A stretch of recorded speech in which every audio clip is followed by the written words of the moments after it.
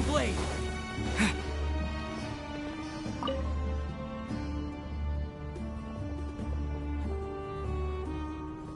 You must be the ones tasked by the Academia with renovating Aru?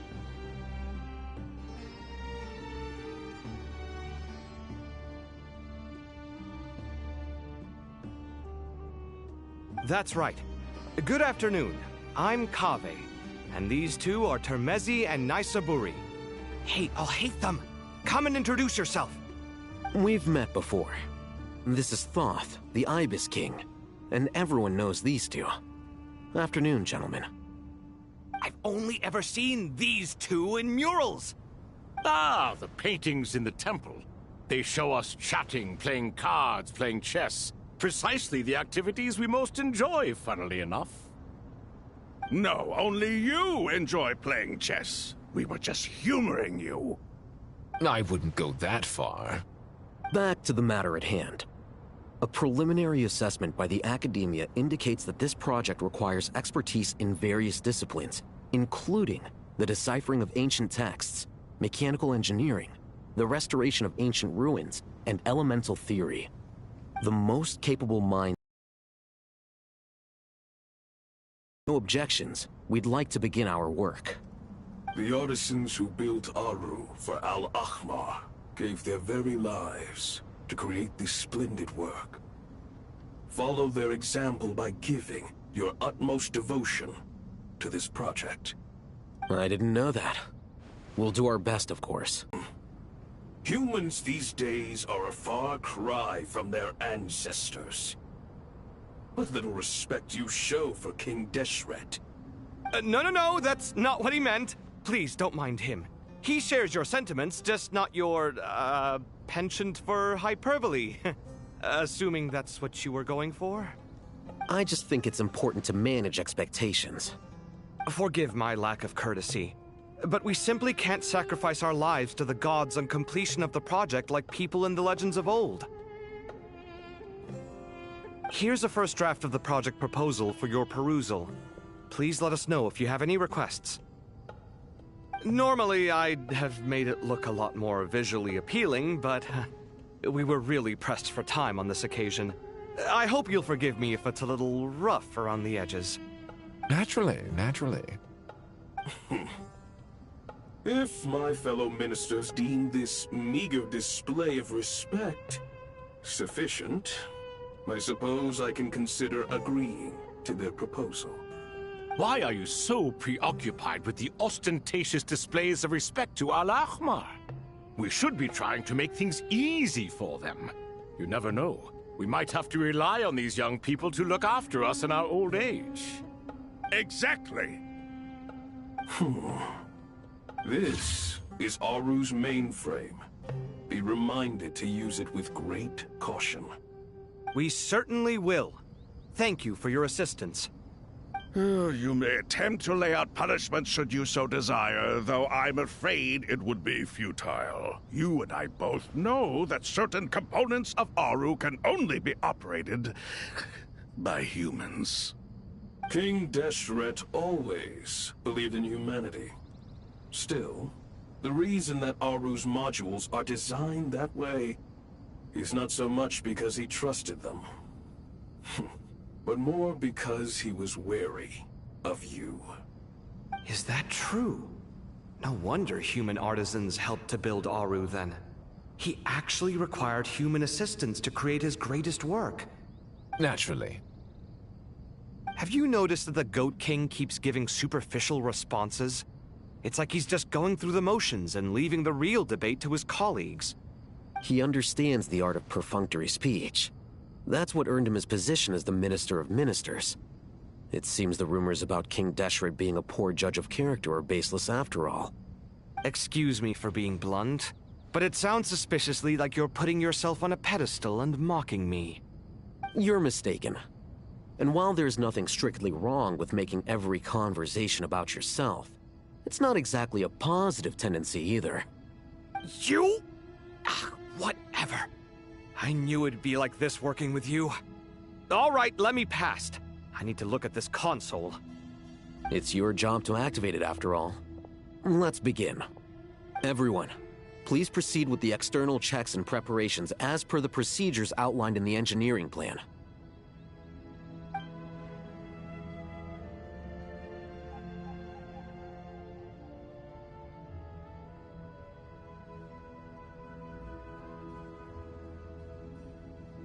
Hello there, youngsters. Whoa, the Ibis King came to life. What do you mean, came to life? I've been alive the whole time! You did say we could start our research, right? Are you having second thoughts now? I've reviewed the proposal. The work you're planning to carry out on this grand device is ambitious in its scope. You have ample confidence in your abilities, I take it? I wouldn't say I'm feeling hugely confident, but given how bad things are, I'd rather at least try something than sit around waiting to die. You are the top scholars of your day. I trust you are aware that there are countless links between Aru and the Akasha? Aru and the Akasha? But... I thought the Akasha was the Academia's greatest technological accomplishment, created years ago by the VII Archon to help her people access knowledge. And you too? Do you not know either? You've read the instruction manual, right? You tell them. An instruction manual? The Akasha has an instruction manual? The VII Archon is a kind and thoughtful god indeed. It used to sit on a shelf in the corner at the House of Dana. Not the most popular read.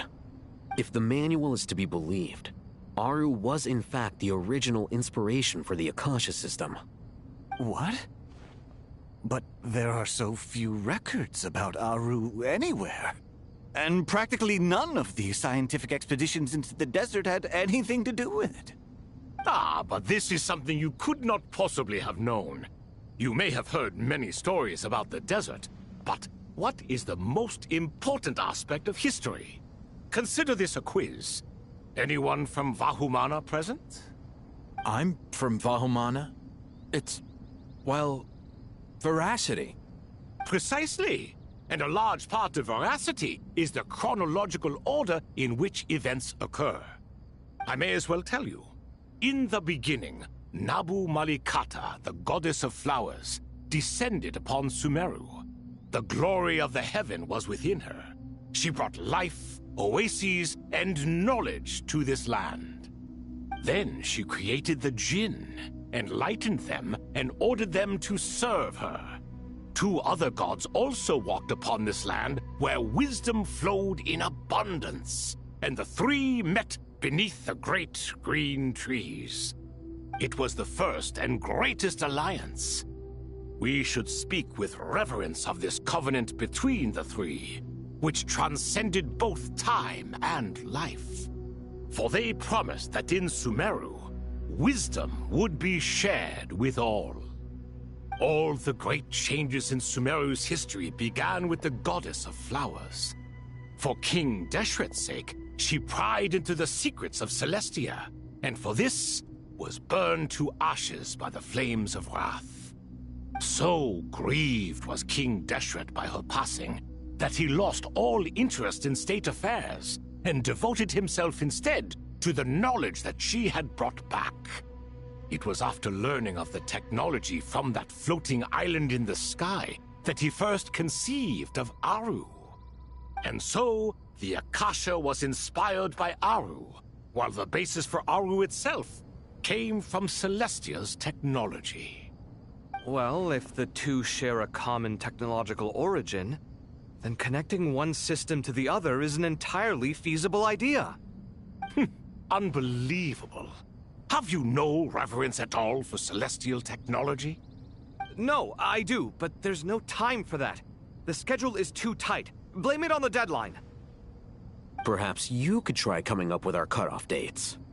You know what it's like having to turn around 5 different drafts in one day? I wouldn't wish it on my worst enemy. Yeah, also, Sir Ibis King, you don't plan on getting directly involved at all, do you?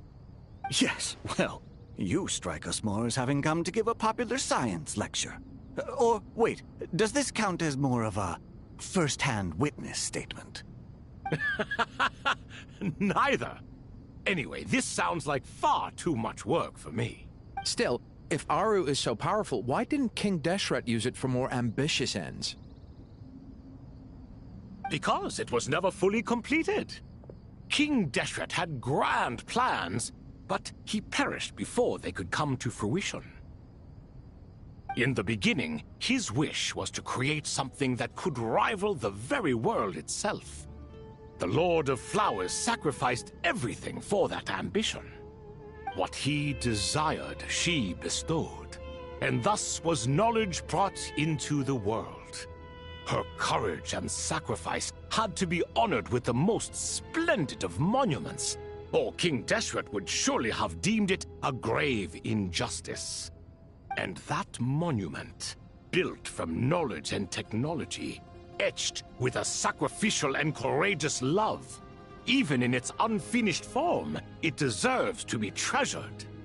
At that time, King Deshret said the following to the Lord of Dendro. Since we share an eternal covenant, I shall never be your enemy. Hence, the fruit of wisdom from the heavens is not to be devoured. Remember, it is not that I lack the power to become the enemy of wisdom.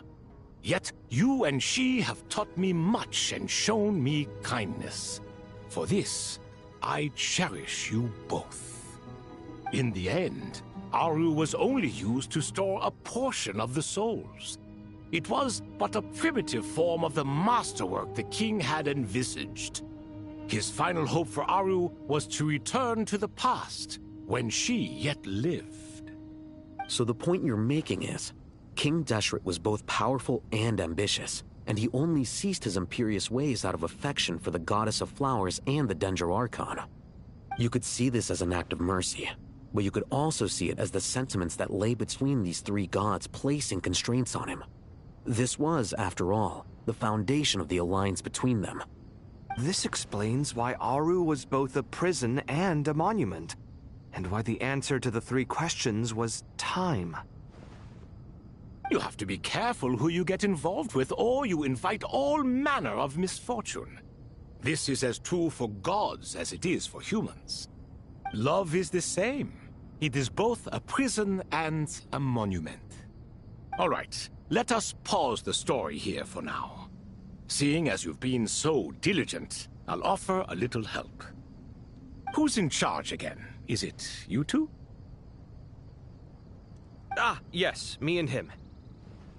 Now then, close your eyes. Wisdom hides in the space between the tangible and the intangible. It is to convey the incommunicable through the simplest of mediums.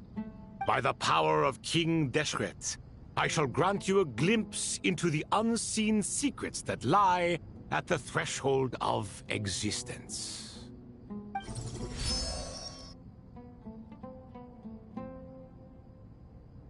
Where did this come from? Is it a new mechanism? It looks more like some form of externalized information. You've rendered it visible? Just as the Akasha allows you to access a greater range of knowledge, the power of our king permits one to perceive ingenuities that do not belong to this world. This is no ordinary mechanism. It reflects the internal structure of Aru. Whether you choose to increase or decrease, keep or discard. Come, use these to achieve the outcome you desire. Looks mechanical to me. Better let me handle it, just in case. But wait, how do I get up there? Turn around. So that's where the elevator is.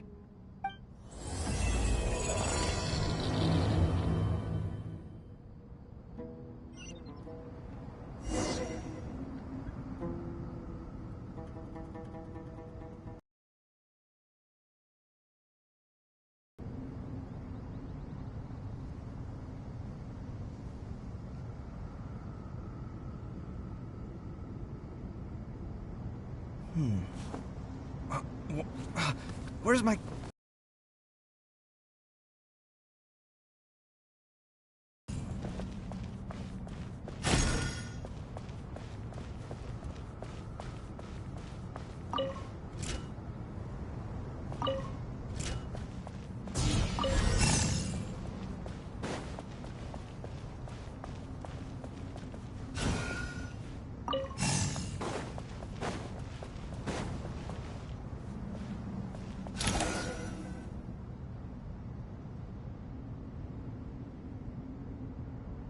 Obelisks were used to record important information in the ancient desert civilization. Hey, Alhaitham, there's some writing here I'll need you to decipher. I've sent it to your screen. Do you see it? Got it. It's a little blurry, but I should manage.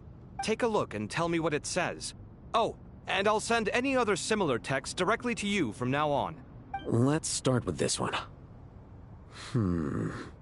It's a variant of an older script. Herein lie verses written for the Yellow Sands. Looks like cultural information from the age of King Deshret. If so, I suggest you delete it. Words thrown together merely for fun. I had no idea Aru kept a record of this. Well, as long as you're certain that this is strictly private information, that's fine. It is unimportant. All right, well, I guess I'll start now.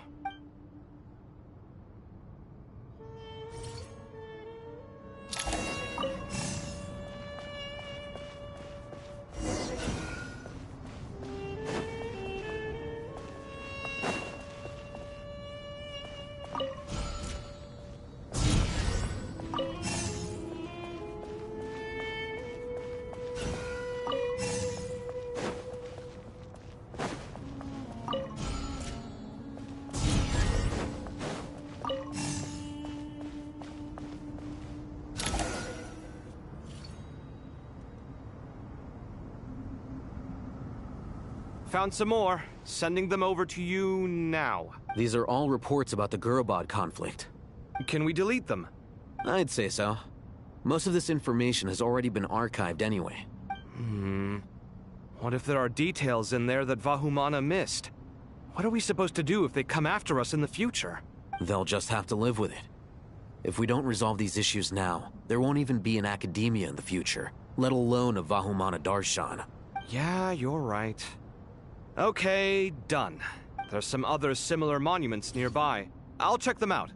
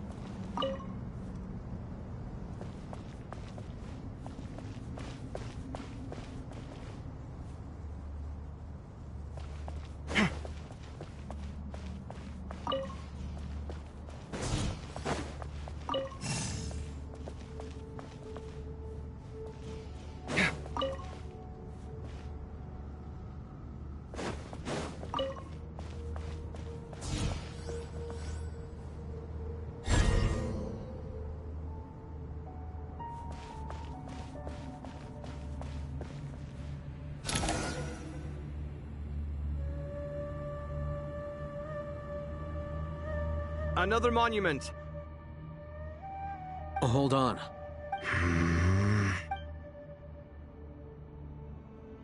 You're still reading it? How long is it? It records the development and governance of the Oasis civilization. Most of it concerns the Jinn, but it also contains records left by the artisans who built Aru. Is it important? Some of it. There was no way for me to read the whole thing in its entirety, so I had to rely on my intuition to pick the parts worth keeping. What about the artisans' records? What do they mention? They're speculations, mostly. For instance, they were wondering how to protect themselves if King Deshret decided to silence them after the construction of Aru was complete. Sounds like pure mythology to me. Surely that kind of thing didn't really happen. The records do emphasize that this was merely their conjecture based on various myths. Still, the artisans did leave details of their plans to survive, including blueprints for their escape route. Even that got recorded? Okay, well, I'll make a copy of this first before I delete it. Is that truly necessary? You won't be needing those. No, the blueprints are important. I want to keep them as a memento.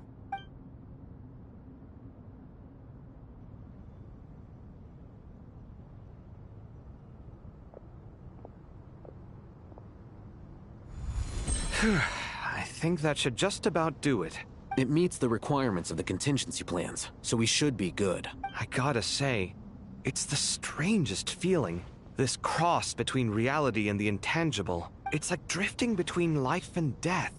Or in and out of a dream. Using my own hands to manipulate illusions that are forever out of reach. Chasing dreams in the most literal sense. Definitely a novel experience. What happens if my spirit just floats away? That won't happen. Anyway, I wouldn't celebrate just yet if I were you. There's likely to be a phase 2 of this project. All right. I'd better keep my wits about me then.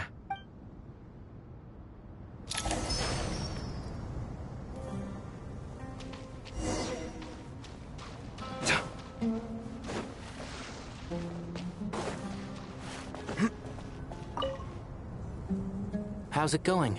Are things progressing smoothly? Well enough, I suppose. You know how it is. The work itself is only half the problem. The other half is having to work with Al-Haytham. I'm sure the feeling is mutual. Honestly, though, I thought you two had already worked things out. As if. Turns out working closely together is the best way to expose any tensions lurking beneath the surface. Besides, I just think that some people never change. Agreed. Case in point, you didn't make sure I was out of earshot before you started complaining about me. Old habits die hard. Actually, this is for your own good. Maybe if you spend a little more time listening to what other people have to say, you might actually realize that you're the problem. Naivete is another old habit of yours. I had assumed that you both volunteered for this project, like us forest rangers. But now I'm getting the sense that wasn't the case. Definitely not. We were assigned to it by Lesser Lord Kusanali and Nephis. As much as I'd love to be doing normal work for normal clients, these Titan projects are all that's on offer right now. Though I'm sure they wouldn't be roping us in if they had any better options. Just goes to show how short-staffed the academia really is. I'm sure you've prepared yourself mentally, but I still feel the need to advise you to lower your expectations. It might make the process of working together a little less intolerable. I know! Same to you! But if you already understood that, you should also know not to say the quiet part out loud. Why don't you come help me with my forest patrols? Might help you avoid any further disagreements. Good suggestion, but unfortunately, differences of opinion will always exist. Changing the nature of the work won't get rid of them. For once, I actually agree. There is zero chance of us ever resolving our differences. Zero! But even so, the work must be done. Care for some coffee? I'm glad to see you making progress. Don't act so smug! It'd be nice if you made some too! I feel like even I've made some progress today. In the past, I never would have dared to try and mediate a conflict between you two while you're both right there in front of me. Apologizing probably makes it sound like I'm in the wrong, but... I'm sorry. I was just kidding. Truth be told, I don't have any work to do at the moment, so I'm just here to kill some time. How's Kale? She's studying with Nicole. I'm not sure how she's getting along, but she seems to be in good spirits at least. I wouldn't worry. Angelic affairs are probably above your pay grade anyway. I know what you mean, but Sino and I are still a little concerned for her. He said he'd go keep Kale company after he's finished training the mercenaries. I'm planning to join them myself shortly. Kale will be okay. Have faith in her. Even we can see how much more confident and outgoing she's become in these past few years. Thanks to you and Sino being there for her and providing guidance every step of the way, she can finally stand on her own 2 feet. On her own 2 feet. Does it feel bittersweet? Watching the younger generation grow up and move on? No, not yet, at least. I was just thinking, I wish there was more I could do for everyone. She'll be fine. Yeah, she will. Just try to relax.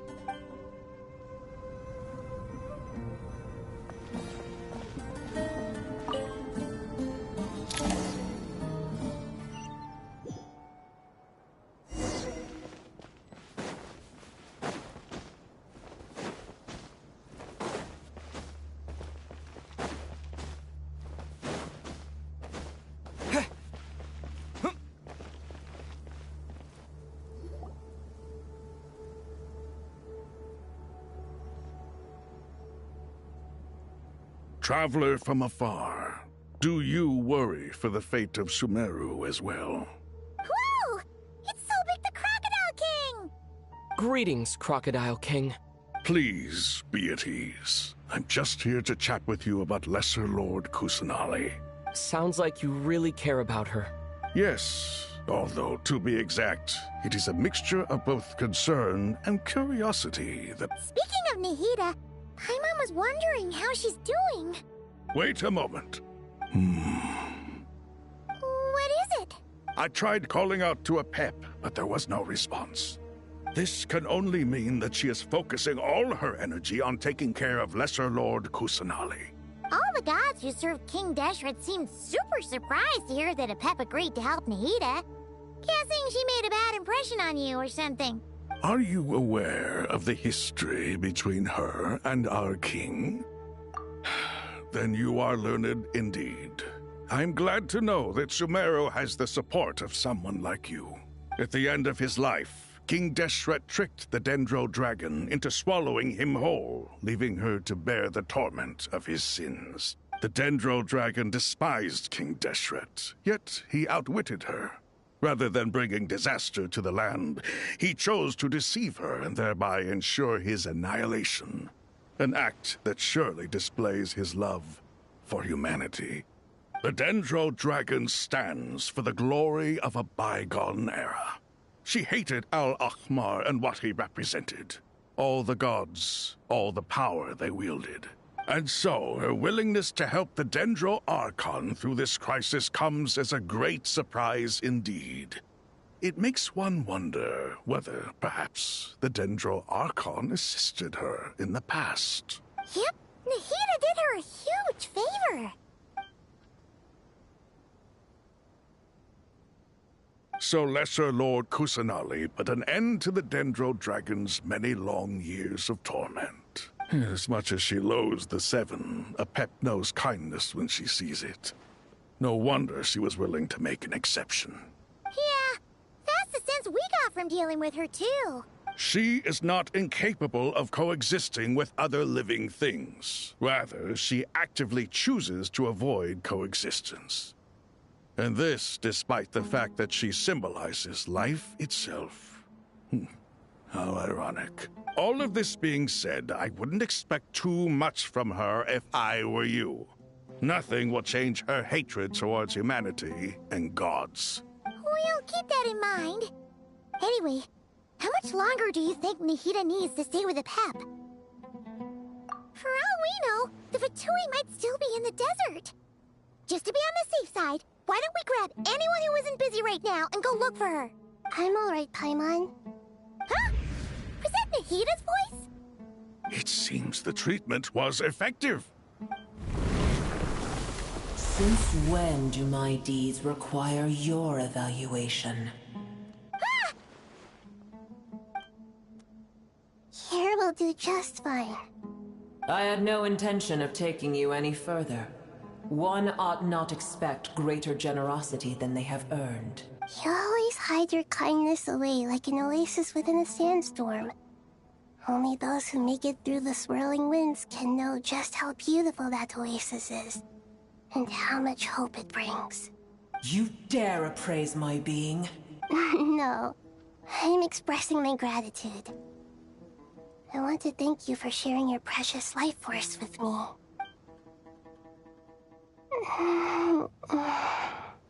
Awake already? You are more resilient than I thought. Pep, I feel much better. Thank you. Gods and their gratitude mean little to me. I would rather you give me your assurance that the situation with Irminsul and Sumeru's ley lines will be competently managed. If I suffer any ill effects from the ley lines, you, as the god of this land, will be held responsible. And you would not enjoy being held to account by me. I understand what you require, but I would assume this task even if you did not demand it. Sumeru is my responsibility. I must resume my duties as soon as possible. A farcical notion. God of Sumeru, I hope you realize how unextraordinary your strength is. And yet, maybe it is precisely what defines me. A god of wisdom is not meant to rule by force. Then hold steady. We go forth. Well, I'll be. Is that a pep? Do my eyes deceive me? Of all places, the Dendro Dragon has decided to visit the mausoleum of King Deshret? I see that after all this time, El Ahmar's menagerie of ministers remain as vile as ever. It's a pleasure, Dendro Dragon. Had you arrived but a little sooner, you might have attended a meeting of the Seven Pillars. What a nauseating thought. You are not the first insects I have had the displeasure of dealing with today. A swarm of them tugged on my tail on my way over. Goodness knows what hovels they crawled from. Why do all the creatures of this world remain so lowly after all this time? What did you do with them? I cast them away. What would you have me do? Keep them as trinkets? Boer, this is where we shall part ways. To be clear, I do not wish to see you or anyone else here ever again, unless absolutely necessary. Then I wish you peace as you return to your dwelling place. It matters not to me. Simply refrain from bothering me again. A force to be reckoned with. At times like this, I feel glad that she has no interest in any of this. Hold on, just hold on, okay? We're almost there. We made it. Huh? Wait, that voice! It's... Uh-oh, I'm gonna fall!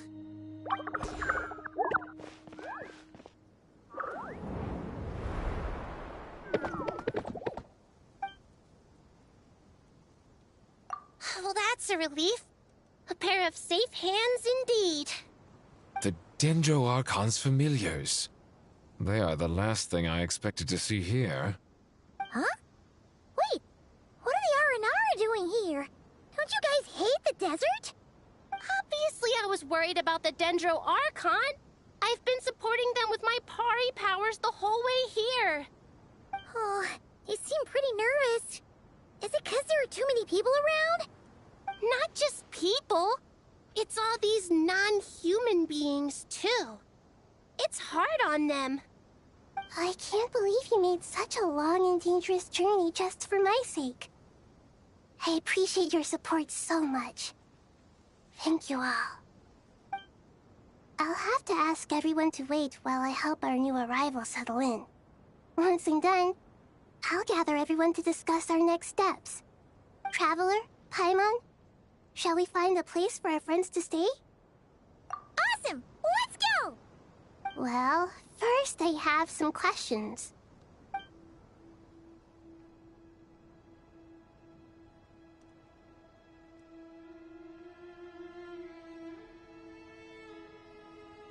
Okay, I think that covers everything. Thank you. We can get going now.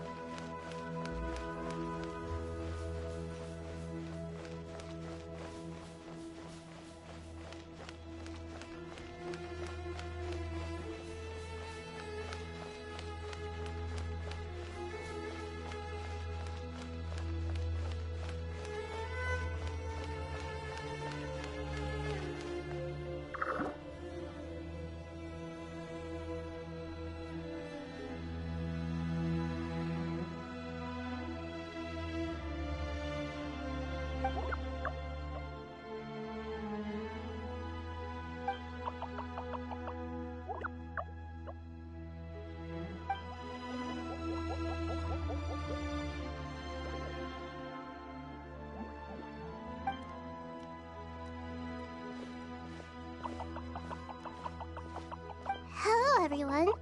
It's only us. It must be very tough for you coming all the way out here, especially since you don't like the Voluka. Is everyone back in Vanarana doing well?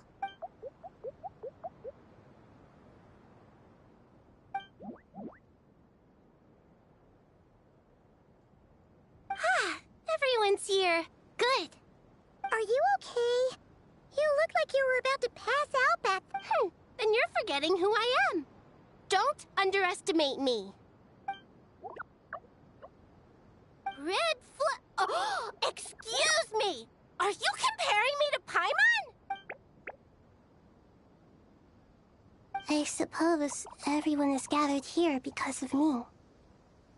As we can see, the situation is critical, and everyone is very busy with their various tasks, so...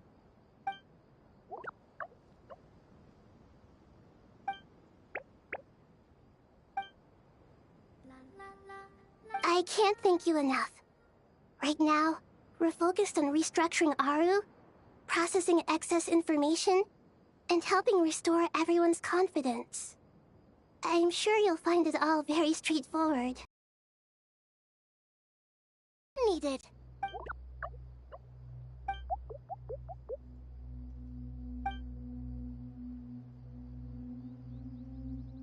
Up to no good?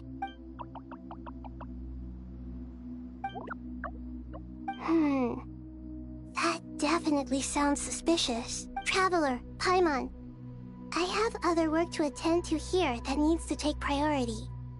Could I trouble you to investigate the situation Arabalika spoke of? No problem. Leave it to us. Thank you. I'm counting on you.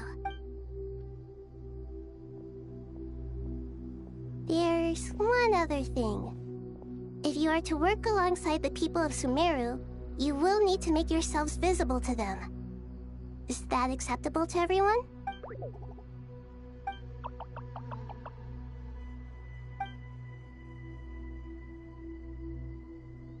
There's nothing to fear. No one here will hurt you. But if you do feel afraid, don't worry. Just call my name and I'll be there. Very well. Now, I shall bestow a small blessing upon you all. Whenever people see you and interact with you, from the moment their gaze meets yours, they will experience the most beautiful of dreams.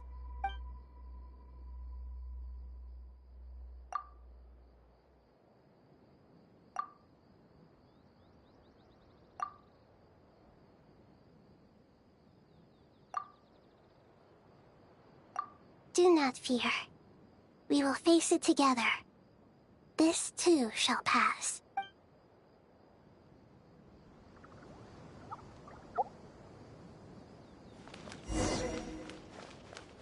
Fearless.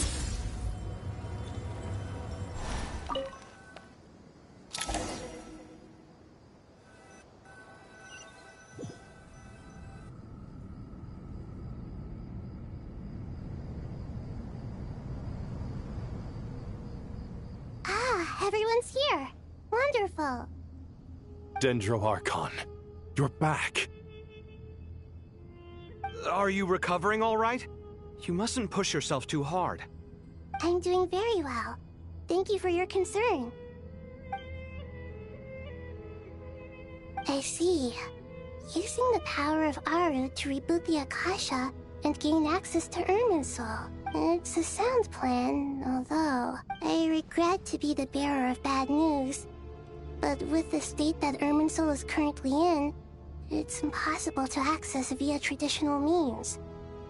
Even the Akasha won't change that. Alas, we had feared this may be the case. And what about non-traditional means? Non-traditional means? Are you saying... Desperate times call for new measures.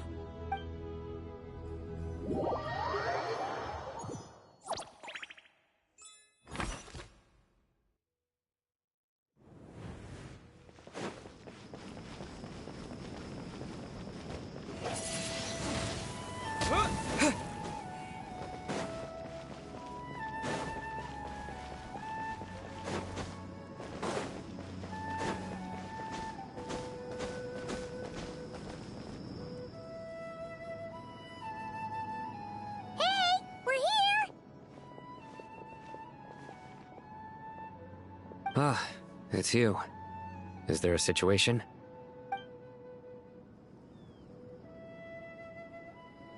The Aranara have good intuition when it comes to people. In other words, There may well be a traitor among us. Given everything that's going on, I'd be more surprised if there wasn't. Miss Nefer, as a professional intelligence broker, I trust you have a solution? Not one that I'm willing to volunteer. What's in it for me? Let's say I'll treat this as a pilot project aimed at expanding your intelligence operations. Whatever business you're in, an avenue to demonstrate your abilities could never hurt. I like the sound of that. Glad we're on the same page. Given that you rarely set foot in Sumeru, practically no one at Caravan Rebot knows who you are. I take it you've read the files on everyone in the area? Yes. I also skimmed the list of evacuees, and am more or less up to date on where everyone stands. Any initial suspects?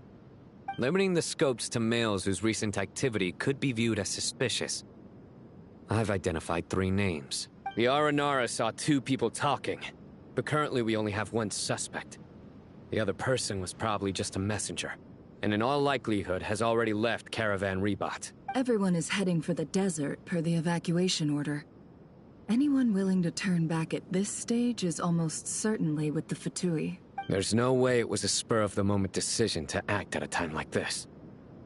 This spy must have been planted long ago. We need to smoke him out from wherever he's hiding. Sounds like you have the beginnings of a plan.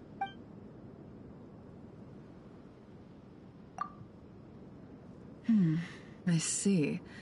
Your suspicions are well-founded. I'd be watching him too if I were you. So far, we still lack solid evidence that he's been bribed. He hasn't made any recent purchases that would indicate he came into some cash. Then let's get closer to him to confirm before we make our move. I can handle it.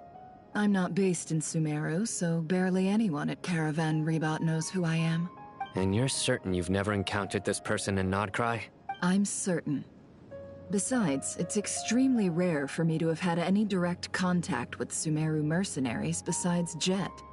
There's no way he could have seen my face before. Sino, stay out of sight and wait for my signal. If he raises any red flags, I'll bring him toward the main road. Understood. I'll take it from there. Excellent. Well, it's a pleasure working with you.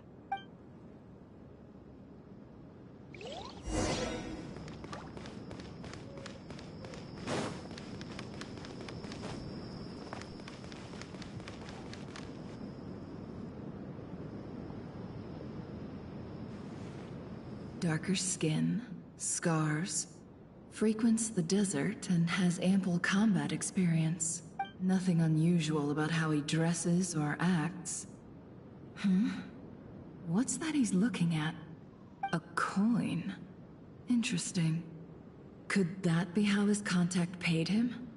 Conveniently discreet for someone trying to hide any unexplained income. And yet it could be highly valuable. Sorry to bother you. Has everyone here already left? I don't suppose you happen to see a lady wearing a hat? Ma'am? What are you doing in Caravan Rebot all by yourself? The main group evacuated some time ago. Didn't you pass them on the road? My friend and I lost some of our cargo along the way.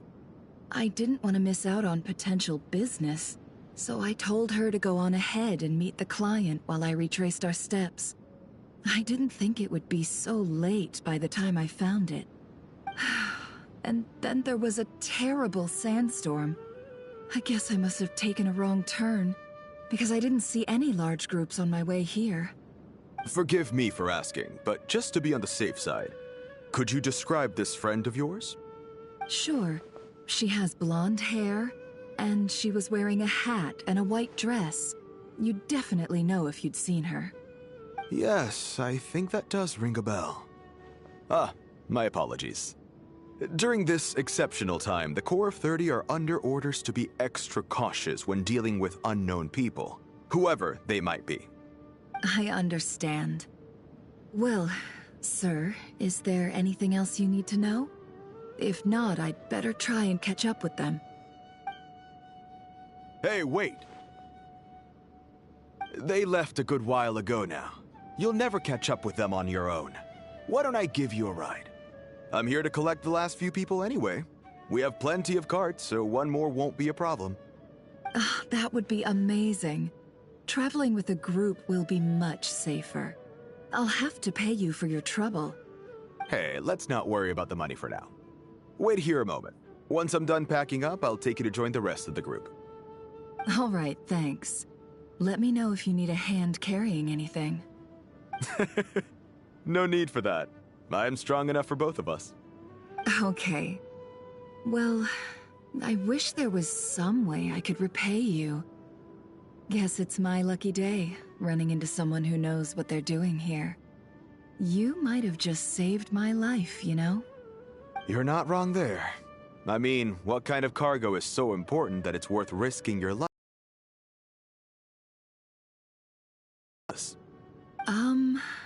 Actually, I suppose I can tell you, since you've been such a big help. But be sure to keep it to yourself, or we could both be in big trouble. Oh, really? Sounds mysterious. We're in the antiques business.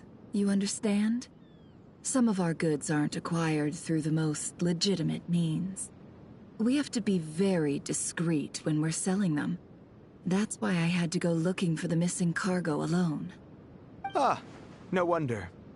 Well, ma'am, in that case, it turns out that maybe there is something you could do for me. I'm all ears. But to be clear, our commission isn't cheap. Think carefully before you ask. We don't want to ruin our relationship before we even hit the road. I'm sure that won't be a problem. My issue is, I have something that's a little difficult to sell on as well. Take a look at this.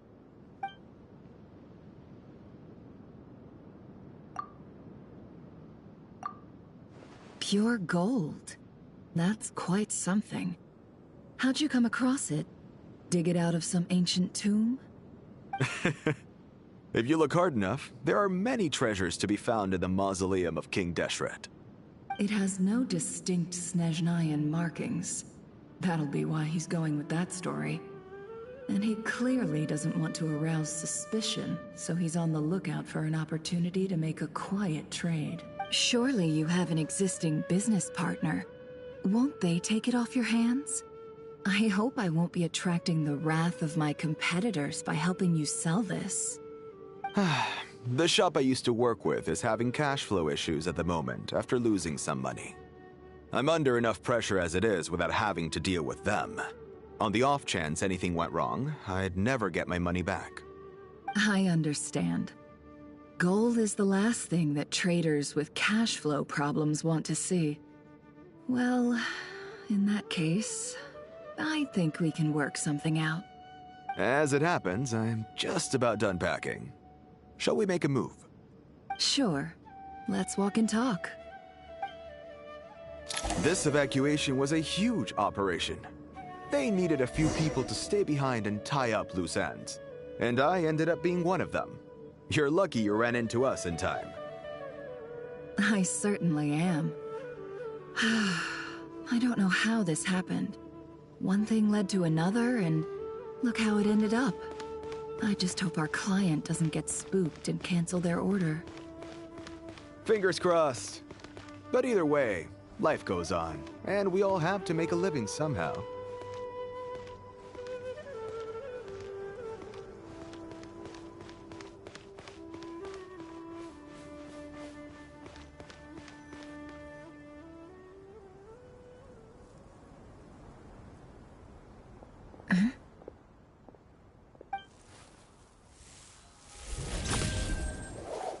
Hands where I can see them. General Mahamatra! No, wait! What are you doing? This is the coin? Good. Sadly, you won't have the chance to spend it. Nicely done. Looks like Sumeru's Matra are a well-oiled machine nowadays. Unmarked gold coins are quite difficult to trace. Thanks to you, we have secured the evidence. Here's what's gonna happen.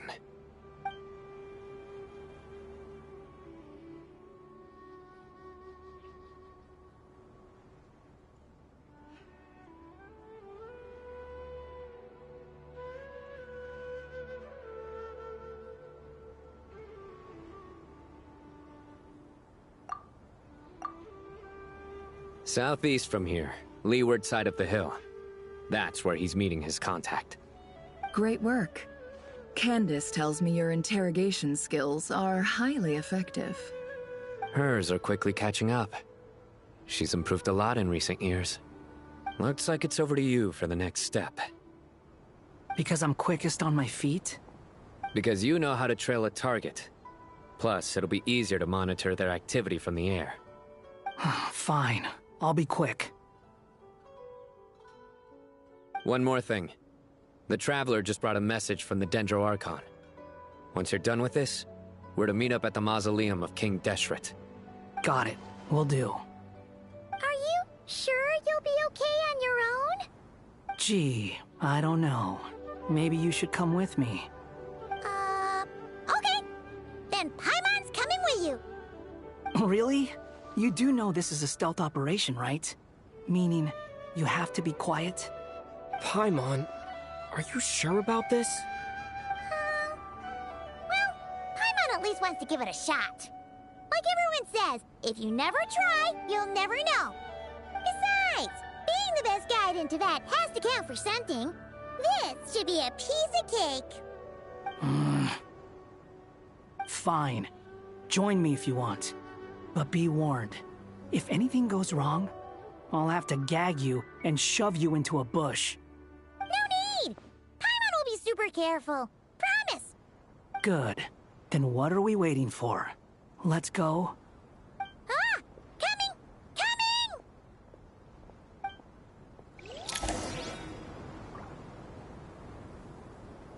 The wind rises.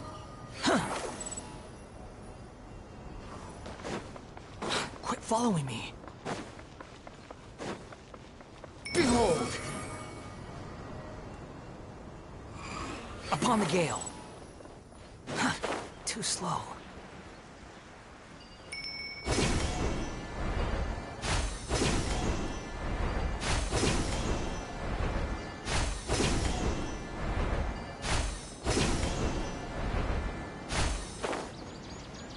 Squall and Fury.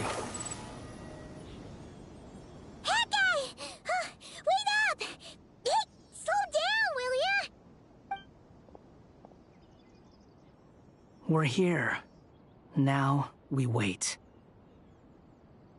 Okay, yeah, cool. Cool. What's on your mind, Paimon? Huh? Oh, nothing? I thought all you cared about besides being a guide was food and sleep. Why the sudden urge to go on a dangerous mission? What's that supposed to mean? Paimon's been on plenty of dangerous missions before. But never on your own. You hardly ever leave the Traveler's side. Just saying. I'm kind of at loose ends right now. So if you did want to share, I suppose I'd have to listen. If not, suit yourself. Makes no difference to me. Hat guy? Do you think Paimon is useless? What? Where's that coming from? When we were in Notcry, Paimon suddenly realized something. Even though Paimon's with the Traveler every single day, whenever we face real danger, she can't do anything to help. Paimon doesn't get like this very often.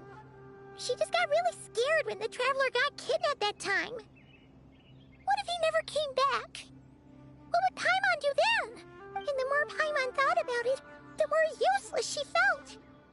But Paimon doesn't want to be a burden. Paimon wants to be a friend who's actually useful. Does that make any sense?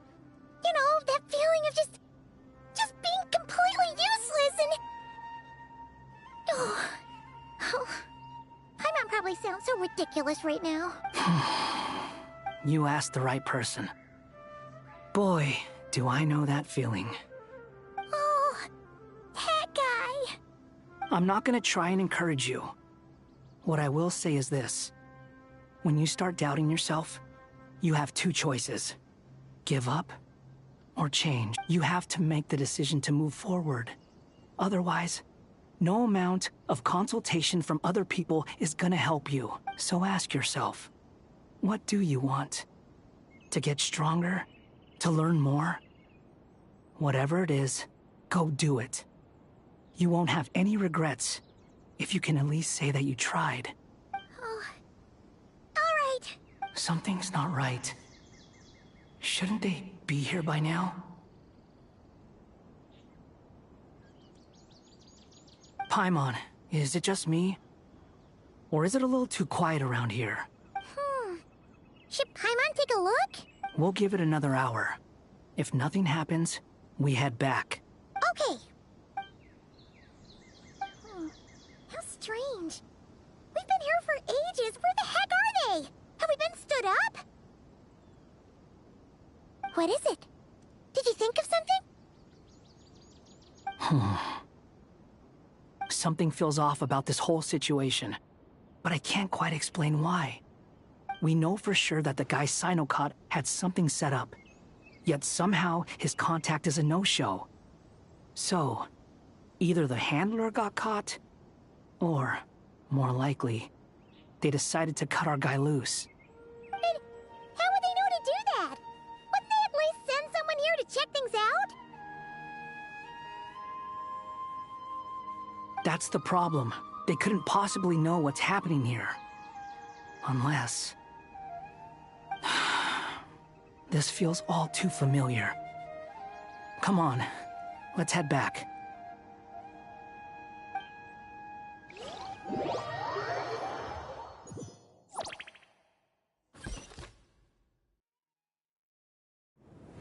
Even though this isn't a formal meeting, I'd still like to start by saying how grateful I am to each and every one of you. Thank you all for coming here and standing by our side. Shesipank and Bennu are currently assisting the scholars with the maintenance of Aru. Please forgive their absence. As for Hermanubis, may he rest in peace. We remember him with great fondness. There have been times when I imagined what it might be like to meet you all. Now that it's really happening, I feel quite emotional. Time has taken many things away, but that which remains is all the more resilient. I must say, there is one thing that rather surprises me. You appear to be in good spirits, Lesser Lord Kusanali. But even so, I can sense that the life force given to you by the Dendral Dragon has far from fully resolved the problem of your vitality. Oh no! So even a pet's power didn't work? Don't worry, Paimon. It worked very well indeed. The issue is how closely I am tied to Irminsul. Until the problem with VID is resolved, there is no way I can fully recover. Sumeru has undergone tremendous changes during your absence. When gods pass away, inevitably, people's faith in them grows weaker. You must have sensed it already. Your power is not what it once was. Regrettably, this is true. I too have grown weaker due to the effects of Irminsul. Right now, we're all in quite a sorry state. Then what do you suggest? We take all the help we can get. Sumeru is our shared home. You and I, gods and humans alike. We must unite all our strength in this moment. Though Al-Ahmar is no longer with us, the alliance between the three gods remains in force. Regardless, as subjects of our king, we have a responsibility to support Sumeru through this catastrophe. Not to mention that it was the people of Sumeru who released us from this prison of Aru. Times have changed, and the people of today possess greater wisdom than those of the past. You really know how to give a rousing speech, Goti. Now then, let us learn more about your plan. The brightest minds of the Sumeru Academia are busy opening and renovating Aru. They claim it has something to do with Irminsul? Correct. Irminsul has existed in Teyvat since the very beginning. But during the Age of the Dragons, it did not possess the significance it holds today. After the heavenly principles arrived, the power of the Light Realm was divided into elemental energy, and Irminsul was refashioned as a device that records and preserves all information. Since then, everything in this world has been inextricably linked to it. As the Dendral Archon, I have a duty to protect Irminsul. To Sumeru, It is both a national treasure and undeniably a major threat. Teyvat has seen many upheavals in the last few years. The most recent of these was a major crisis in Notcry, which forced Sumeru to be even more vigilant than usual. I made sure to monitor all the pathways through which an outsider could potentially transmit themselves into Irminsul. But despite my efforts, a major problem still arose with it. I still believe that someone has actively invaded Irminsul.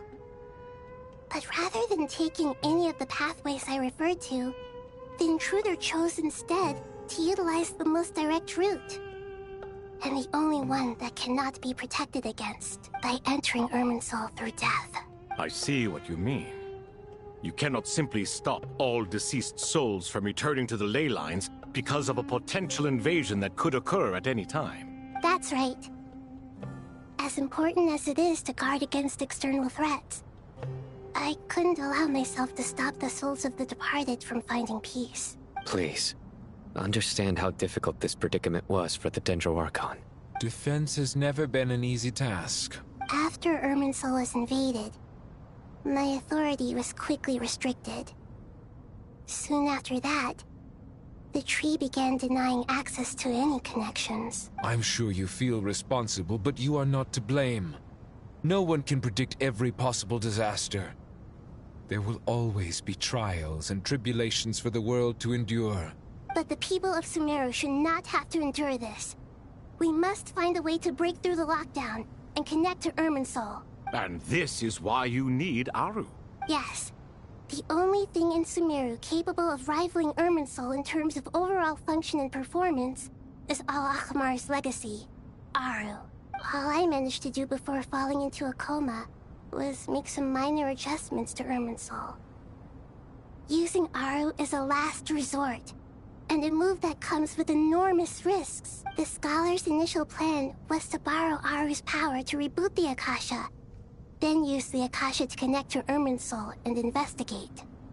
Unfortunately, Irminsul has suffered far greater damage than they first thought, rendering that plan futile. To rise to the challenge, we had to resort to more extreme and far costlier means. This has led to a number of new contingency plans. To reclaim Irminsul, our brightest scholars have made further modifications to Aru with multiple goals in mind. I thank you all for giving them your blessing in this endeavor. Human wisdom has clearly improved over the millennia. You have not only our support, but that of the Jinn, the Aranara, and the Pari. Together, we will do everything in our power to save Irminsul. By the way, when you spoke earlier of an intruder, it almost sounded as if you knew who you were dealing with and what they were capable of. Well, since you ask...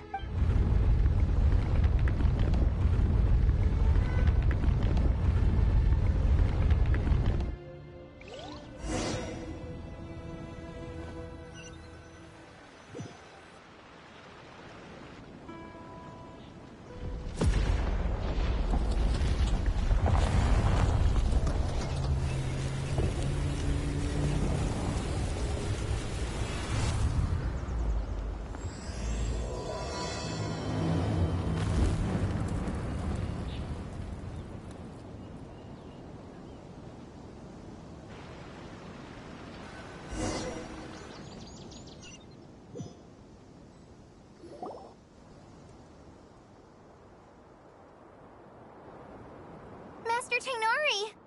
What is that? Is this... Irminsul? How did this happen? What's going on inside? Luckily, we managed to evacuate everyone. What in the world was that? That was...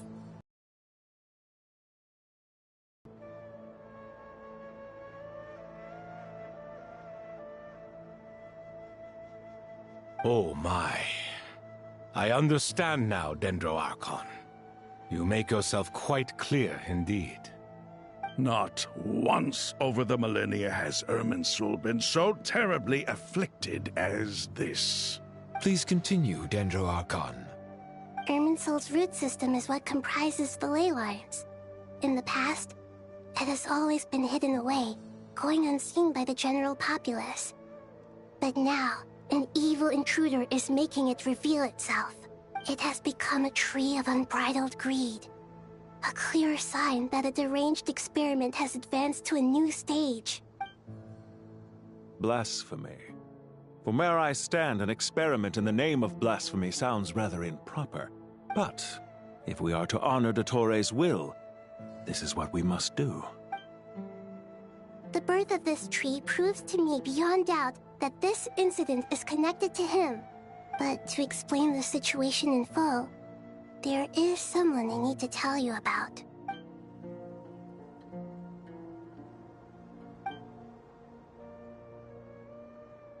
Zandik. So it was him. I saw him in the desert once. A man of supreme arrogance. So this is where it has taken him. But didn't Dottore die and not cry? How is he still able to do all this? He must still have loyal followers amongst the Fatui. Even so, I'm still unclear as to how he has been able to wield such a profound influence over Irminsul. I can confirm that Fatui forces have arrived in Sumeru City. Furthermore, Irminsul seems to be undergoing some kind of mutation. Evil branches are beginning to grow. Things that do not belong to this world are slowly but surely materializing. Sorry, I couldn't think of any other word to describe it. They don't seem to be fully formed physical entities yet, after all. But they are gradually becoming real. A baleful tree climbing up into the heavens. Speaking of Dottore, I have some information on that front as well. I didn't think it was wise to state this out in the open. But my theory is, the mole wasn't cut off after he was caught. They wrote him off from the beginning.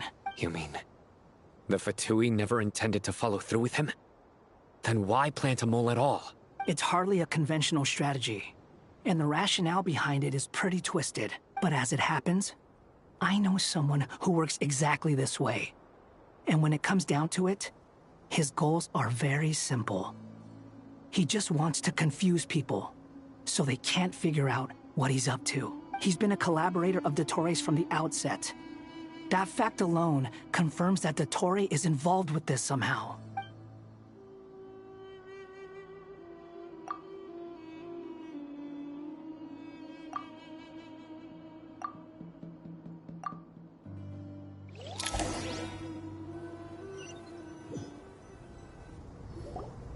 There is still much to be done.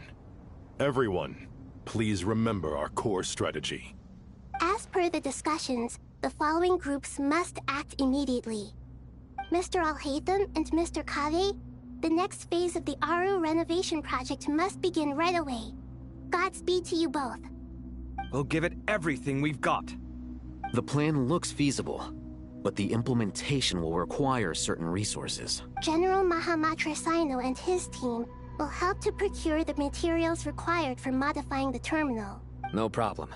I've already spoken with Sethos and Hat Guy, and they've agreed to assist me. This kind of thing is best left to the fleet-footed, right? Hat Guy?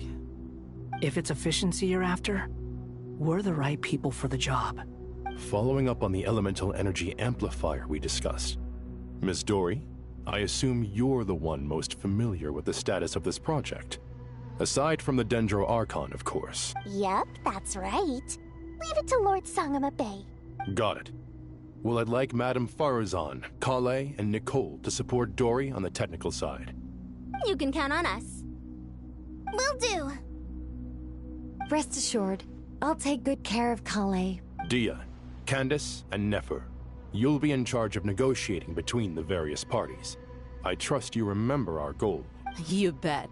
We can handle it. Good. I believe that covers everything. Tainari will provide ad hoc support as needed, if that's okay. Poor Tainari. Must be tough being Nephis' student. Getting bossed around all day, every day. Hey, don't try and drive a wedge between us, you old rascal. All it says to me is that Master Nephis has faith in everyone's abilities. While I'm nominally here as backup, I doubt there will be many situations where my help is needed. Exactly. Finally, Traveler, you and I will head to the border between Sumeru and Natlan. Once that task is complete, I'll be asking some of you to accompany me to the Eternal Oasis. The Eternal Oasis?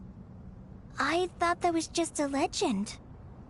So it does exist after all. Regarding your trip to Natlan, under normal circumstances, a meeting between our two nations would be a far more formal affair. Unfortunately, Sumeru is all but completely cut off from the outside world, so regretfully, we won't be able to give the Pyro Archon Mawika the grand reception that she deserves. My apologies for the inconvenience. No point putting too much pressure on yourselves. That goes for everyone. Right. Especially you, Dendro Archon. I'm sure you're still feeling quite weak. Don't worry about me. The Dendro Dragon's life force will sustain me. Plus, we'll be there every step of the way. Nahida will be just fine. Yes.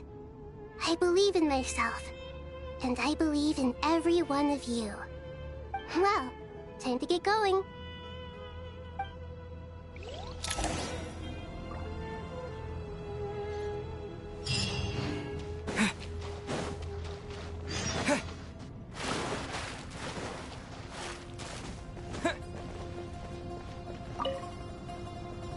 To what extent we can implement the final plan depends on how successfully the Akasha can be modified and configured.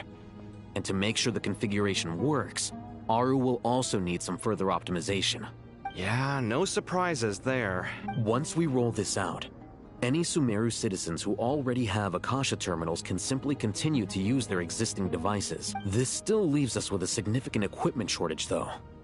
Many groups of people were never issued Akasha terminals, including mercenaries, the desert folk, and many others. We'll need a supply of rare materials for the renovation of Aru and the production of new terminals. Right now, the best place to source these locally is from the primal constructs within King Deshret's mausoleum. Time is not on our side here. It's gonna be a race against the clock. The Aru merge and renovation project will have to be carried out by you two. Everything's riding on this, so failure is not an option. Best of luck to you both. As discussed, General Mahamatra Sino and Mr. Hat Guy will source the required materials. Mr. Sethos is quite familiar with the layout of King Deshret's mausoleum. With him accompanying them, things should go quite smoothly. I have every confidence. In the meantime, we may as well take a breather. Makes sense. There's not much we can do until the materials arrive. Get in formation and stay close. What is this, boot camp? Knock it off. It's just Sino being Sino. You know what he's like. Everyone clear on our mission objective. Look at the excess primal constructs, dismantle them, and extract the required materials. And King Deshret's 7 pillars agreed to this? If they're just sitting there doing nothing, we might as well put them to use. Thoth's words, not mine.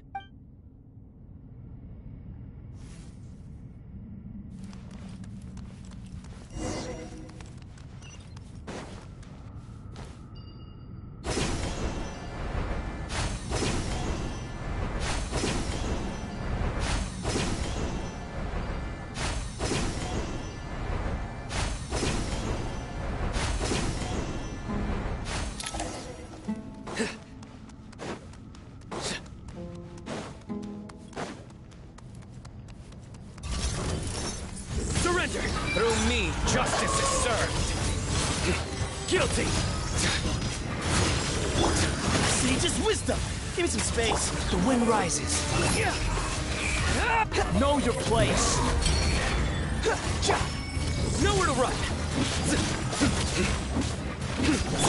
Way ahead of you.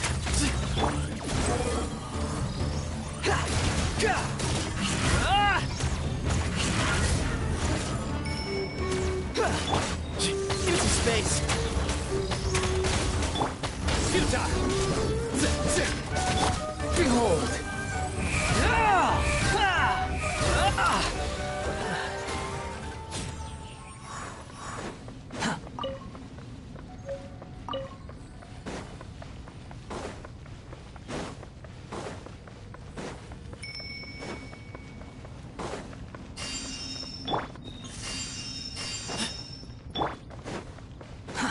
Too slow. The wind rises.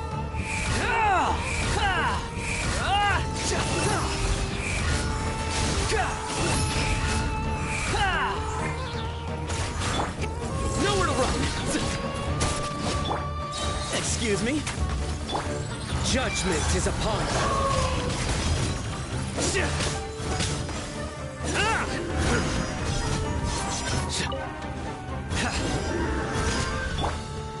Squall and Fury, you dare to gaze upon me?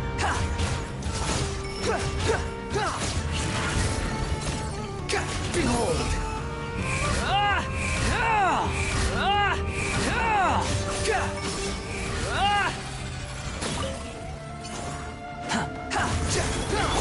Move or be moved! Empty space! Surrender! Squall and Fury!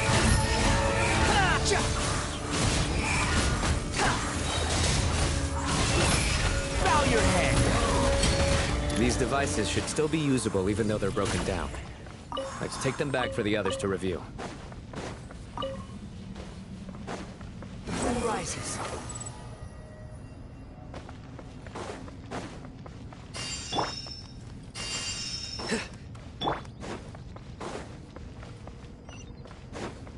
Squall and Fury!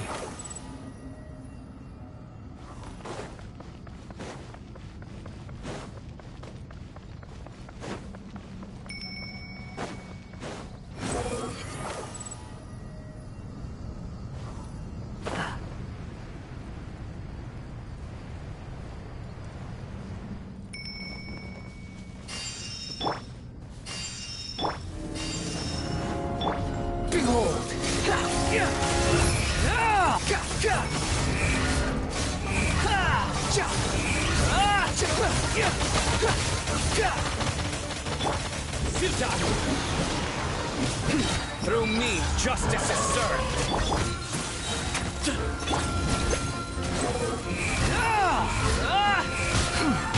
You're dead!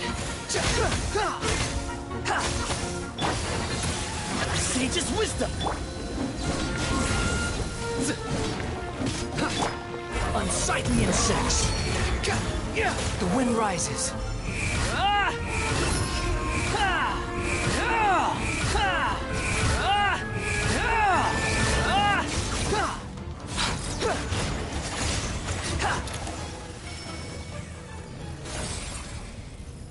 How many do we need again? Enough to make an Akasha terminal for everyone who doesn't own one. I remember you telling me how revolutionary these Akasha terminals were.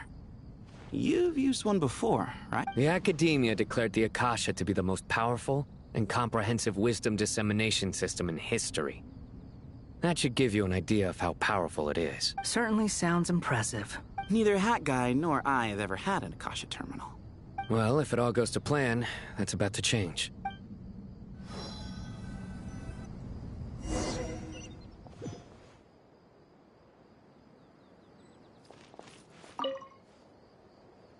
Oh, goody! Thank you so much for handling the delivery. What a long way it was. You've really outdone yourselves. I'm well aware what a bumpy, dangerous journey it must have been. Now, I would have loved to oversee the process myself, but of course, those of us who know the plan can't leave the mausoleum. Oh, trust me, I'm patting myself on the back for my assembly work here. Simply flawless work. But will you really be needing all of this? According to our plan, yes, this is the quantity required. I have no complaints about the quality either. Only the price. So expensive. I heard you covered a lot of the funding out of your own pocket. Oh, that's an exaggeration.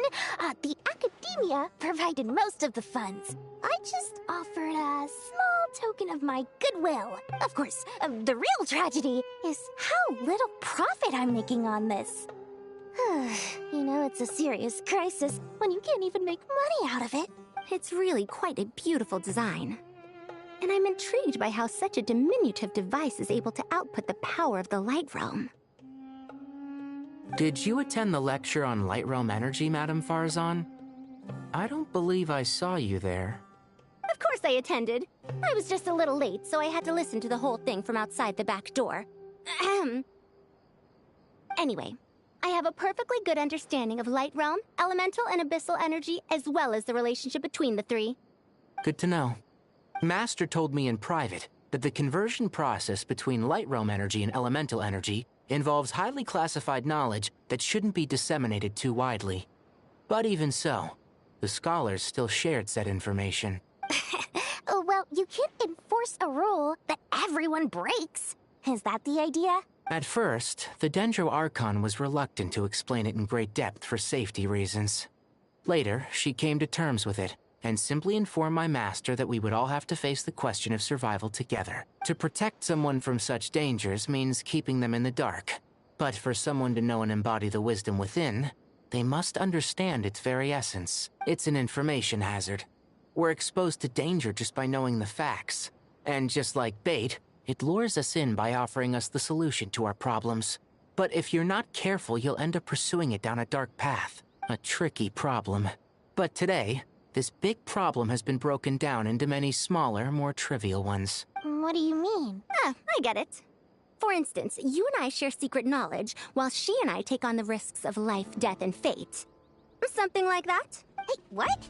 That is not what I call a trivial problem. Well, as they often say in Vahumana, an event that is monumental to the individual is negligible in the grand scheme of history. Generally, the fate of the individual is an insignificant affair. Being from Amorta, where the subject of our research tends to be a lot more personal, I have to disagree. It's hard to dismiss the individual as insignificant. In other words, the big problem of survival has been broken down into many small, interconnected factors, and each one of us represents one of those factors. When the same secret is shared with a group of people, the same fate binds them together. Most people would find this unimaginable, but to us scholars, this is the path that has always beckoned to us. Sharing knowledge is a good way to fight against fate. I will always believe in that. All right. I think that's everything. Thanks a lot. But don't go anywhere just yet. I'll still be needing you to calibrate the equipment.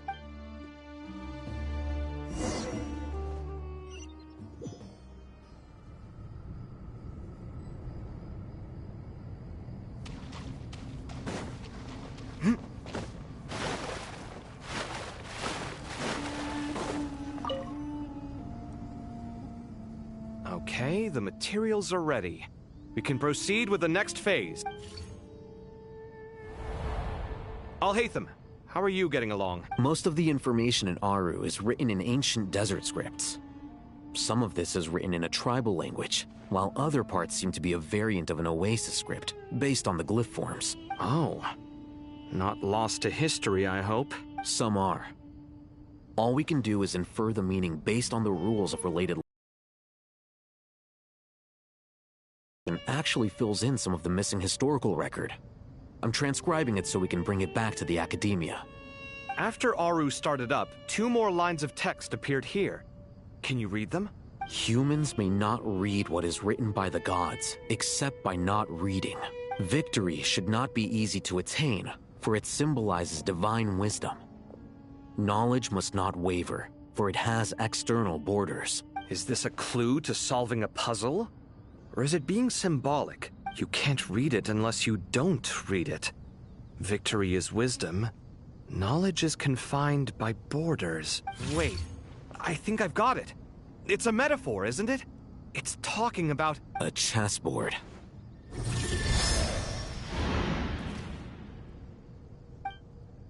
You were right. The youth of today are skilled at solving riddles. Have the secrets buried in the desert not been unearthed over the years all the same? Since Aru is a place reachable through wisdom, this day was bound to come sooner or later. Oh, I've always been against overly cryptic sentences. Don't you get tired of reading and writing all that? Ah, it's you 3. Just in time. We've been delving deep into Aru, and now this board has appeared. I've heard this was how you'd while away your free hours. You must be quite the experts by now in that. It is true. King Deshret's chess games are some of the most well-loved of all his wonderful creations. If you have ever been to Safhe Shatranj, you may well be familiar with the chess pieces you see here. Is this chessboard supposed to be another visualization of the interior of Aru, then? Naturally. Visitors, everything is ready. Only by completing the challenge on the board in accordance with the rules will you be permitted to overwrite Aru. 1 second. It's not dangerous, is it? Dangerous? Why, yes, of course. I should be the one to go, then. Wait for me here. Sounds like the self-confidence of our present company has rubbed off on you. Don't be ridiculous. I'm your upperclassman, and that means I have to look out for you. I appreciate the sentiment, but a game of chess typically requires 2 players. Besides, I'm sure they won't let things get out of hand. Keeping things relatively safe is in your best interest too, isn't it? Fair enough. I mean, you guys are controlling the difficulty, so please don't go too hard on us. Ah, but Bennu said he wanted to put some respect into these whippersnappers. All right. Thank you. Obviously, we'll still try to be careful. This doesn't seem like ordinary chess. Is the goal to defeat the opponent? No, you must enter the board and pass the trials we have placed there. Ready? Let's do it.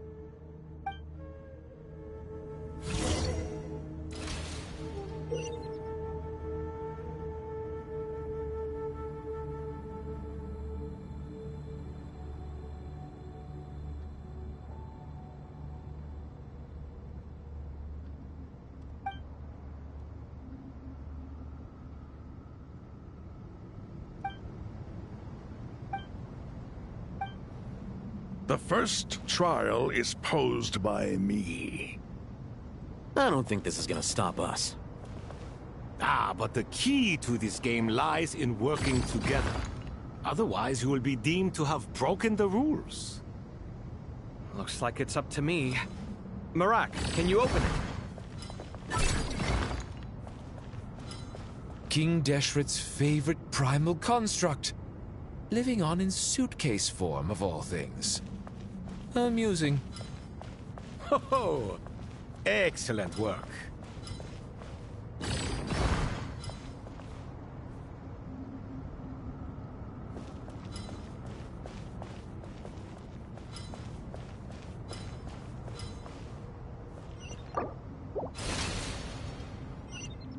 The first trial is posed by me. I don't think this is gonna stop us. Ah, but the key to this game lies in working together. Otherwise, you will be deemed to have broken the rules. Looks like it's up to me. Marak, can you open it? King Deshret's favorite primal construct. Living on in suitcase form, of all things. Amusing. Ho ho! Excellent work.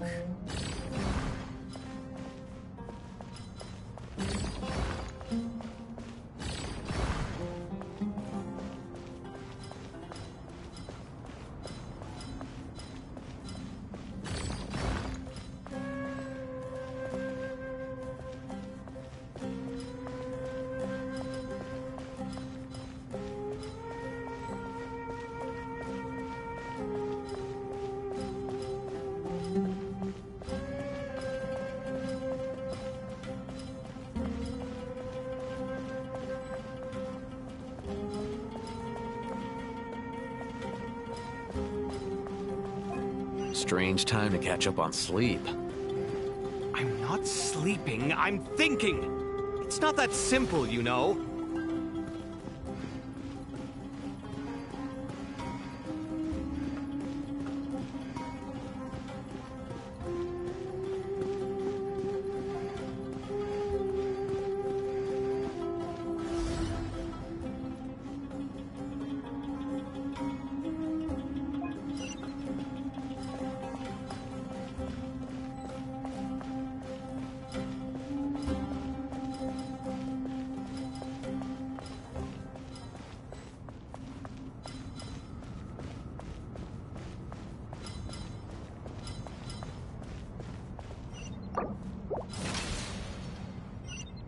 The first trial is posed by me. I don't think this is gonna stop us. Ah, but the key to this game lies in working together. Otherwise, you will be deemed to have broken the rules. Looks like it's up to me. Marak, can you open it? King Deshret's favorite primal construct. Living on in suitcase form, of all things. Amusing. Ho ho! Excellent work.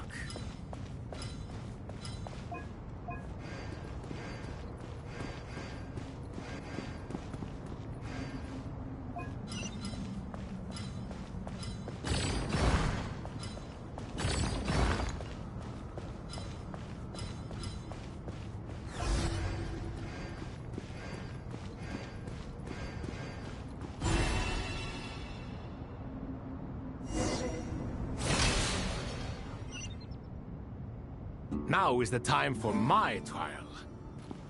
Now, don't be nervous. I'll make it nice and easy for you. Really? Thanks in advance. We appreciate it.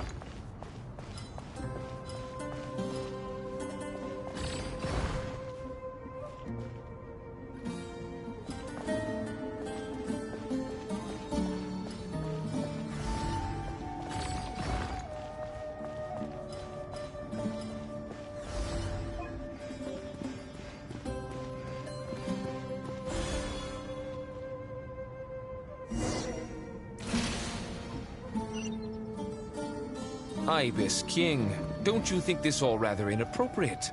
You may as well be handing them victory on a silver platter. Do not expect me to follow your lead. Ha! Suit yourself.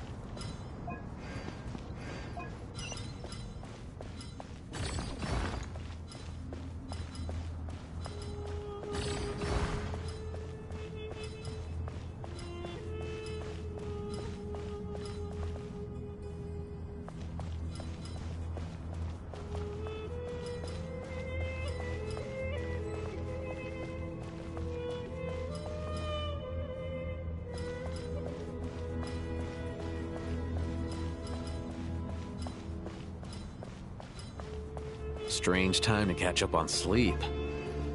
I'm not sleeping, I'm thinking. It's not that simple, you know.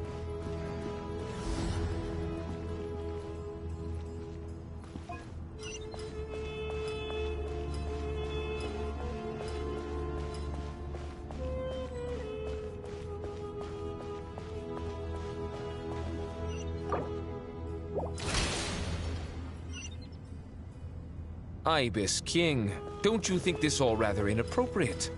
You may as well be handing them victory on a silver platter. Do not expect me to follow your lead. Ha! Suit yourself.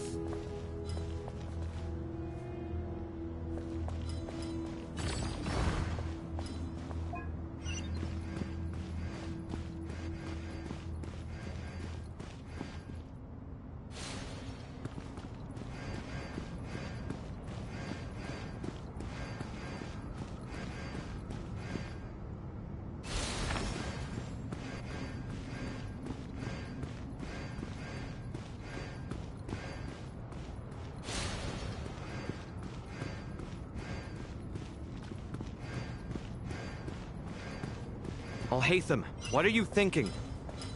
If you don't want to wait, you're free to leave. I never wanted to wait in the first place! The chessboard gave me no choice. If you say so.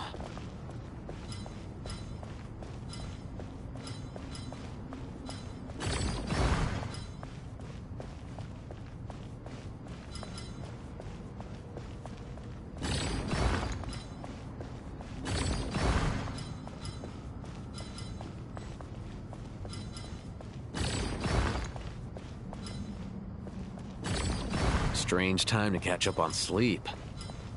I'm not sleeping, I'm thinking! It's not that simple, you know.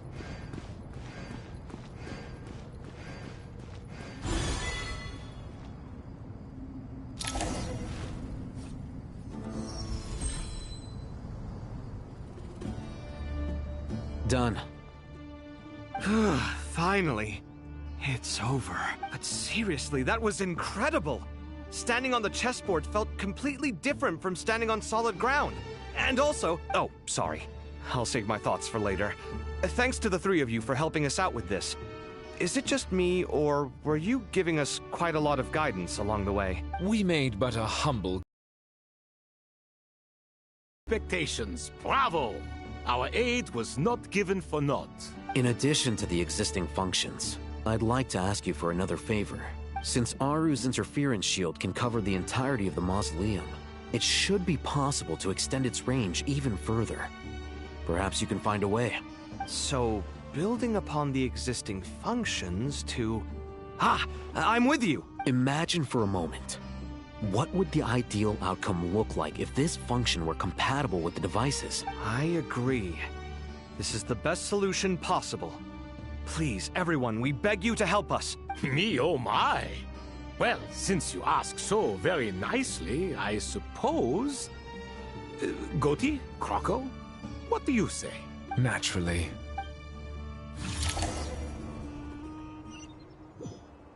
Time to go!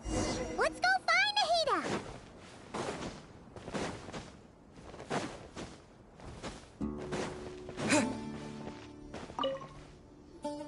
There you are. Miss Nicole truly is an angel. She shows great wisdom in guiding others, and she has already sent word to Natlan on our behalf. She said that while the other members of the Hexen Circle are busy with important work, she is quite free, and she's more than willing to accompany the people of Sumeru for the entire journey. Oh, there's Nicole, all right. Always super patient and loves to help everyone out. She's the best. She is. So kind and enthusiastic. Well, time for us to get going. Let's head out.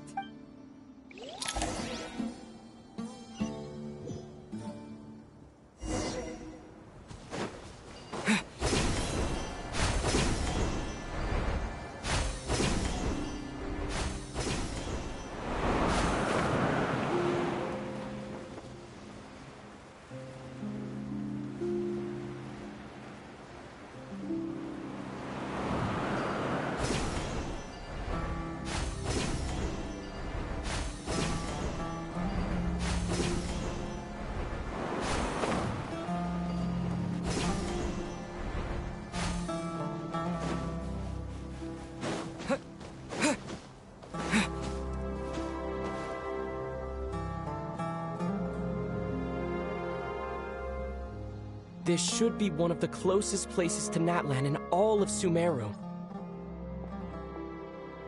There's the barrier Nicole and Nefer mentioned. It completely cuts this nation off from the others. But why? Why separate you from the rest of the world now, specifically? And if I'm not mistaken, Irminsul was polluted once before.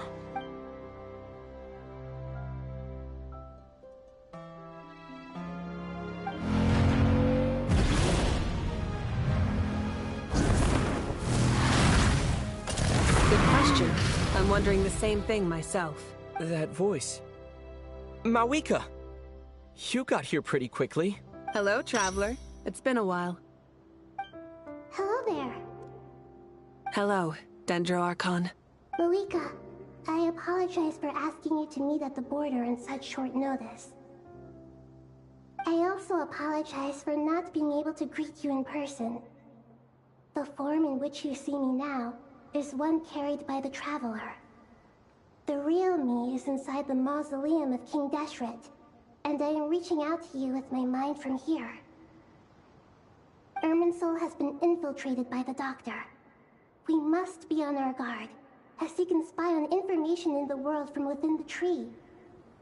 Fortunately, there is no record of the Traveler in Irminsul, and you are still within Natlan's borders.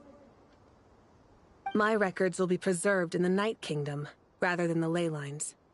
As long as the Night Kingdom remains disconnected from the ley line cycle, the Doctor has no way of knowing my movements. Exactly. So by meeting each other in this way, the meeting essentially never happened. No wonder Paimon didn't come. You were concerned that her activity would be recorded by Irminsul. The Natlanese have heard about the situation in Sumeru. With the borders sealed off, merchants have been forced to stop their shipments. It's pretty serious, and you're the ones bearing the brunt of it. I'd like to address the question you raised at the beginning. I can offer a brief explanation, although it will sound rather cruel. I don't reach this conclusion gladly, but it existed long ago, when the dragons of Natlan were at the height of their power. So even when the people of Sumeru became ill because of pollution, it was not a critical issue from the perspective of Irminsul itself. As long as it continues to function normally, the barrier will not be activated. But this time, the Doctor's invasion has directly affected the tree. That is what caused the barrier to deploy. The Heavenly Principles established a rule that when Irminsul is plunged into grave danger, a portion of power will be reserved to isolate Sumeru. That way, even if Sumeru is destroyed, the outside world at least has some time to catch its breath. We'd certainly need it. The Heavenly Principles created almost everything that exists in Teyvat today. To them, preserving the existence of the world and its inhabitants takes priority over protecting Sumeru. Meaning, protecting Sumeru now falls to you. Yes. My own power may be limited, especially compared to yours. But that doesn't mean that we're just gonna sit around and wait for the end. If necessary, I will utilize any and every means at my disposal. Nicole of the Hexen Circle didn't say exactly what this meeting was about. But after hearing everything you've said so far, I think I can guess where this is going. That's right. Nahida and I discussed it at length. We both know how presumptuous this is. You need the Pyrognosis, don't you? Yes. You guessed correctly. Originally, I only intended to borrow it, but the situation is far graver than I foresaw. So instead, what I ask of you is to please give the Pyrognosis to Sumeru. Why do you sound so nervous? There's no need to be shy. Surely a gnosis is pretty important to a god. I guess, but it's not as if losing it would suddenly render us powerless. But I'm sure you don't need me to tell you that. With all the nations you've traveled to, and all the gods you've met, you must have realized that by now. As far as I'm concerned, a gnosis is basically an elemental energy enhancer. But I don't usually use it. You know me. I like to think I'm pretty strong without it. Yeah, not about to dispute that. So you see, you don't need to sweat it. Here, take the Pyrognosis. Huh? Just like that? Uh-huh, just like that. To tell the truth, I've always toyed with the idea of giving it to someone who needs it more than I do. I know you accompanied Nahida here to try and increase the chance of success. It's a good thing you did, because your involvement is one of the main reasons you've managed to persuade me. Are you sure about this? Handing over your gnosis just because of me? I won't try to quantify it, but trust me. Handing over the gnosis to Tumaini is far from the craziest idea I could think of. Besides, even if you hadn't come here personally, I think I still would have agreed to Nahida's request. Irminsul doesn't just affect Sumeru. It impacts all of Teyvat. I know all too well how difficult it can be to protect the things you care about. So logically, morally, or however you want to cut it, helping you is the right thing to do. You don't need to tell me the specifics of your plan. Where the Gnosis is involved, the tighter the secrecy, the higher your chances of success.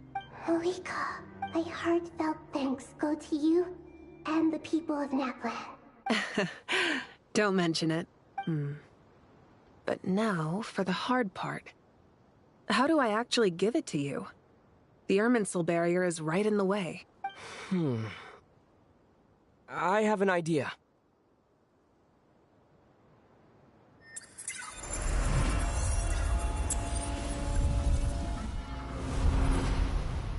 Just as I thought.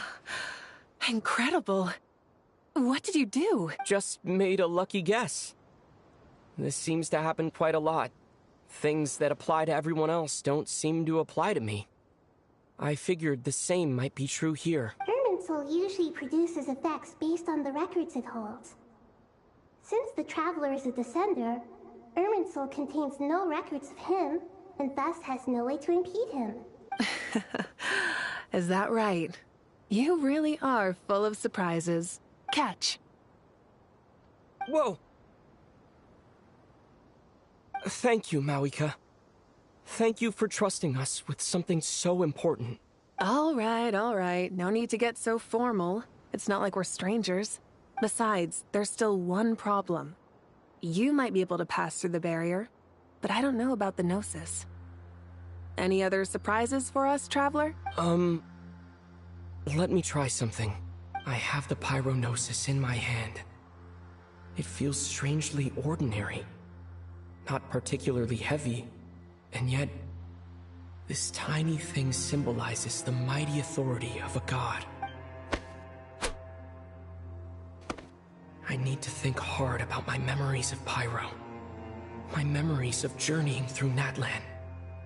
All those important experiences I've had. The Gnosis disappeared.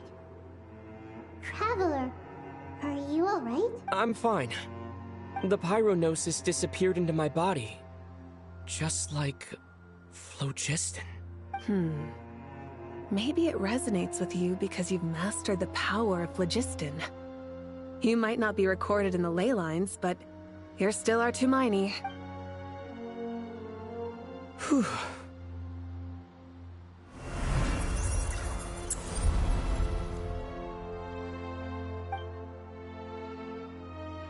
Please allow me to express my gratitude once again, Malika.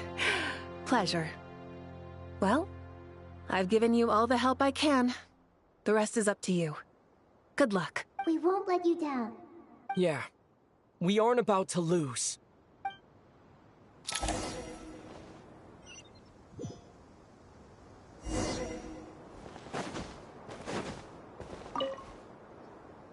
Traveler, Paimon, how are you feeling? Paimon's a teensy bit nervous, but only a teeny tiny bit.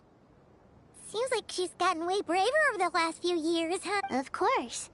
After all the adventures you've had with the Traveler, I'm sure you've gained a lot of experience and grown as a person. I'm doing all right. What about you, Nahida? How are you holding up? With the negative effects of Irminsul, I'm a bit like a piece of fruit that's been burrowed into by hungry insects and left to rot. I'd be lying if I said it was nothing, but please don't worry. We all know what we're getting into, and we've prepared as well as we can. I believe in everyone. I believe in you. And I believe in myself. Stoking the fire inside oneself is certainly one way to live, but knowing when to rely on one's companions is also a form of great wisdom. I've been quietly learning little things from everyone, like plucking tufts of fur from a sumpter beast. Me too. With the constant traveling, I'm always learning and growing. That's the journey of life. I think there's someone else here who would share that sentiment. Don't worry about what I think. I was just passing by and happened to overhear your conversation. What are you talking about, Hat Guy? This is the top floor. No one passes by the top floor. Says who? You can fly just like I can. I would have thought it makes sense to you of all people. I don't know why, but I feel a little more relaxed now. It shows that you feel comfortable laying down your burdens in our presence.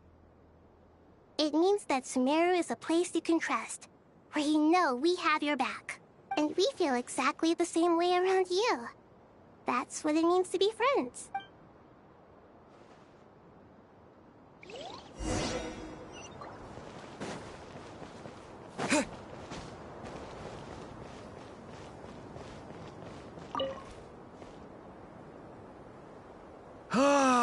It's finally done. Ugh, but I have a nagging feeling that there's something I've forgotten. Oh, there you are. Everything wrapped up on your end?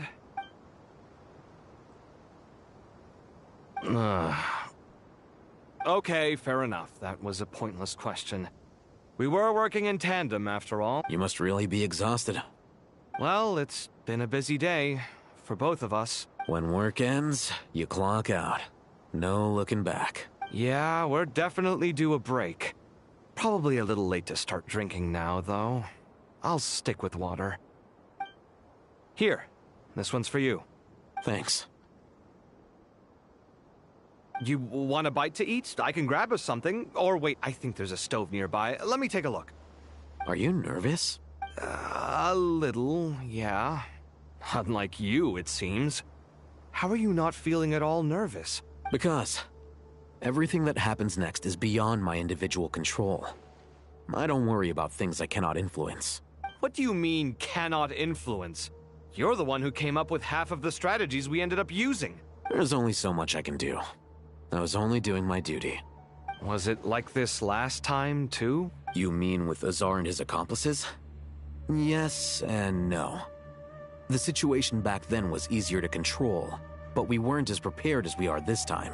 So the enemy is stronger, but so are we. I still vividly remember the way you interrogated me in the library after the fact. Where were you when Sumeru needed you most? If your memory is so vivid, you might also recall that it was you who came looking for an argument. You're often the one who initiates these things, you know. I came for a conversation! I didn't know it was gonna turn into an argument! Anyway, at least I showed up this time. So, what do you think? What do I think? I think we're certainly better off for it. It's good having me around to help out, huh? Absolutely. As a citizen of Sumeru, you displayed a remarkable sense of responsibility in the face of disaster. Certainly feels that way. I just shudder to think how the world would have ended up if we hadn't gotten control of the situation. So, do you think this is what impending disaster looks like? The sky is so clear, and there isn't a whiff of decay or destruction in the air. It's hard to imagine that the fall of humanity could happen on an ordinary day like this. Awful things happen all the time. Sometimes people can stop them, and sometimes they can't. What you and I have done is increase our chances of stopping this one. Lofty ideals may provide no defense at all against nihilism, but perhaps little decisions can. Oh, nothing. It's nothing. I hope everything works out tomorrow. It will. As long as we stick to the plan, our chances of success are good. It's really strange. You're my junior, yet you always seem to act more like an upperclassman than I do. I think it's mostly a matter of temperament. Ugh. Walked right into that one, didn't I?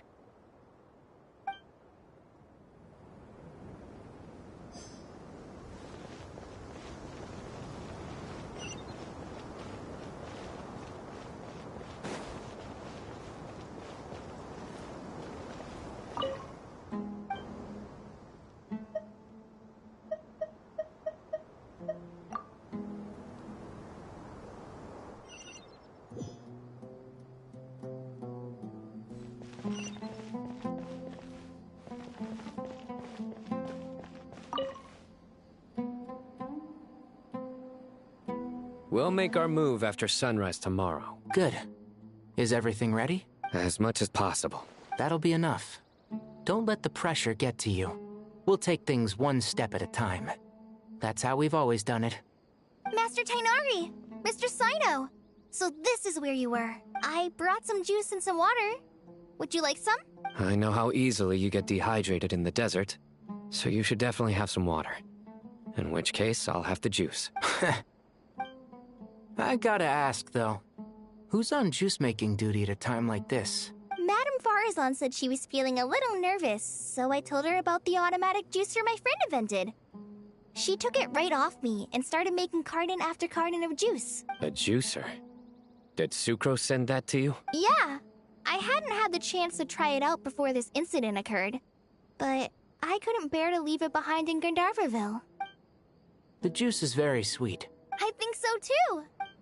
Kale, how are you feeling? Physically, I'm okay, but it just still feels strange to me.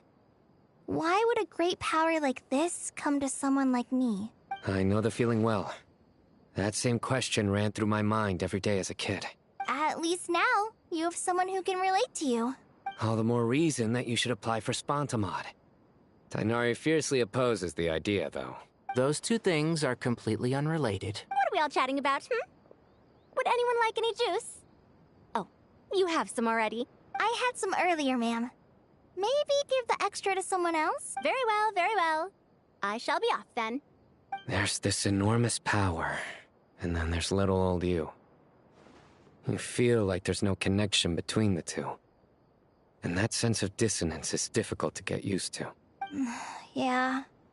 But after all this time, I can't believe this stuff still gets to me sometimes. Makes me feel a little childish. Kale, just because we normally keep the conversation light doesn't mean we can't discuss deeper issues. I don't think it's childish at all. You were the victim of a terrible crime. It's normal to struggle with the fallout from it. You have absolutely nothing to be ashamed of. My professor once told me that no incident can be considered truly resolved until the victim says it's over. Your rage and your pain are completely justified. Thanks.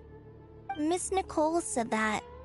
The same god remains which were once used to inflict so much pain upon me have now become a weapon with which I can protect everyone. It's like my own personal kind of evolution. Every innocent person who's been hurt needs time to realize that it wasn't their fault. I was the same, but it's all about to be over. Tomorrow, it ends for good. I don't know if you've noticed, but you rarely stumble over your words anymore, and your outlook has become much more positive. It's a big change from how you used to be.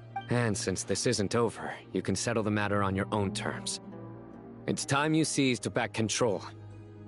I believe in you. Yeah. Sumeru is my home, and it's so important to me. I have to protect it.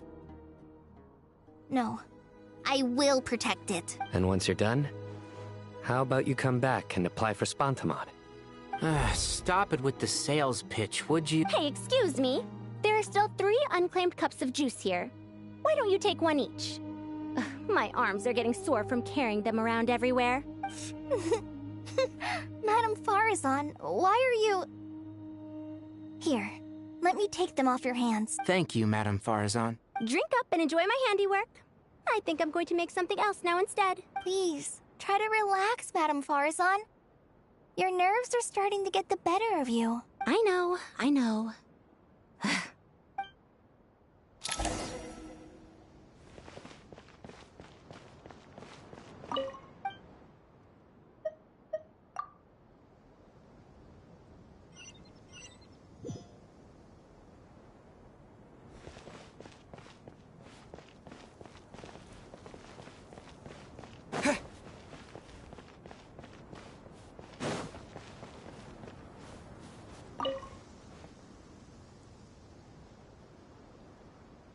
Something on your mind, Miss Nefer? Nothing in particular. It's just... right now, the future feels strange and unfamiliar. But the future has not yet arrived. How can you say how it feels? Some people know that there's an impending disaster. Others remain blissfully unaware. Each group is imagining an entirely different future while walking towards the same one. But when they get there, they'll still find they feel differently about it. People are shaped by their circumstances. Different circumstances create people with different perspectives. I've always found the perspective of the Vahumana Darshan to be a particularly incisive one. Even at the height of the crisis in Nodcry, people held diverging opinions. But things are different this time. Indeed. Regardless of faith, gender, wealth, skin color, or eye color, everyone in Sumeru knows what will happen tomorrow. The world has never been an especially fair place. Yet now, against all odds, a moment of unprecedented unity and equality is about to take place. It's fascinating. If only my father could have lived to see this era. Era. To me, that term represents a much greater span of time. It can be an unsettling word. I would even say I'm afraid of it. Do angels even feel fear? Yes, at least I do. I fear the gap that grows wider with each passing day, and the never-ending flow of time. Time renders all memories insignificant, and reduces all splendor to nothing. But those memories are the one thing I do not want to lose. You're very human in that regard. If angels draw too close to humanity, our wings burn away in the bright flame of awareness, and we fall to the earth. After spending so long among humans, I have lost much of my former glory. Maybe that's a good thing. You're more human than some humans are. I've been talking to Kale a lot in recent days. We seem to be in completely opposite situations. I suppose that makes us good case studies for comparison. Case studies for who? Myself, I suppose. After comparing the two of us, I suddenly discovered that I desired more than before. It was a gentle, pleasant sensation.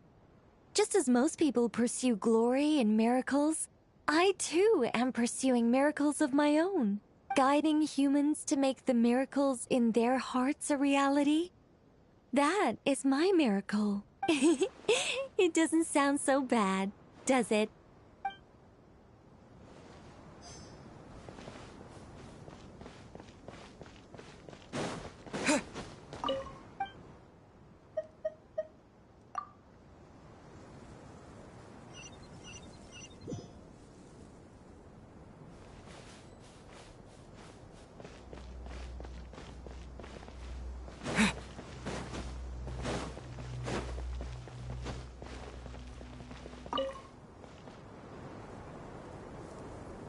Too bad we've got a fight tomorrow.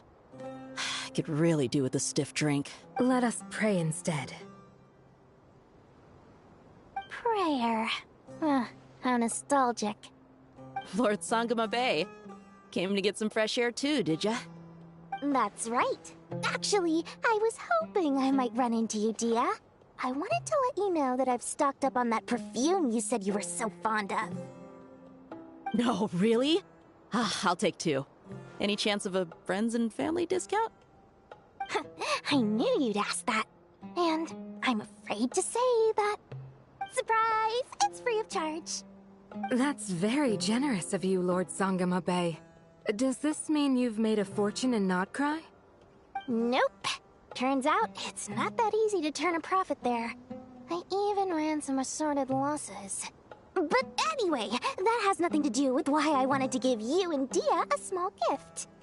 Remember that merchant caravan you two rescued in the desert last month? That was transporting my goods! No way! I had no idea that was your shipment. Explains the, eclectic mix of goods, though. Lord Sangama Bay's investment in the desert and generous stockpiling of goods has helped many people over the years. The shelters you funded especially have made life a little easier for the children and the elderly. Wait, how did you know about that? Oh, I see. Nefer told you, didn't she? Ugh, that pesky lady. Aren't intel brokers at least supposed to charge for divulging people's secrets? She and Candace go way back. It's normal for close friends to share things you wouldn't tell to everyone else. Sure, but why did they have to be things about me? That's how Nefer shows that she cares. She wishes for all of us to know what a generous person you truly are. It must be hard trying to make a living far away from home. Just because we can tell what kind of person you are doesn't mean everyone else can. Well, maybe her intentions were partly good, but I don't think that's the full story. I'm sure she enjoyed knowing how much it would annoy me. I'm telling you, Nefer's got a mean streak. Definitely with you on that. Does praying help you stay calm? Defending one's home is a just cause. My heart is filled with a mix of anger and hope. Anger. You know, being able to get angry is a good thing. It shows that you're in touch with the real world, and that you have the passion to pursue something you believe in. Oh, my lady? What are you doing out here? Just taking a walk to clear my head. And look where I ended up. Were you praying just now? Yes, Miss Dunyarzad. Would you like to join us?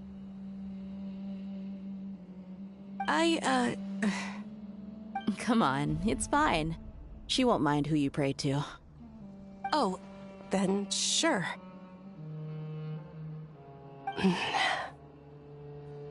I remember you, Miss Dunyarzad. You visited my shop before. If I recall correctly, the god you worship is the Dendro Archon, correct? That's right. She is such a gentle and kind god. But to me, she is more than just a god I worship. I see her more as a friend. And so do many others. She's not some almighty god who reigns on high, but a genuine friend. Agreed. She's a wise teacher and a good friend. I spoke with several people during the evacuation. Everyone's aware that tomorrow's battle is one that ordinary people can join too. A battle to fight for our friends and our homeland. Oh, it makes me glad. I can finally do something for those who protected me. You've grown so much since we first met. Oh, a compliment? Ooh, more please. Thank you. My lady, you've always been a remarkably strong and ambitious person. It's indisputable. And that's not just a compliment. It's a statement of fact. What are you praying for? Our beliefs may not be entirely the same, but we both wish for the same thing. I pray that everyone will rise to the challenges ahead and return safe and sound. I pray for the safe return of all my companions.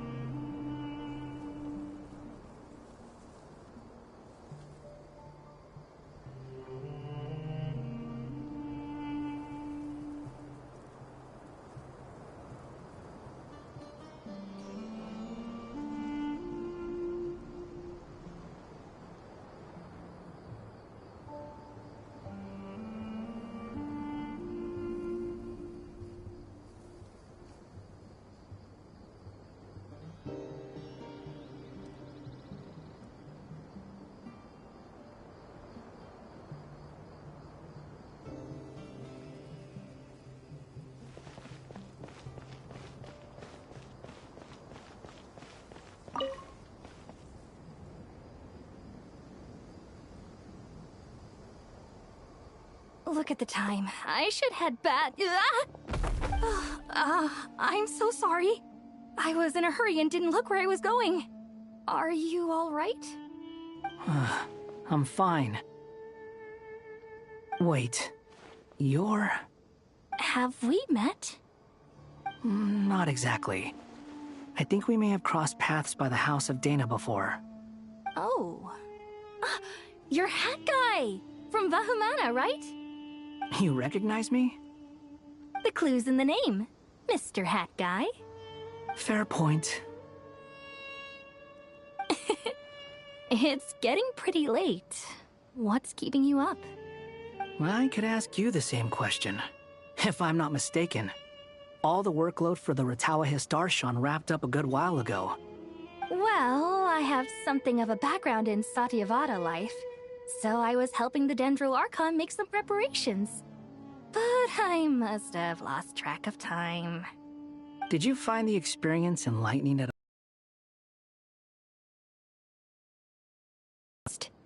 But eventually, I think I did sense some profound truths. But they also brought a lot of suffering with them. I was told that I even shed tears while I was meditating, though I have no idea why. At all. It just proves you're very accomplished in your research. Good night. I wish you all the best for tomorrow. Thank you, sir. You too.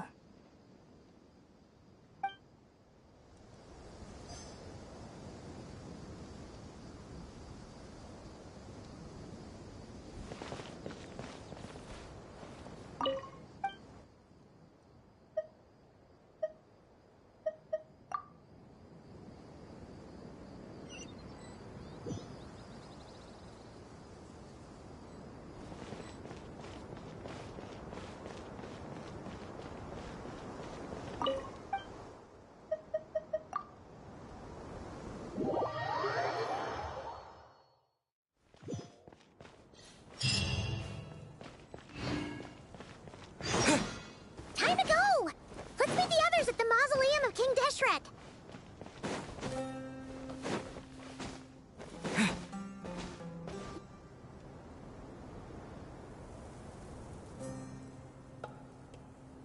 I have not felt this way in a long time. Standing up high, gazing out at the rolling dunes. One cannot know what freedom truly means without first losing it. The golden slumber truly lives up to its name as a dreamland. Though desert sands exist there too, no mirage, no matter how glorious, can compare to true beauty. Dendro Archon, what is on your mind? I was wondering whose counsel I should seek on the questions in my heart. What kind of questions? So many. More than can be put into words. As I once said to a friend, we look, we see, and we comprehend. But the question still troubles us. What are the many disasters that this world faces, but the sum of all irresolvable questions? The biggest question you should be asking is how to seize victory. Yes. Although, I would express it differently. I must not fail. And so the question I am most curious about now is whether the path to victory will be an arduous one. What we declare to be a young sapling, we may, in fact, find to be a towering tree, if we would only cast aside our ignorance and look beyond the veil of time to see her true form. Nahida! We're here! Just in time. My preparations are almost complete. Ready when you are. We're here too. Miss Nicole! Miss Nicole! You run so fast! I thought I'd get a lot of exercise as a forest ranger, but I can barely keep up with you. Sorry, I got a little carried away. Lesser Lord Kusanali, the equipment is ready, and the modifications to Aru are all complete. As discussed during our meeting, Accessing Irminsul via the Akasha is no longer feasible at this stage. There are other options, it's just they're a little more extreme and more technologically demanding to implement. Maybe you should take it from here. The architecture and functionality of the Akasha terminals overlap considerably with Aru. There is reasonable evidence to suggest that one was developed based on the other, or that they both utilize technology of the same origin. As long as the transplant and merge operation succeeds, Aru should theoretically work on a scale greater than the Akasha and approximately equal to Irminsul. It will become the largest active computing device in all of Teyvat. A system this powerful is capable of a lot of different things. In the past, the Akasha was primarily used for one-way information transmission, but I suspect it could also serve as a central bridging hub. In the pursuit of greater knowledge, some scholars have attempted to connect their consciousness to Irminsul through the use of terminals, incense, and meditation. Correct. In academic language, scholars who reach that stage are said to have entered Satyavata life. Hypatia has performed this practice many times in the past, and she was once under my care for a period of time. Right. And this at least proves that there is a zone within Irminsul that can be connected to. That's right. Providing wisdom to the people is one of the very reasons for Irminsul's existence. I think I understand where you're going. Please, continue. In that case, I'll skip to the conclusion then. We need to further modify Aru, merge it with the Akasha, manufacture terminals, and distribute them to every single person we can reach. Every person? Even the desert folk? Yes, everyone. I've already calculated the amount of raw materials we need. So you mean we're going to get new Akasha terminals? Yes, but this time the people of Sumeru won't be using them to acquire knowledge, just to connect to Irminsul. That's the key. When we evacuated the city, we brought all the important assets from the House of Dana, in case we ended up needing them. Fortunately, this included the Akasha system's main terminal. We've checked all the relevant records, and one thing is certain. Nothing like this has ever been done on this scale before, so... Everyone in Sumeru is part of the plan. Whoever controls the people controls the situation. Since this function of Irminsul was introduced, it has only ever been made available to scholars, who don't constitute a particularly large group of people. But by expanding the scale to include all the people of Sumeru, all the individual connections will stack up to create a significant load on the system. Under normal circumstances, Irminsul would be able to cope with the additional load. But with it already being under strain from other activities, its remaining capacity is limited. Thus, it might be possible to shut it down completely by overloading it.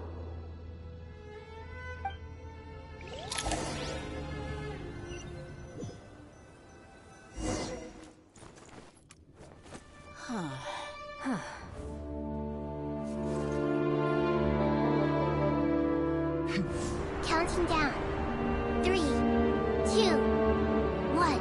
Are you ready? Ready!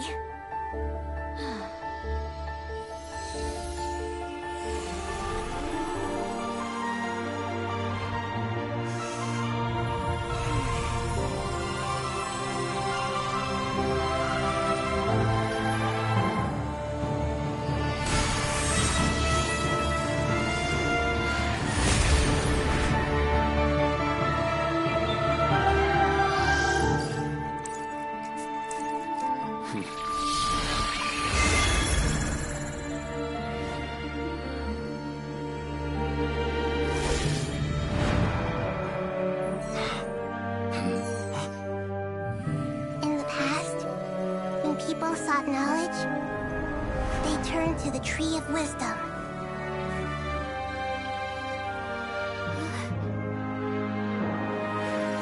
Today, we use it to save Sumeru and the whole world. These boughs that nurtured learning must not become tools for destroying the world.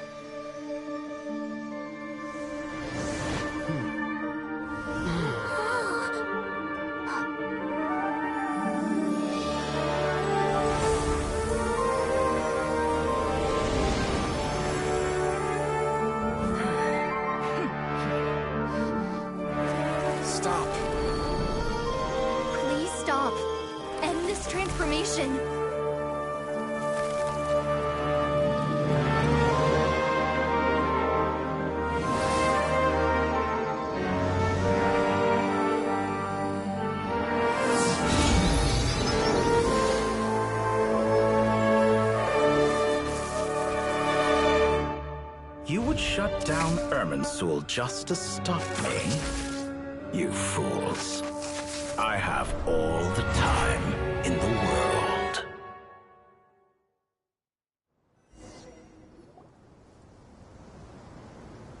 Success! The evil Irminsul tree has stopped growing! Great!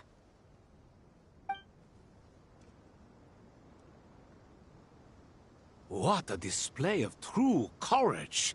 The courage to think and the courage to act. I never thought I would witness the shutdown of Irminsul with my own eyes. Perhaps this is human wisdom in action? Indeed, only humans could do such a thing. Gods are few and far between. What was once created for spreading knowledge is now used for another purpose. A rather ingenious plan. I am grateful to you three for your help. Only thanks to you were we able to extend Aru's interference capabilities to cover all terminals. Now, nobody who wears a terminal will have their activity accurately tracked by Irminsul. No matter how many eyes Dottore possesses, he will not be able to see us clearly. Now for the next step. I will need the help of your supreme powers once again.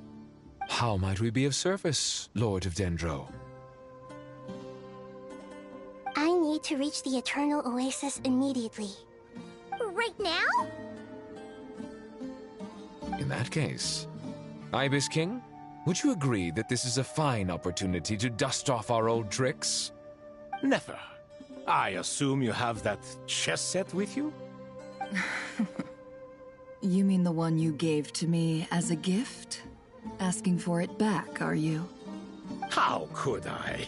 You misjudge me. I just wanted to show you another way you can use it. Connect to Safei Shatranj.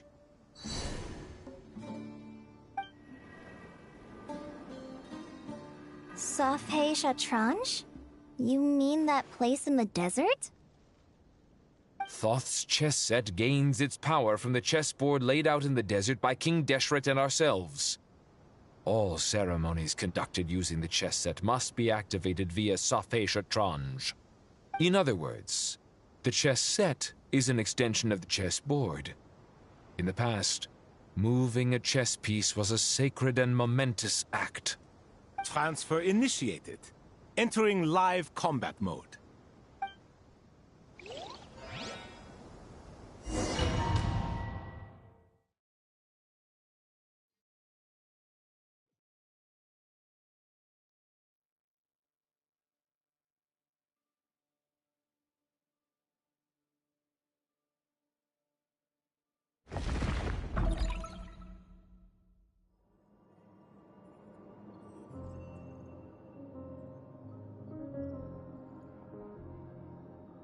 We haven't heard a single word from our spy in the desert.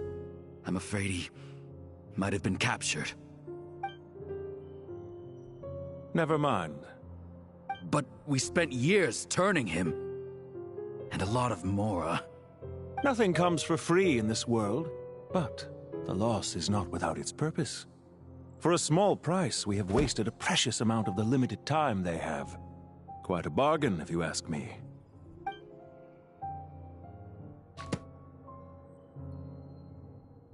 Understood.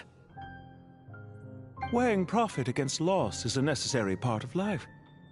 But to tell the truth, I have been operating at a loss since this all began. Since many centuries ago, in fact. For instance, why would a banker act as the executor of a will?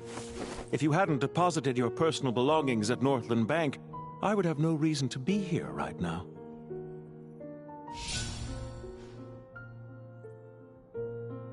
Dottore, I've placed your final data backup into the ley lines as per our contract.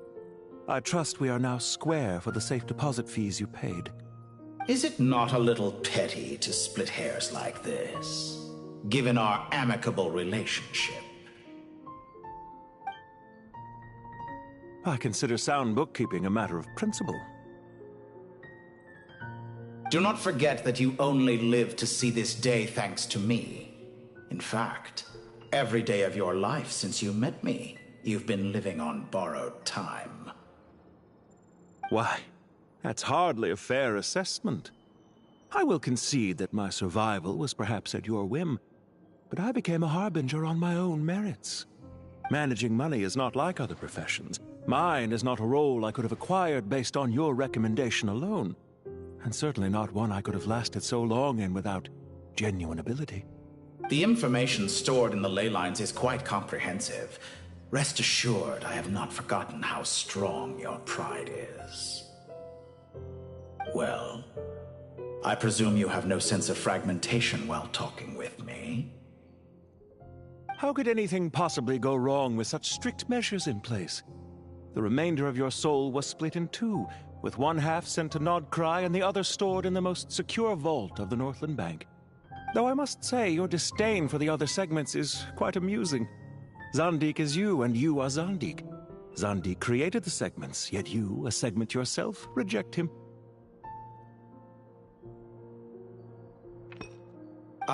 That is, Zandik, created segments of various ages in his later years. To achieve this, he had to freeze time and part with a portion of his soul. But as constructive as it sounds, it erases my uniqueness. If each segment is equally me, then by the same token, none of them are truly me. A soul living forever in the past inevitably holds different views than he did in his later years. The same thing that completes me also restricts me. You too might ask yourself which stage of your life you want to be preserved at. The day your business failed? Or the day you were framed by a gang and sold off to a medical lab as a test subject? We needn't dredge up the past.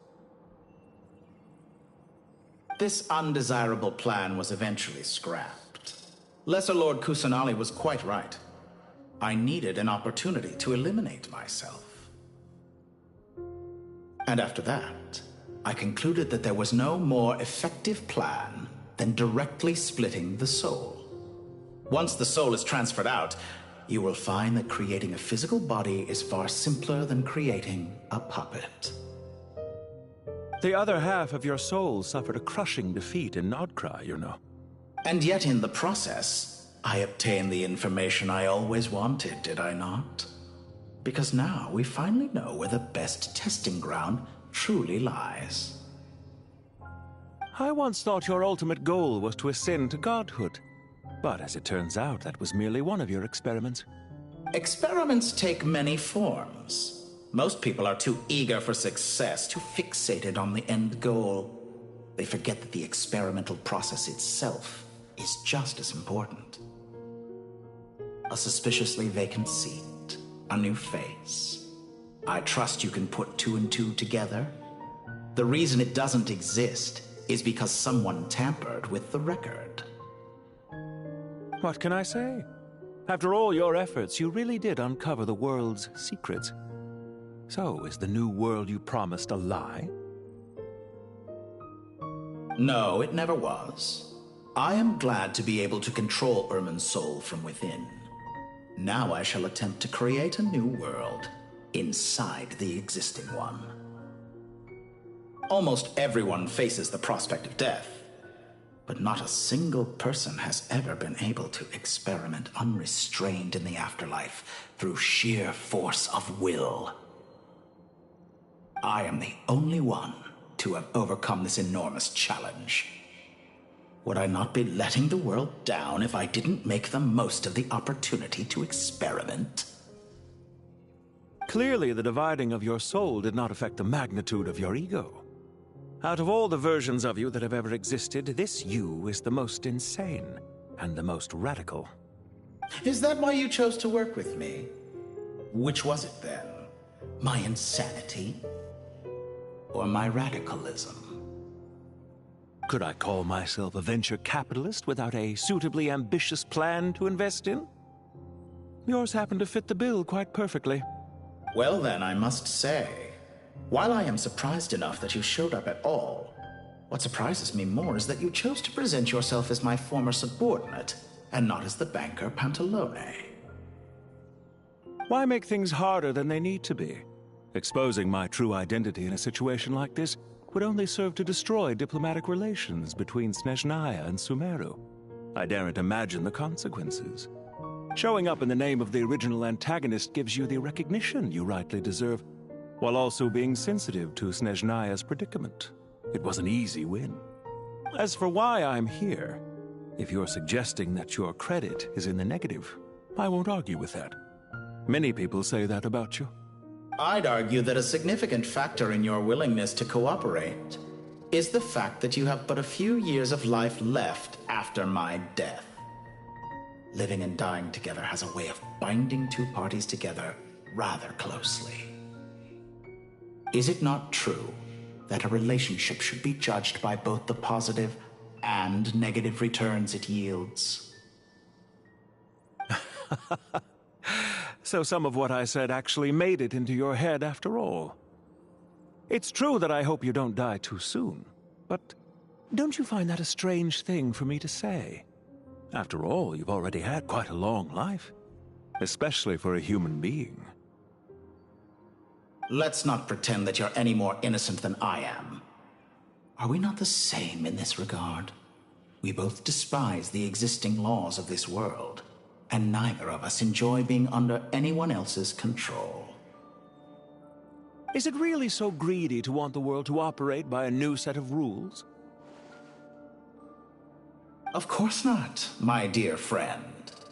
And as I've said before, mutual interest is the foundation for the most reliable of relationships. You can attest to that.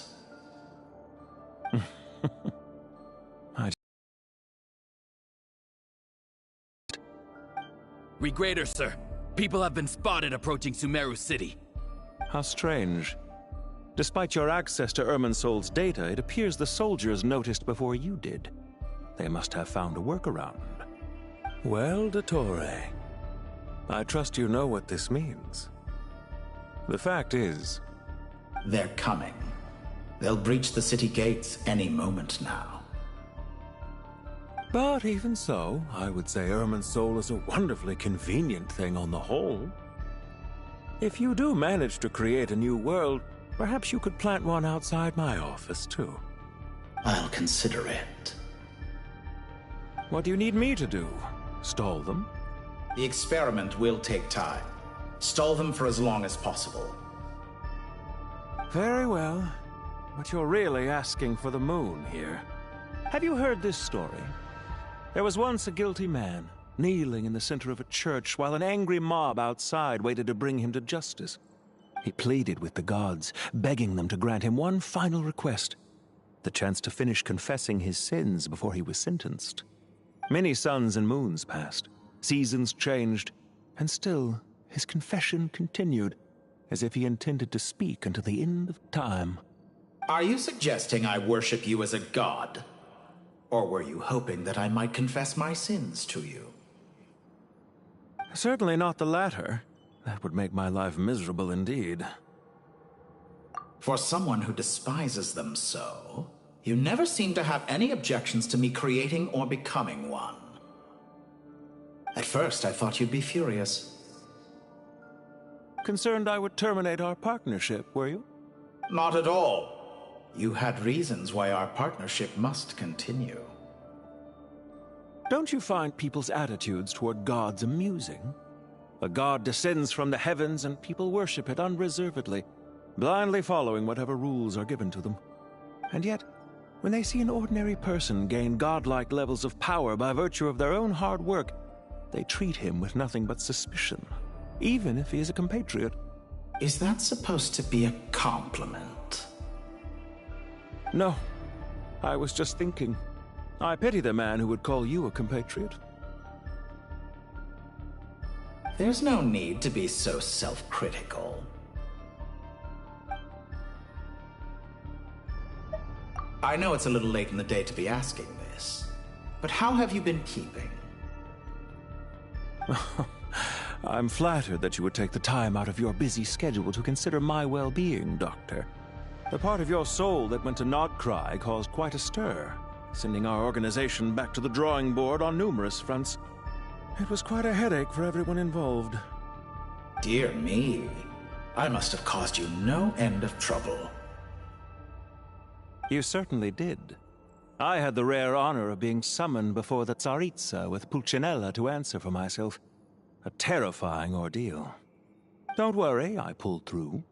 At most, it's a public relations nightmare. I made sure of that. Now I'm curious. How did you explain yourself? Oh, it was quite simple. I just pinned the blame on someone who wasn't there to defend himself.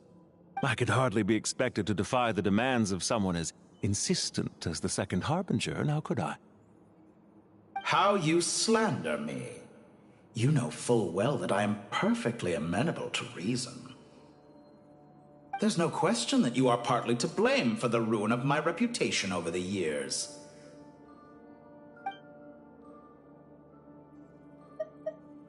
Do you have anything lined up for when this is all over? Hard to say. Field work always takes quite a toll on me, as you know. Once I'm back at Snezhnaya, I'll start with a well-earned cigarette. Why are you so eager to ruin your lungs after I went to the trouble of replacing them for you? If you have an issue with it, feel free to try to stop me.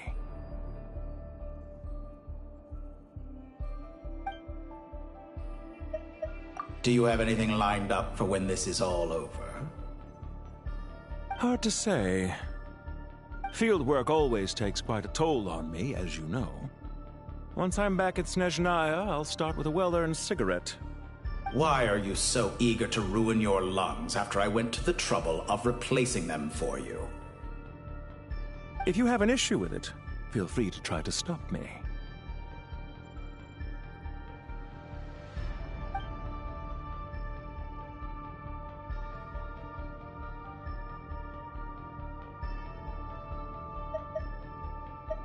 What's on your mind? The limits of humanity. It's a pity.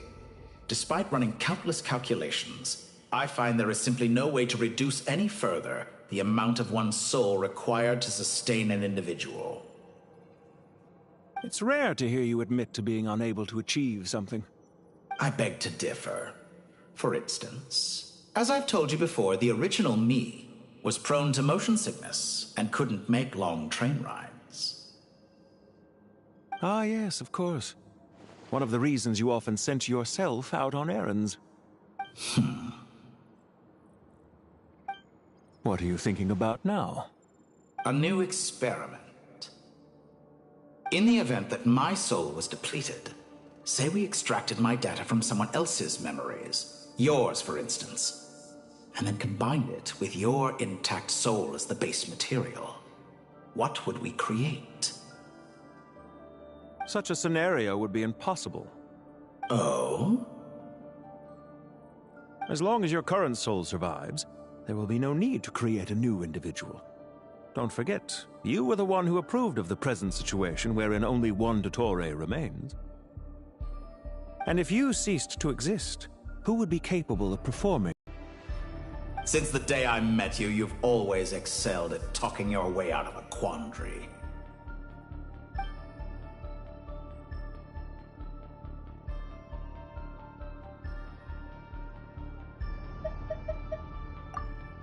Isn't it a little too early to be saying goodbye?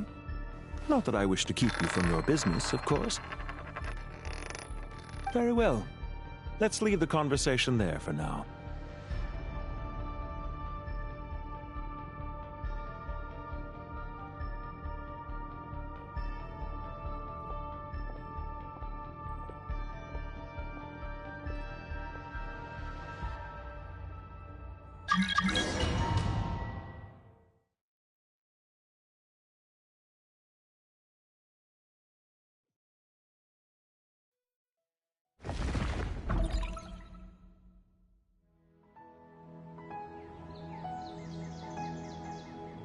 The power of King Deshret's 7 pillars is truly remarkable. With just a chessboard, you can move an entire unit across the material plane. Yeah, sets us up for a much easier fight. Really makes my day. The last time we stormed the city, it involved a lot more running around. I wonder how many people can say they stormed a city twice in their lifetime. I was just thinking that. I've definitely had more than my fair share of unusual experiences in my life. This is my first time here, actually. We never usually leave Gandharvaville. I hope this will be my last time. Does everyone have to chime in? Can't we just fight? What an amusing comment, my dear lady. Yet humans often alleviate tension via small talk, do they not? Whoa! Why is Candace's shield talking? Because the image on her shield is one of me. And I, of course, can appear wherever I wish to. Huh. Well, la-di-da. Isn't that fancy? Could I get in on this? You wish for your gauntlet to speak? Why, certainly. Ahem. I think you'll find that it is I whose image is carved hereupon. Thanks. Definitely feel stronger now. You're welcome, my lady. I am glad to lend you my power. Sino, what's the situation? There are troops stationed at every entrance. As we expected. A frontal assault will suffice. Everyone, stick to the plan. We'll take the main entrance. You head for the House of Dana's side door. Move out.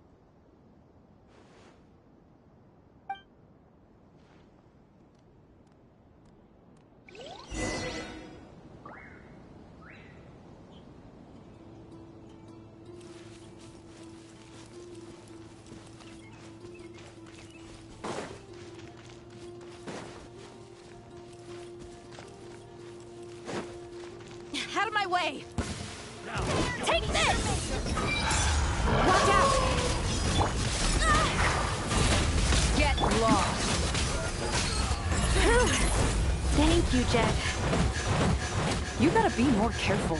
If you're not ready to put your life on the line, you can't be certain of defeating your opponent. She's right. Keep your wits about you, Rana.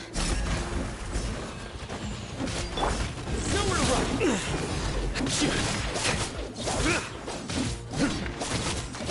Prepare yourself. No escape. Let's get it on!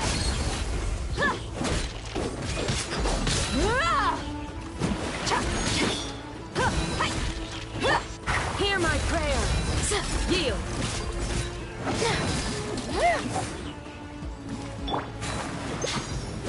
Surrender! Can't run from death. Take them out and secure the harbor. Reinforcements will arrive by water. Consider it done. Show no mercy. Judgment is upon us. You stand condemned. This is Her Majesty's kin. This body belongs to ice and snow.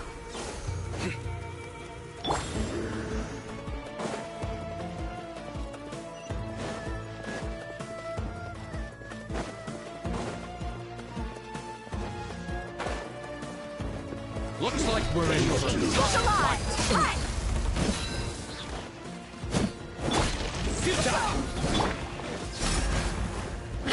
Grant us your blessing. You asked for it.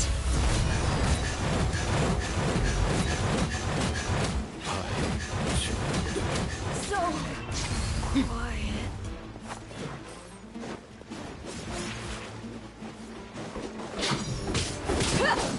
You can't run from You support us. Buckle up.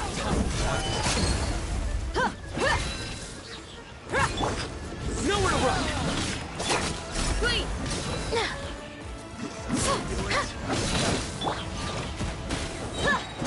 Gloves off! Resistance is futile. Save yourself.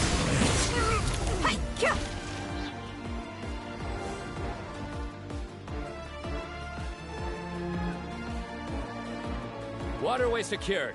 Brothers! Sisters! Perfect. Just in time. Welcome. Once we've linked up, we'll continue the advance. The team has arrived at the north entrance, as planned. Good. Press on.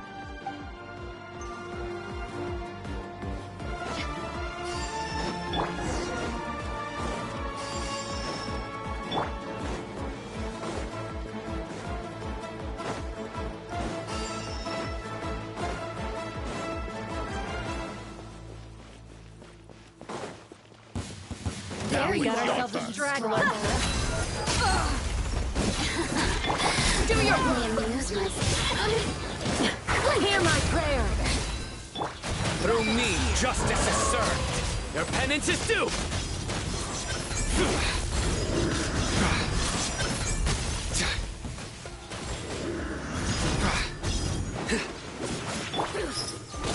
Over here!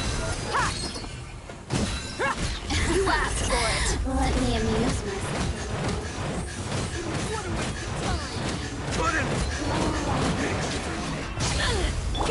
Yield. Grant us your blessing. Take too long.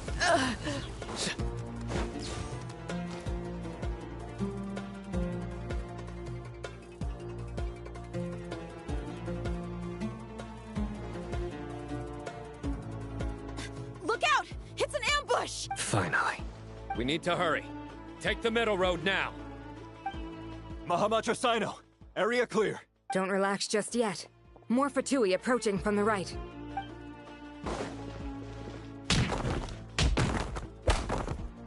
Irminsul cannot track our movements. If necessary, we could split up. Don't worry. We'll wipe them all out.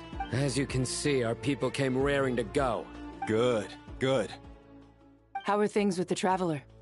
Can Tainari keep him safe? Don't underestimate Tainari just because he's a forest watcher. He can handle it. All right. You know that's not what I meant.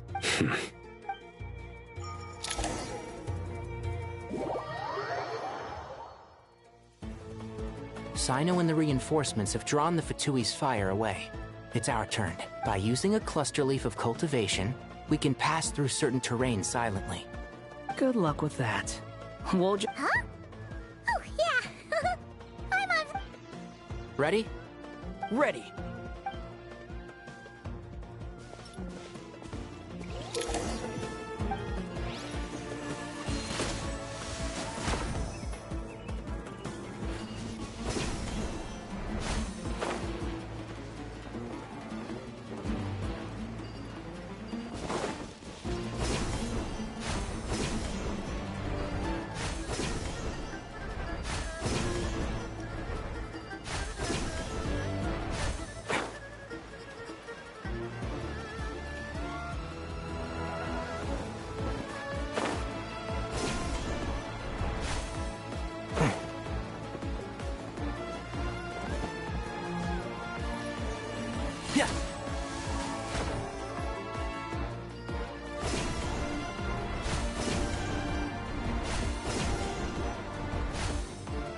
Keep up.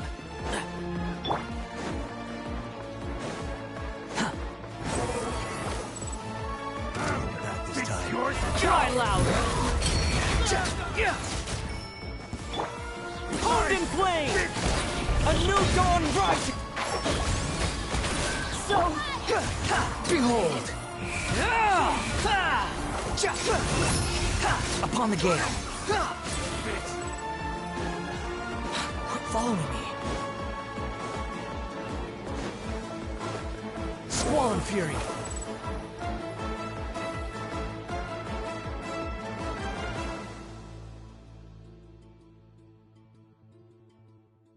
Fatui soldiers up ahead.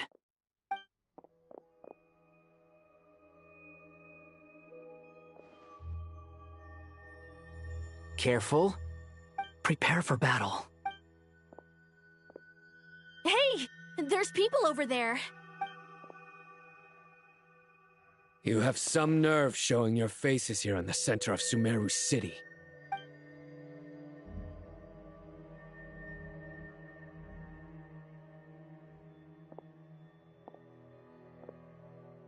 You're right on schedule. Well, this guy sure as heck isn't your average Fatui sergeant. They've stationed quite a few people nearby. It definitely looks like they were waiting for us. But something feels off. Everything about this guy feels too deliberate. I highly doubt he's just a subordinate of Dottores. And he's no mere sergeant. Whatever his rank is, it's high. Much higher than we thought. So you've been waiting for us. But it looks like you're geared up for a conversation, rather than a battle. Very clever, General Mahamatra Sino. I know you're the one in charge of this siege, and I look forward to making a deal with you. A siege? Sumeru City belongs to us! Historically, yes. But things can always change. We have quite a sizable force with us, you know. For instance... There's a Fatui ambush at the north gate. Can you handle him? We can for now. Yes, I'm quite sure both sides can hold their ground for the time being. The battle has not yet reached its climax. But what happens next? Do you enjoy watching bloodshed? Surely some of those here are people you count as friends. Once a war begins, some people must die. I doubt you wish that fate upon anyone you know. Wait a second. It's a trick. He's not even there. Silence! He disappeared. What was that? A ghost? Curses! He was never there to begin with. That was just a shadow projected there to lure us in. Enough talk! Attack! I apologize for being unable to accompany you at this crucial moment, but I am compelled to leave for reasons beyond my control. Please excuse me. Sumeru's General Mahamatra is quite ruthless. It's a good thing I wasn't there in person. Your illusion held them up for a time just fine. But now that they have seen through it, they will realize you were just a decoy. Decoy or not, what matters now is that they will be heading your way imminently. Not imminently. They are already here.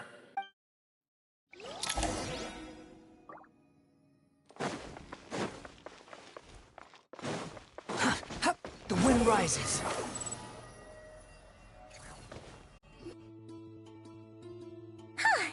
We made it! This is far enough. Tainari, you go help Sino. Don't worry about us. We'll manage from here. Are you sure you don't need me to stand? No need. Once the connection is established, we'll disappear from the sanctuary of Surasthana.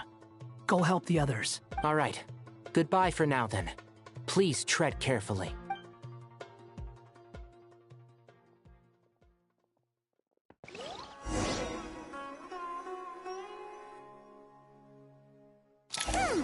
Now where's the interface Nahida mentioned? Come on! Where's it hiding? Found it. It's over here. We can connect to the inside of Irminsul through the Sanctuary of Surasthana's built-in security system. You should be pretty familiar with the process. Is it the same route as last time? For the most part. We don't need to adjust any of the parameters. Then I should be fine. And Paimon? Once you're both ready, we'll set off. Wait! The stakes are way higher this time, right? Maybe Paimon should stay outside and help the others. Then, you can focus on the fight without having to worry about Paimon. Huh? Why are you staring at me like that? It's nothing. I just suddenly realized how much you've grown. Hey, you've grown quite a lot yourself. Don't you two start getting into it again. Well, anyway, Paimon thinks she's pretty knowledgeable. Who's the best guide in Teyvat again? And don't forget, Paimon's a college student now. If we say Alhatham's not a weirdo, it's hard to explain how he came up with the idea of you applying to the academia. But for all that he counts, you're doing surprisingly well in your studies. Just goes to show how important it is to have someone supporting you. And Paimon's not the only one. Let's not forget that you only became a student because of Nahida's personal recommendation. That's fair. I have learned a lot in Sumeru. Oh yeah. Did you ever come up with that ugly nickname you promised me? What? No way! We're friends! Fine. Suit yourself. We need to go. Paimon, if you're staying, look after yourself. Will do. Paimon's gonna link up with Tainari and Sino. You guys are the ones who need to be careful. We will be. Bye for now.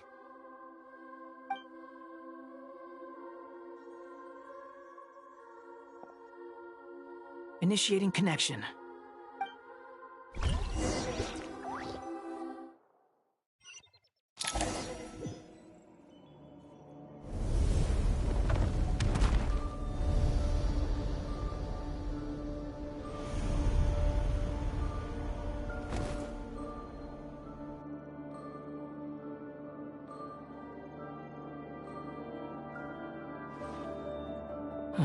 Well, here we are again. Come to think of it, I still don't even know where we're going. Thanks to our terminals, it should be impossible for Irminsul to read. I can... Don't tell me. Only you need to know. That way, whatever happens to me next, it won't affect your progress. Listen to me. Your safety is just as important as mine. Don't even think about sacrificing yourself for the greater good. We came here together, and we're leaving together. All right, if you insist. I won't argue with you.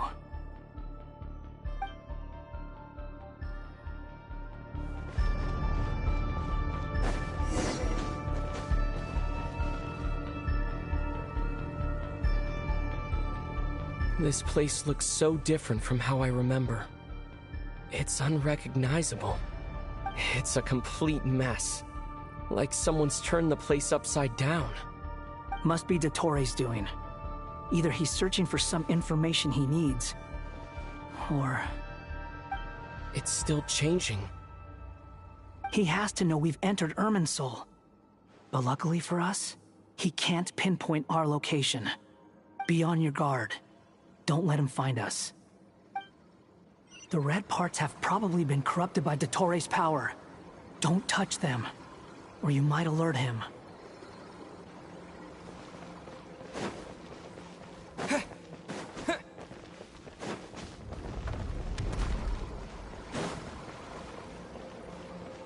He's looking for us. Tread carefully. That wall could be a problem. Fortunately, it looks breakable. Give it a shot. Squall and Fury.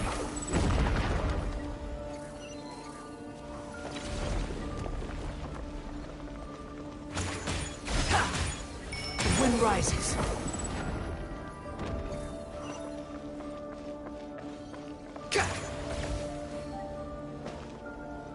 Squall and Fury.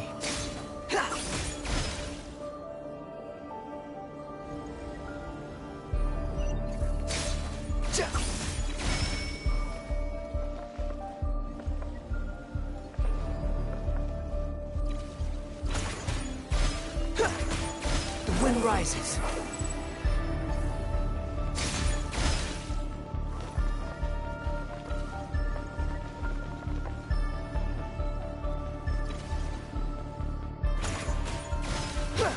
Behold!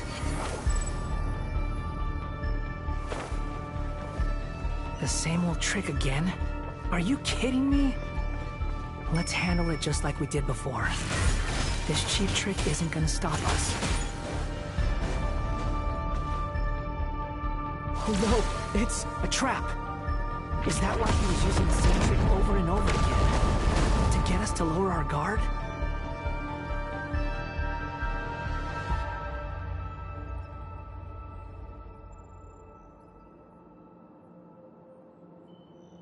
I'm trapped!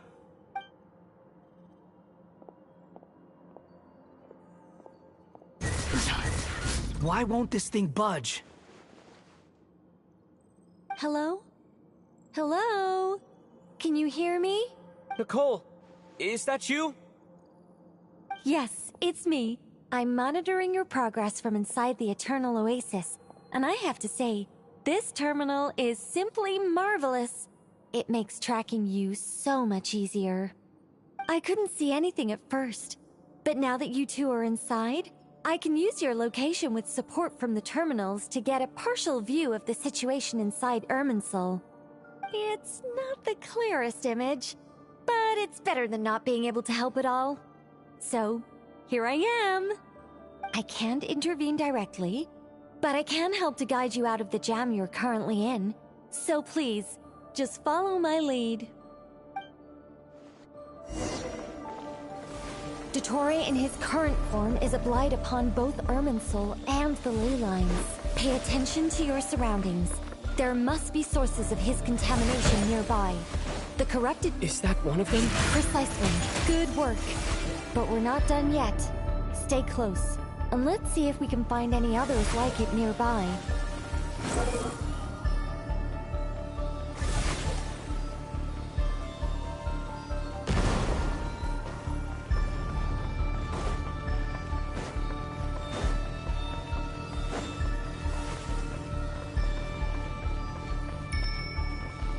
Behold! This must be another one. Agreed. Now... Oh, wait! Watch out! It's Dottore. I think he's found us. The seal is broken. Quick! Get out of there!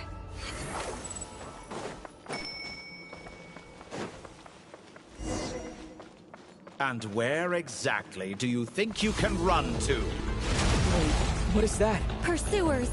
That's gotta be it! Run! Don't let that thing touch you! Dodge that attack!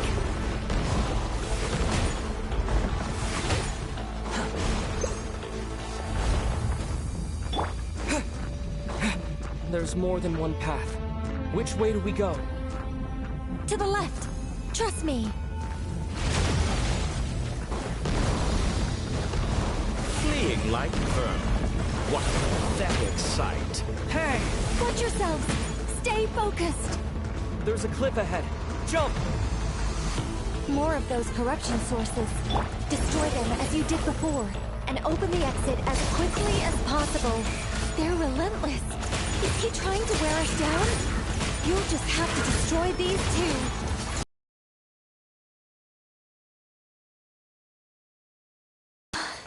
I think the pursuit is over. Hard to say. Stay alert.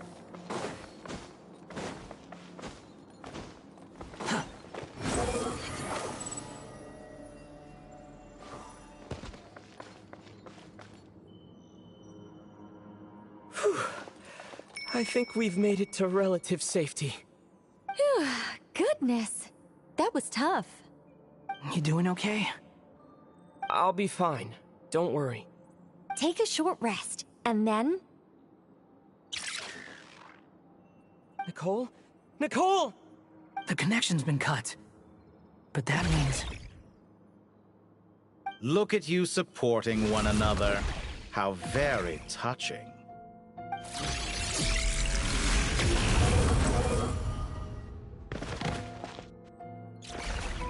Dottore! Took you long enough to find us. You're more useless than I thought. Oh, really? I think I deserve a little more credit for my methods than that.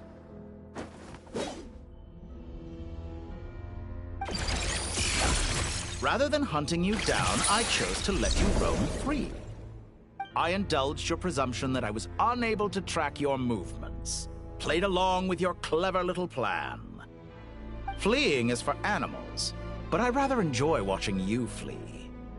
Some things lose the will to run altogether as soon as you put them in a cage.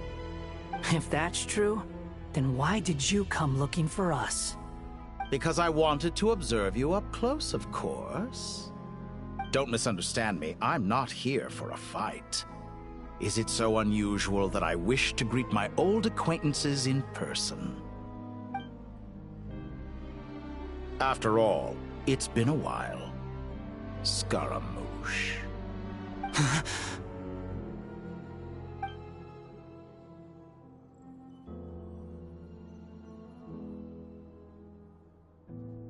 Why are you so afraid?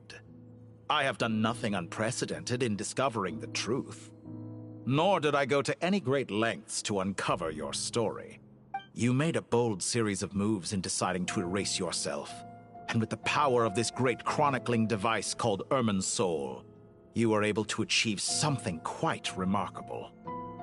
Once most people form an opinion about someone, it tends to imprison their mind.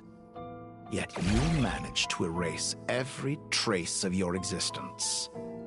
A novel take on death indeed. However, this meant that you stood out to me all the more when I saw you in Notcry. I didn't even have to go looking for you.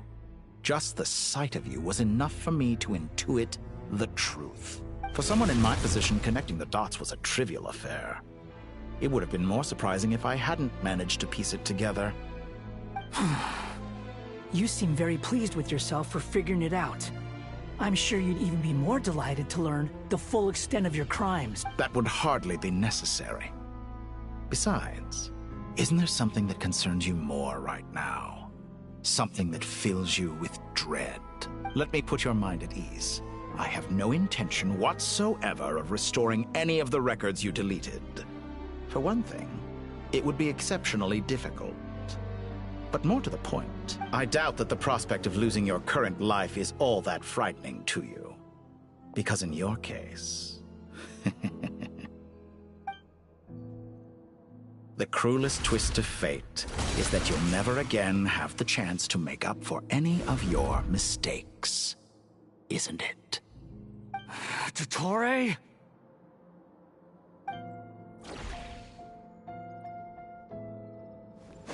All here shall bend to my will. Time to ignite! Squall and Fury!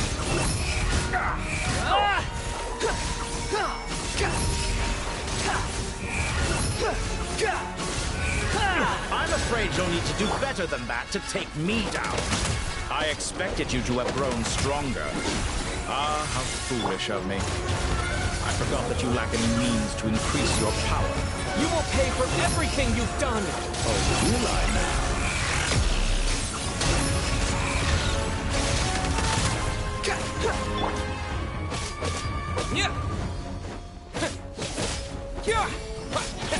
Squall and Fury!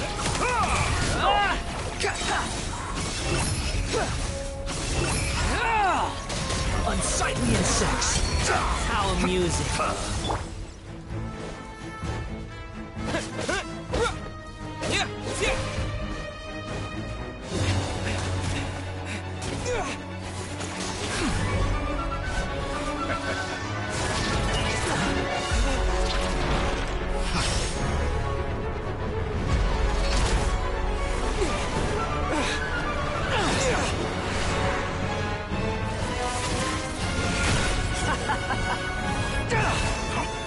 Does the prospect of death amuse you?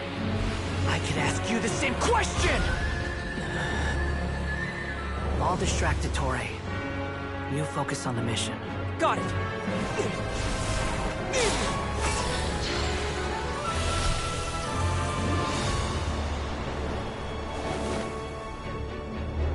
For the hopes and dreams of the masses.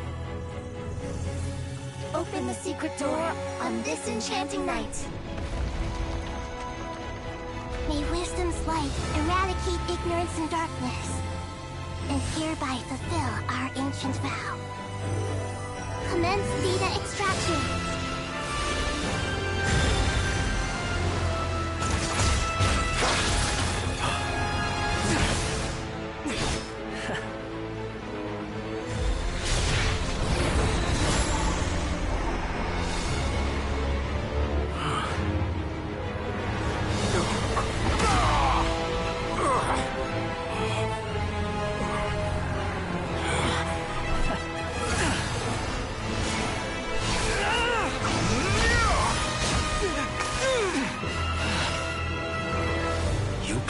Outdated ideals and stand in the way of progress. You will pay for interfering with the grandest experiment of all time.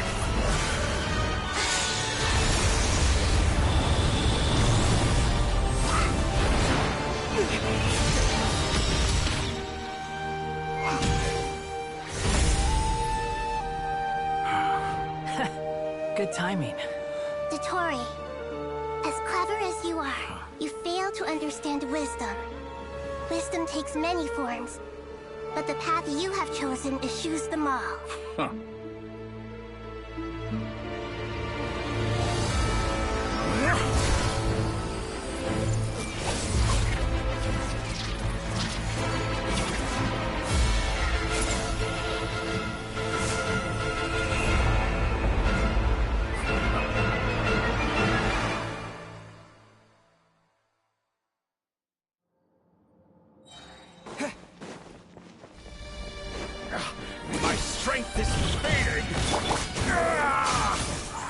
you are within Irminsul, it stands to reason that any power you wield comes from it.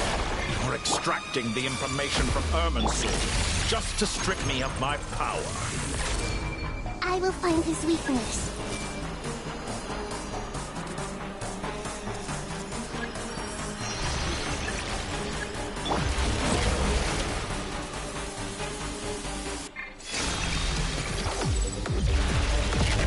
Quit following me.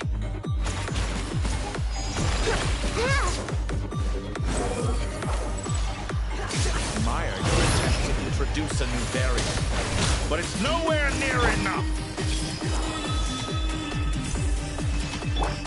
Blazing light! That's far enough! A petty trick.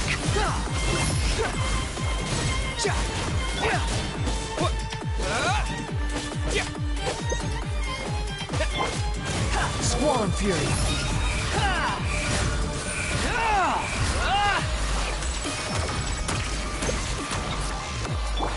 Everyone hold hands! Behold! All before you! Know your place!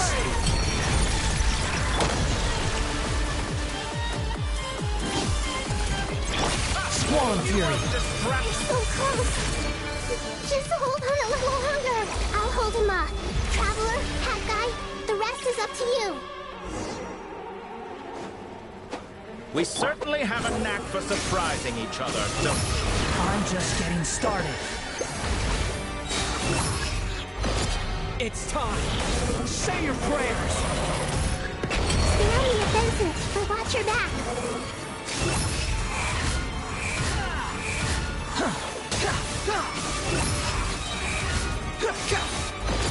It's time. Say your prayers. The wind rises. Let's try this. Muso no Hitotachi! Squall Fury.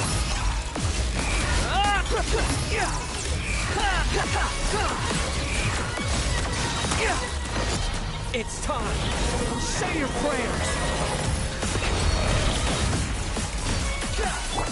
Flame of the primal blade! Behold.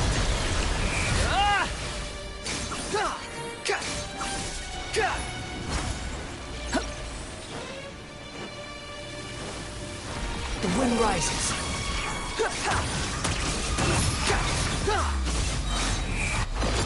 It's time. Say your prayers. Finally, time for you to die.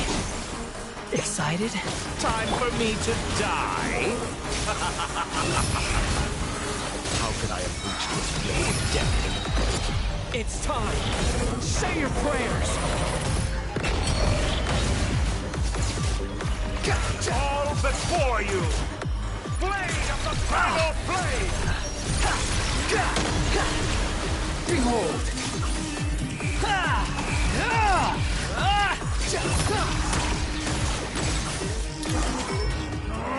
That's enough!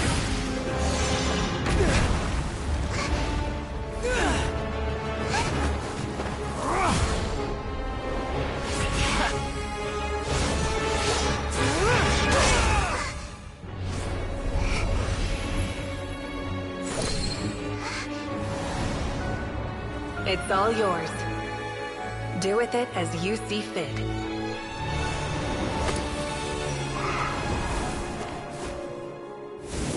Just as you say, this world is home to some archaic things. And as you suppose, you are a formidable opponent. You have long coveted the secrets of wisdom. So now, I will demonstrate true wisdom in action. I invoke my supreme authority as the Keeper of Irminsul. Commend me or condemn me. But give your verdict now!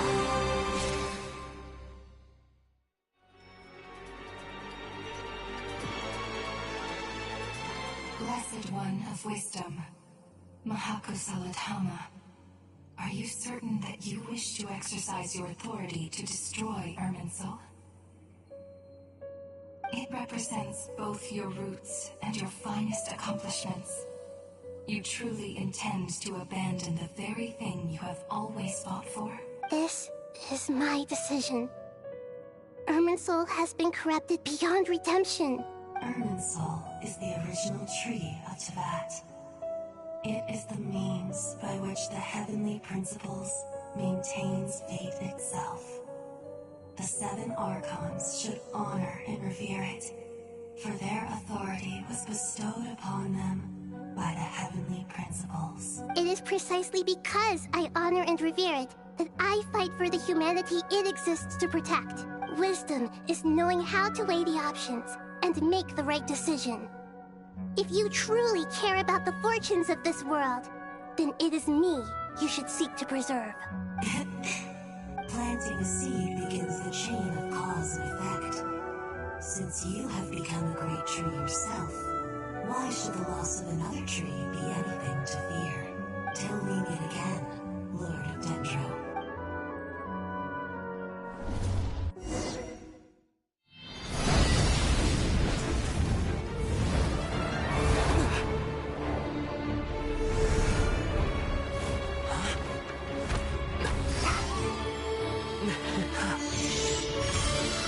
The first flame. The pure, cleansing fire.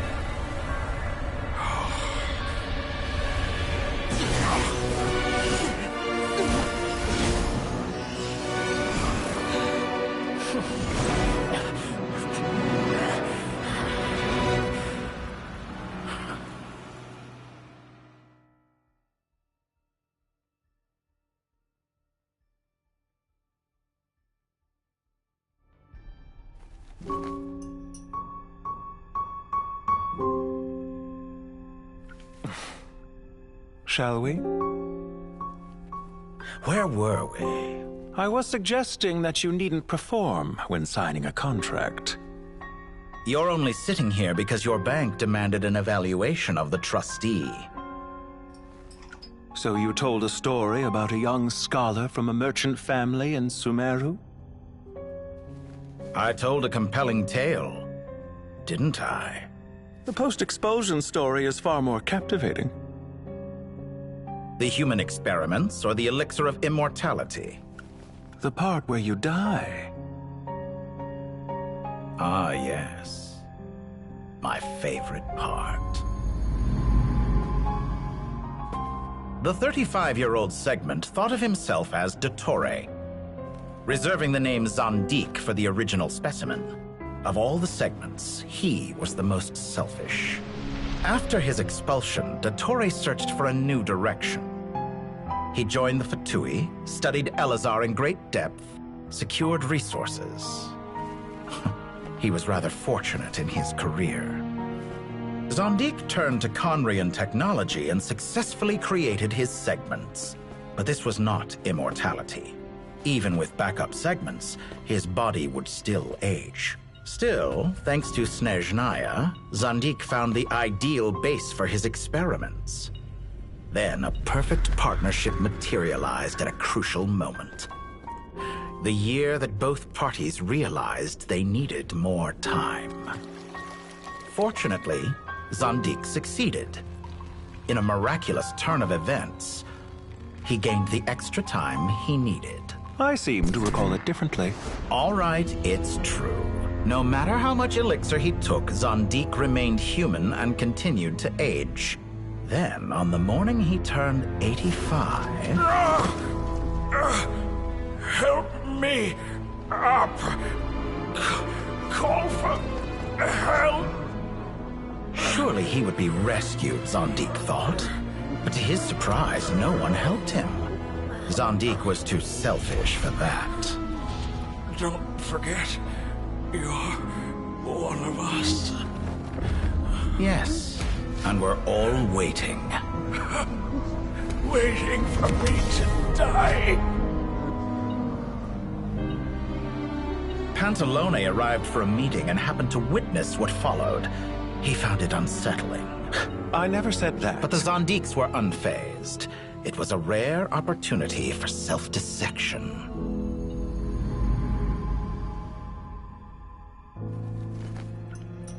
What does all that have to do with you depositing your data at Northland Bank? It has made me cherish my time in this world all the more. Fair enough. So you do have a sense of self-preservation.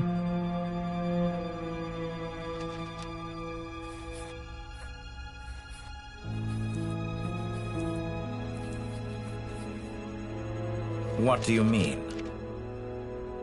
You're hardly normal, and you don't cherish life.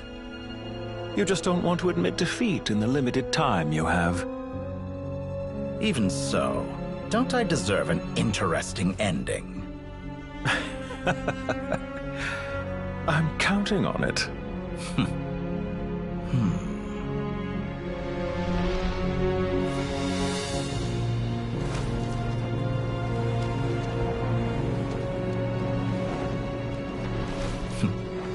If nothing else, I expect my funeral will be a grand affair indeed.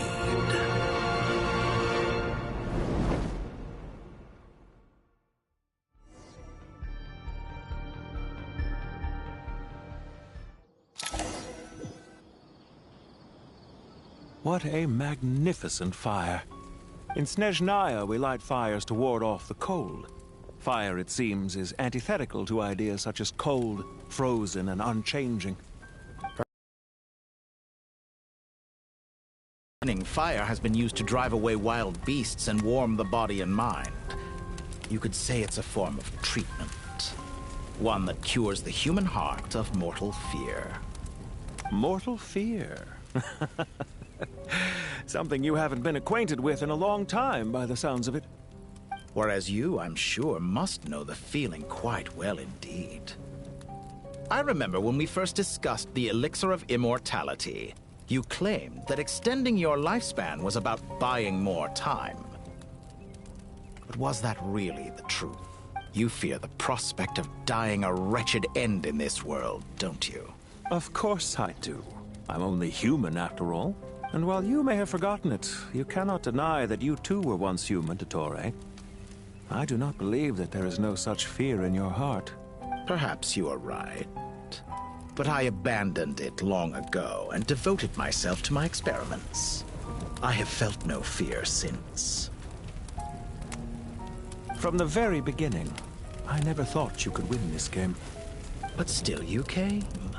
Contract in hand, to honor our agreement. Because I am a reputable partner. And as we have discussed, experiments are about more than results alone. The process is equally important. I have come here and completed my creation, and I do not regret my decision. I'm afraid your journey ends here.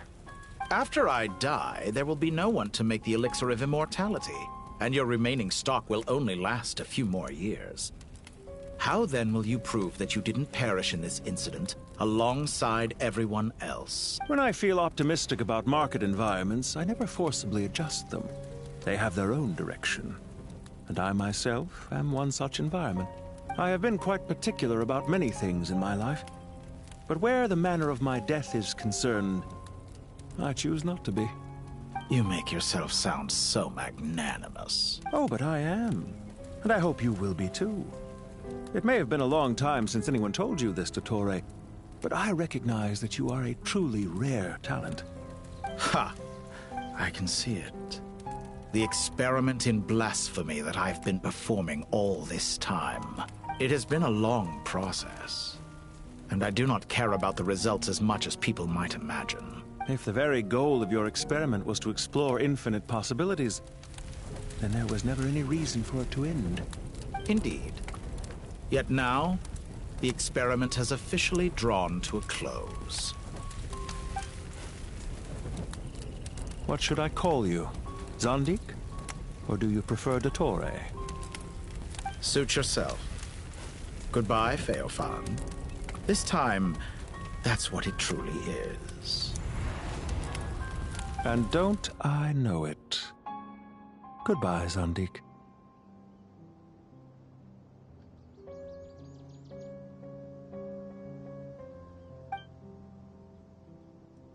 I could have carried out many more experiments, but to me, Lord of Denro, this outcome is certainly not the worst. I believe you. But unfortunately, this is where it all ends for you. This experiment does not belong to you, nor do any of the results. Experiment? It sounds like you're trying to outdo me in my own field. Wisdom is conveying information in terms that people can clearly understand. You know exactly what I mean. Indeed. I can see no further outcomes. Ha. You have a formidable mind, and you are braver than I thought. Setting fire to the very thing your survival depends on.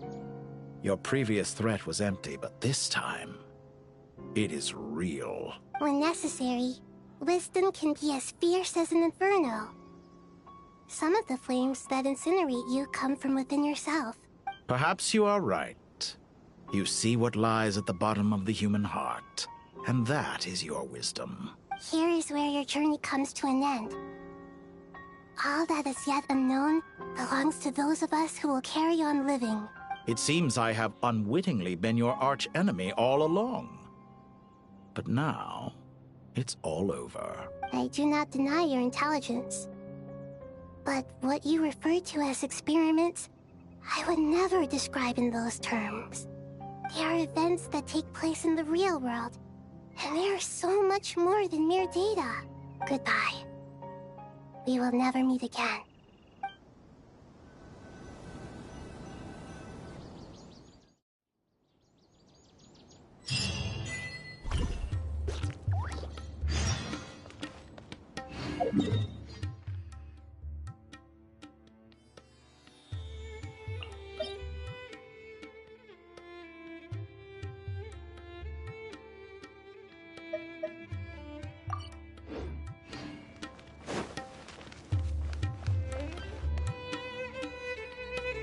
Well, that's the last of them. Everyone on the list is already back where they should be.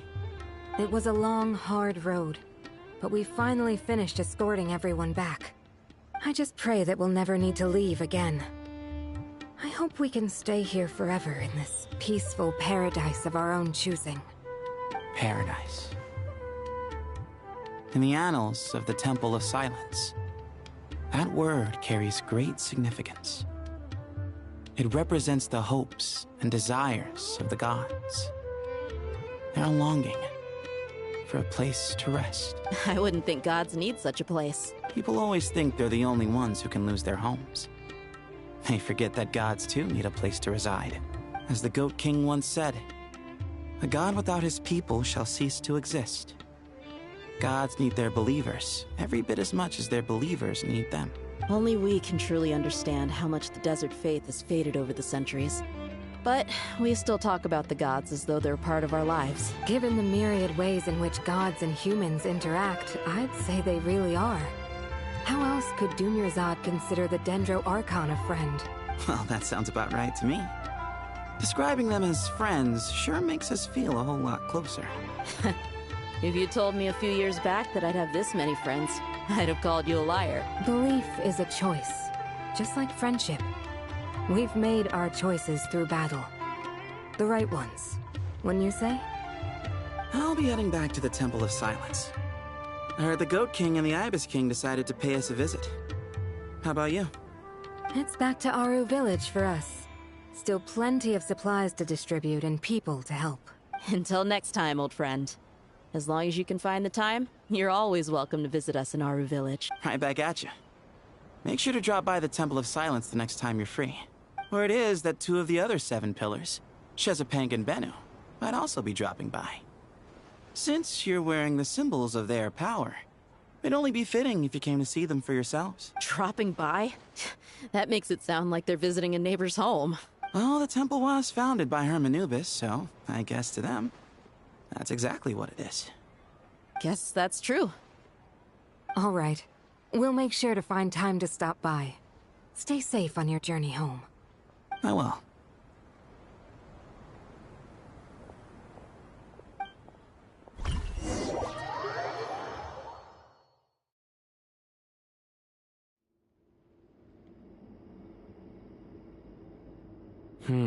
You do have a point. See? Retirement has always been a problem, especially for old-timers like us who've been locked away all these years. You finally step out into the light, and bam! You're face to face with a whole different world. Naturally. What do you think, Layla? Huh? Why would you think to ask me? How could I possibly be qualified to decide where the servants of King Deshret should live? Sorry if my question was unclear. Do you think their statues will stand out too much if we place them here? Hey, I never agreed to this. How could we possibly allow our statues to be left in Hermanubis' home? That would be like breaking into someone's house, then pretending it belonged to you in the first place. Different beliefs can coexist. We still need to respect one another. By which you mean, you two plan to stay at the Temple of Silence, for a while at least. But you have no intention of relocating your statues here. So, you see this as sort of a family visit? Is that correct? Family. You could say that. In a sense, Hermanubis would view this as his home. Just look at this place. Magnificent, is it not? The sad truth is, in the past, all three of us invested so much into misguided ventures. We failed to build what we should have, and wasted so much time instead. And what do you mean by that? I mean that for the most part, time spent associating with the likes of Sobek, and, let's say, Thoth, might reasonably be considered wasted. Why does that not surprise me? Go on. Anyway, given how much time we'll all be spending together, I'd say that the bonds we built will end up proving to have been a sound investment. Once Sethos, the current leader of the Temple of Silence, returns, you can discuss the matter of staying here with him. But judging by the expressions of everyone here, I imagine you'll receive a very warm welcome. This sacred ground houses untold knowledge, after all. What better place for the servants of King Deshret to appear in the mortal world? How about we share a meal together first? I imagine it's been many years since you last tasted fresh food. Oh, that sounds wonderful! After so many hundreds of years, I can only surmise that desert cuisine has become a lot more varied. Are we having a get-together? If you'd like, I can help prepare some food. After all, Lord Thoth, you helped me so much in the desert, and I still haven't properly thanked you. Oh, my, that would be wonderful. I'm touched that you still remember. How the times have changed. To the people of today, it seems the Ibis King has become a kind and passionate god. And you, Mr. Herreshoff? What kind of god do you wish to be? To be honest, I haven't given it much thought. How about you, Dendro Archon? Do you have any hopes for your future? Me? I'm very happy with my current life. Forgive my bluntness, but you do not seem to derive your authority from majesty and might, like Lord Al-Ahmar. Clearly your approach has its advantages, but also its dangers, don't you think? I do, but projecting a majestic front doesn't really suit me.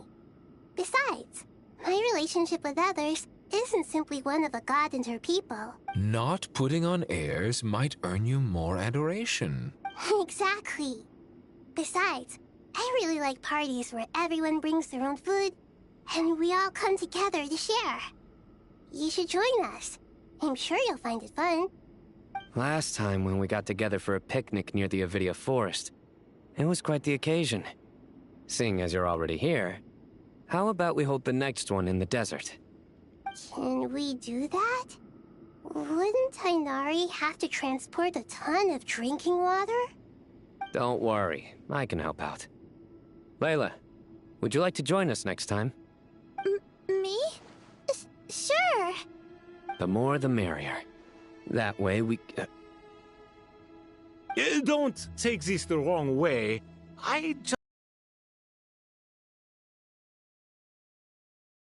is more our thing. In that case, VII Archon, what do you say? If I were to compete against you, I can't say with certainty I'd win, but I certainly wouldn't mind giving it a shot. Where's Sobek? I'm sure he'd be good for a few rounds. Cards, cards, cards! I'll always prefer chess. I wonder what variant of chess we're talking here. Mr. Thoth, is there some sort of astrological significance to this game? Oh, I'm glad you brought that up. As long as the leader of the Temple of Silence agrees, we can search Hermanubis' place for books to teach you how to play.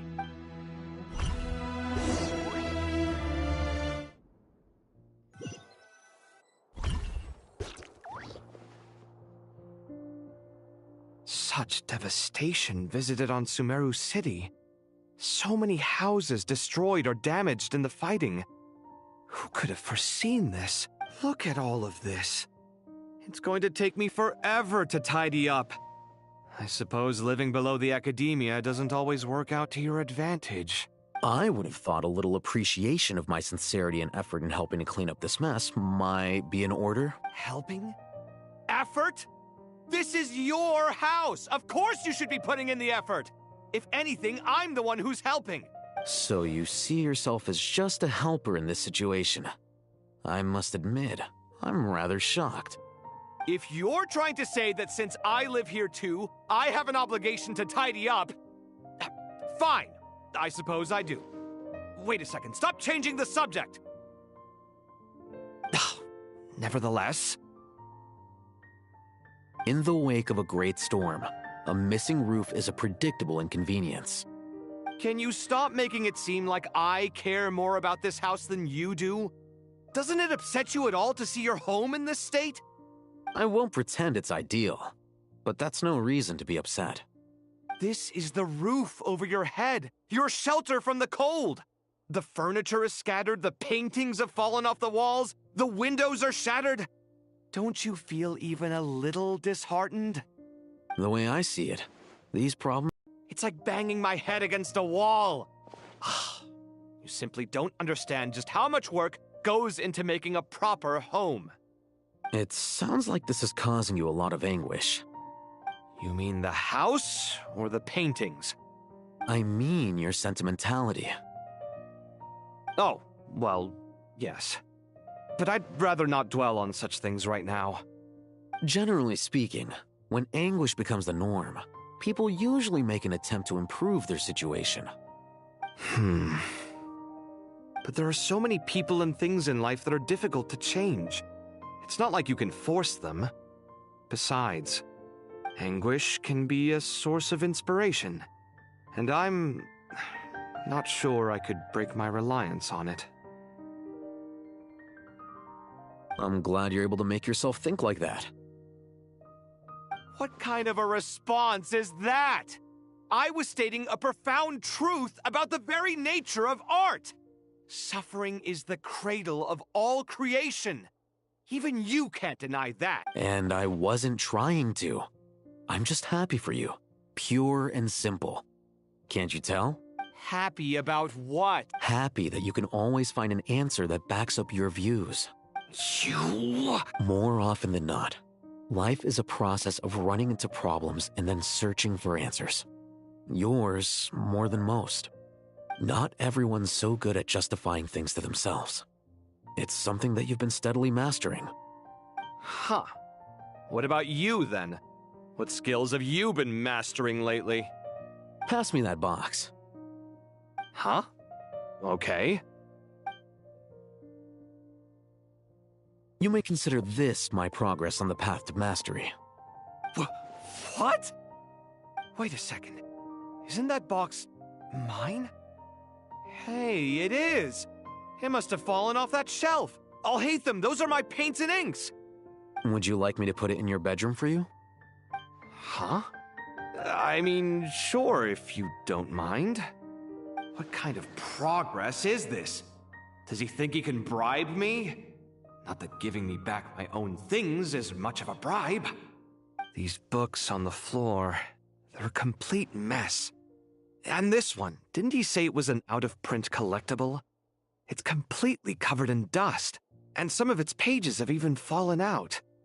Ugh, guess I should help him repair it. This one too.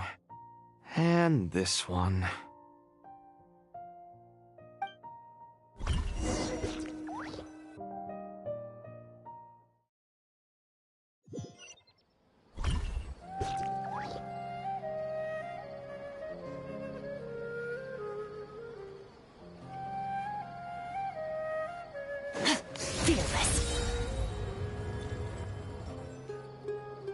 Local subter beasts, imported goods, such a bright future ahead. I can picture the Mora just rolling in.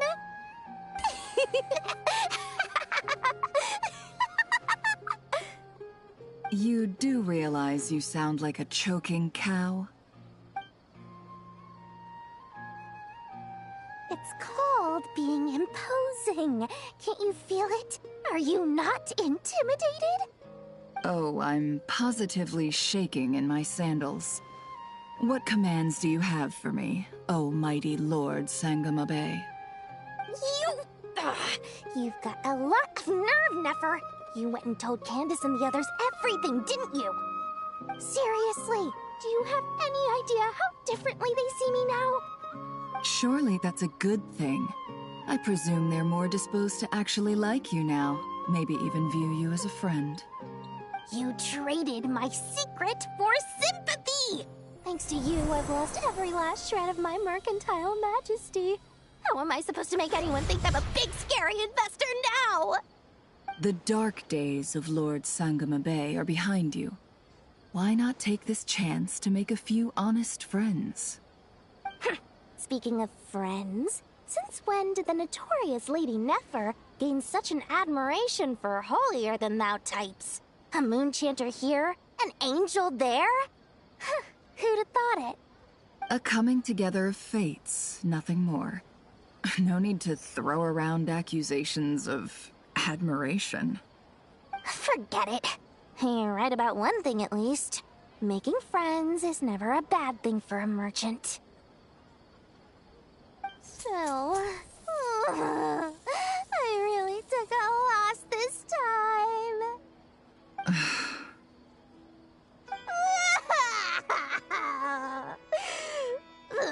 What are you looking at? I'm trying to see if you're really crying or if those are just crocodile tears. A little birdie told me that when Lord Sangama Bay makes money, the tears flow from the center of her eyes. But when she loses it, they flow from the corners. Which is it this time? Ugh, you are so annoying. I'm not talking to you anymore. Nefer, thank goodness you're here. I've been looking everywhere for you. Huh? Well. If it isn't the House of Dana's very own librarian. What can I offer you today, Miss Katayun? Oh, no. I'm not here to buy. I'm here to bring Lady Nefer a book, and a fascinating one at that. We agreed to meet at the entrance to the mausoleum of King Deshret. One more thing. I bought this copy with my own money. It's not borrowed.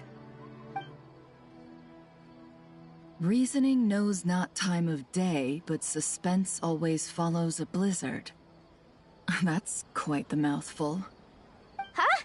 Isn't that the one that... It was all the rage for a while. People throughout the city were clamoring to get their hands on a copy.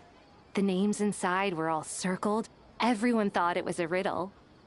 Don't bring up that book in my presence. I don't even want to hear its name. That thing was nothing but a scam. Surprisingly enough, I've actually heard of this book. though it doesn't seem of much consequence. So, what truth lies behind it? You're from the Vahumana and you're asking me what the truth is? I'd say the actual truth was about the least important part of the whole episode. I brought you this book because it probably has the most interesting backstory of any in the House of Dana's collection, at least in recent years. As for its quality, well, you can judge that for yourself.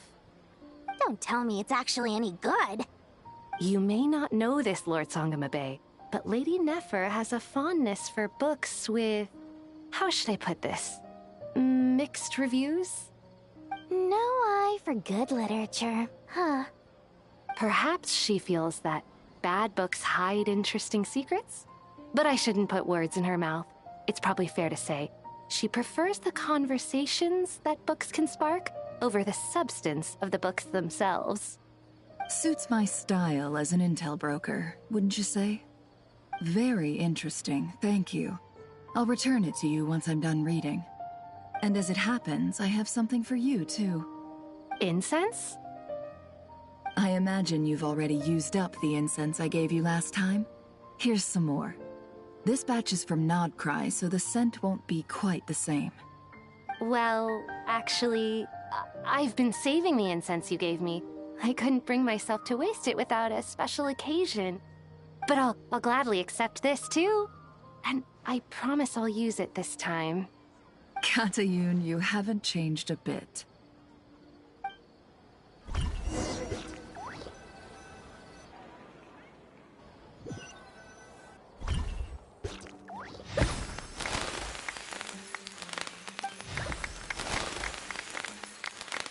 Congratulations, Kale. Well done, Kale. After studying for so long, you've finally become a full-fledged ranger. Sure hasn't been easy for you, huh? This really is fantastic news. All grown up. No longer a trainee, but an official forest ranger. Oh, the next step is to secure tenure in the academia. Thanks, everyone. It's true. I'm an official forest ranger now. Master Tainari, thank you for your guidance and support.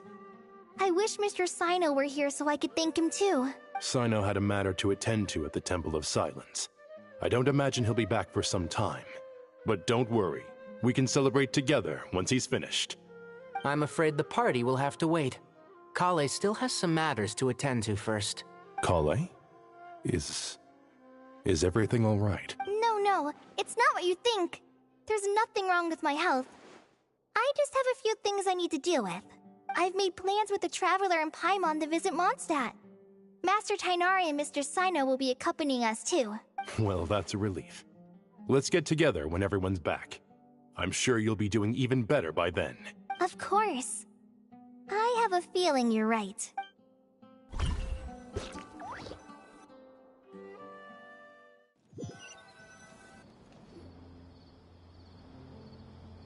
Phew! After all that catching up on sleep and food, Paimon's feeling full of vim and vigor again. For someone who spends so much time resting, your recovery routine is surprisingly simple. Hey! Paimon's been working her butt off too, you know. She flew all over the city helping everyone out. Don't worry, I saw how hard you worked. Alright, we all know you're the most hardworking person in Teyvat. As long as you're rested and full, that's what really matters. Paimon's been looking around the place, and it seems like the city's already on the mend. But Paimon's been wondering how Nahida's doing. We should check in on her. Fearless.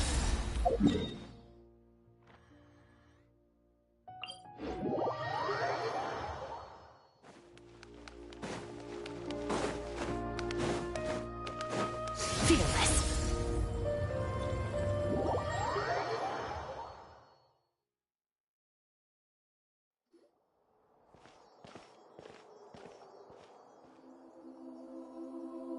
Hey, Nahida! And Hat Guy's here too! Traveler, Paimon. What's going on here? Nothing much. Nahida was just expressing concern for my physical and mental well-being. Oh, the Traveler told Paimon all about that. We've both been very worried about you. Are you feeling alright? You make it sound like I'm on the brink of some kind of breakdown. Truth is, I'm doing much better than you might imagine. If we can just get to the bottom of Dottoro's intentions, we can minimize his negative influence. That's the sort of thing I excel at. Just listen to that newfound optimism. It seems like having you enroll in the Vahumana was a truly inspired move. I can really see the positive influence. Observe, a classic Sumeru specialty. Chalking everything up to education and learning. To be honest, even I can sense the change in you. Everything Dottore said to you was a way to manipulate your mind. Fortunately, you're no longer under his sway. Can someone as old as me really continue to grow? If it helps, just think of yourself as a late bloomer. It's all a matter of phrasing, and it comes down to what standards you measure yourself by. For a puppet, developing at such an age is perfectly normal. But if you choose to call yourself a late bloomer, it sounds more like you consider yourself human. However you see yourself, well done. All right, I see what you mean. Anyway, what's your next step? What else can I do but complete my current courses? Everything else can wait. Anyway, that's enough chit-chat. There are still things in the city I need to help out with. I'll be heading there now.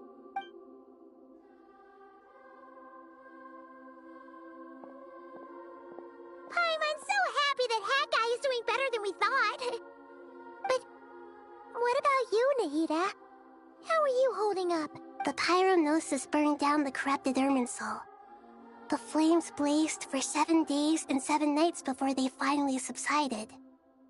All that was left were the parts underground. Now, Aru shoulders the responsibilities that once belonged to Irminsul. The situation was contained before it got out of hand, so Tevat's most vital information has largely been preserved. Irminsul has a strong influence over you, doesn't it? How will you cope now that it's gone? There is no need to worry. Thanks to Nicole's extraordinary talents, my connection to Irminsul has been severed and transposed onto Aru. Angels can do things like that? They can. Such abilities are precisely what makes them so powerful. The goddess of flowers, Nabu Malikata, once claimed that she too could perform feats beyond the reach of mere mortals. In my eyes, much of what she went on to achieve reached such transcendent levels. Her and Nicole really are both fascinating and magnificent. So, does that mean your situation is stable now? Correct. Just imagine that Aru has become the new Irminsul, and the essence of my existence has been bound to it. The wisdom of Sumeru has ultimately converged into a single, unified entity. Should we ascribe this all to fate? Or is it merely fortune? Whatever it is, the important thing is that you're okay, Nahida. Dendro Archon, Lesser Lord Kusanali. Oh, thank goodness you're here. Greetings, Traveler and Paimon. Sir Nevis, do you have something urgent to say? Yes, there's something I need to report. We've received a message from Snezhnaya.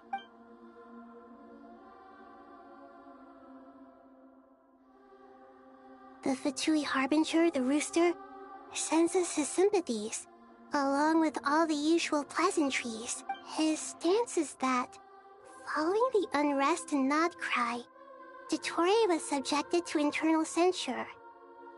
This madness was the act of a rogue element, one who cannot be seen to represent the Zapoliarni Palace. No less than can be expected.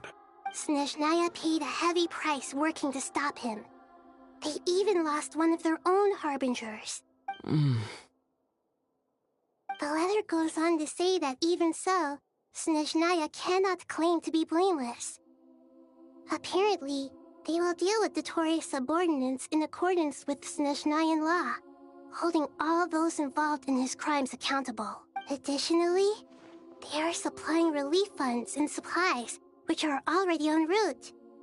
They hope this will aid in Sumeru's reconstruction. Sounds like he's got an answer for everything. True. But as diplomatic rhetoric goes, it's highly effective. Completely watertight, both in logic and sentiment. This disaster has had a profound impact on Sumeru. There is much that I will keep in my heart. The matter of Dottore can be seen as settled for now. We are sure to cross paths again in the future, and in that light, Snezhnaya would do well to uphold their responsibilities and keep a tight rein over their actions. With Irminsul burned, the flow of fate now carries many more possibilities. I will be watching carefully. Perhaps we can move on to a less serious matter? Dendro Archon, will you eat with us once this matter is dealt with? Everyone wishes to celebrate together. Your presence would be most welcome. Of course! Junior Zod, Sino, and Hypatia all told me the same thing. If there isn't enough room for everyone, we can arrange back-to-back feasts. What a wonderful idea. That just leaves the question of what we should eat. Not more tomatoes, surely. More? Dendro Archon, what do you mean by more tomatoes? Those good friends of yours are always talking about tomatoes. Sometimes when I'm walking through the city, I can even hear them arguing in the fields. Since you see them so often, you must hear about tomatoes even more than I do. Tomatoes. Tomatoes. The word has a certain magic to it.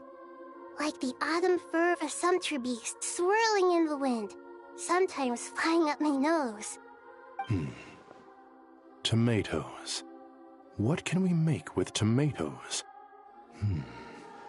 Wait, why tomatoes? Take your time, there's no need to rush. The Traveler, Paimon, and I still have somewhere we need to visit. You'll have plenty of time to think it over before I return. Does this mean you're going to Natlan? Meeting them there in person. It will require a long journey. I know. But this is necessary. I must go myself. Traveler, Paimon, we'll set off as soon as you're ready. Is that all right? Sure. We'll be ready whenever you are. You'll hear no objections from Paimon. We should grab some snacks along the way, though. It'll be just like going on a long holiday. Wonderful. I'm looking forward to this so much.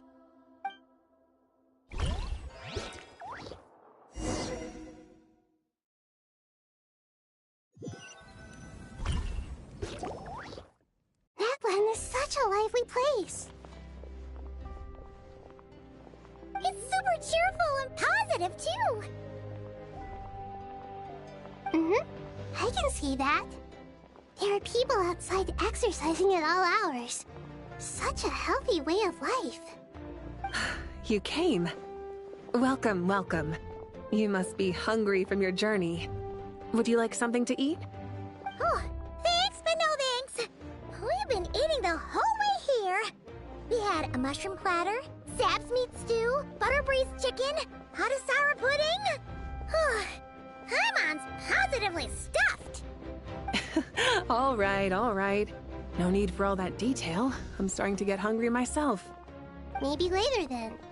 We can wait till everyone's got an appetite. Then I'll head out for a meal together. Sounds like a plan. Let's find somewhere to sit down.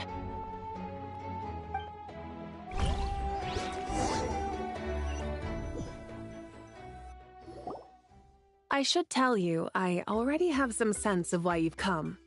Why's that, Malika? To say thank you. Your senses are spot on. But on top of that, we also feel guilty.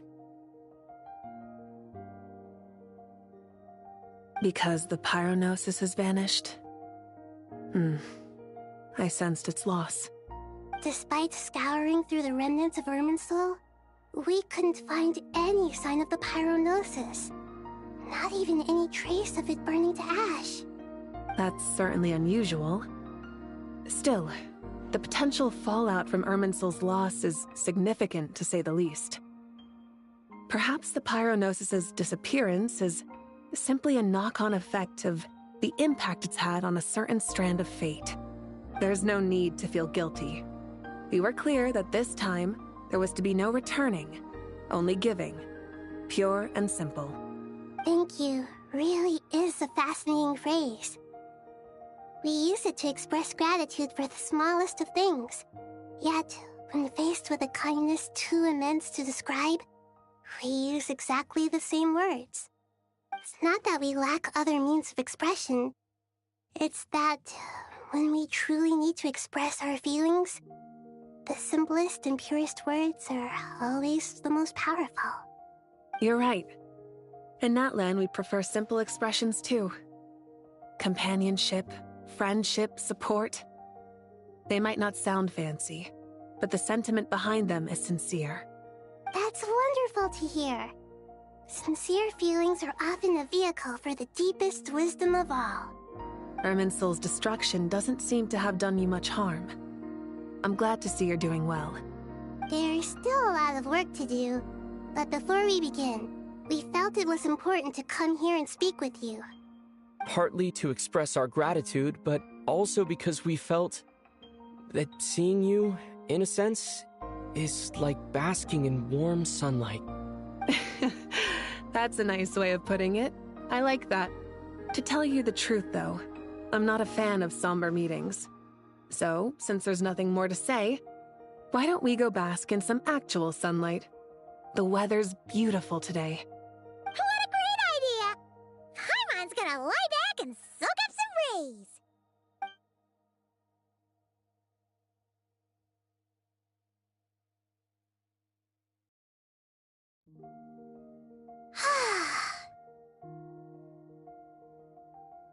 In that case, I think I'll lie down for a bit too before we head to our next stop.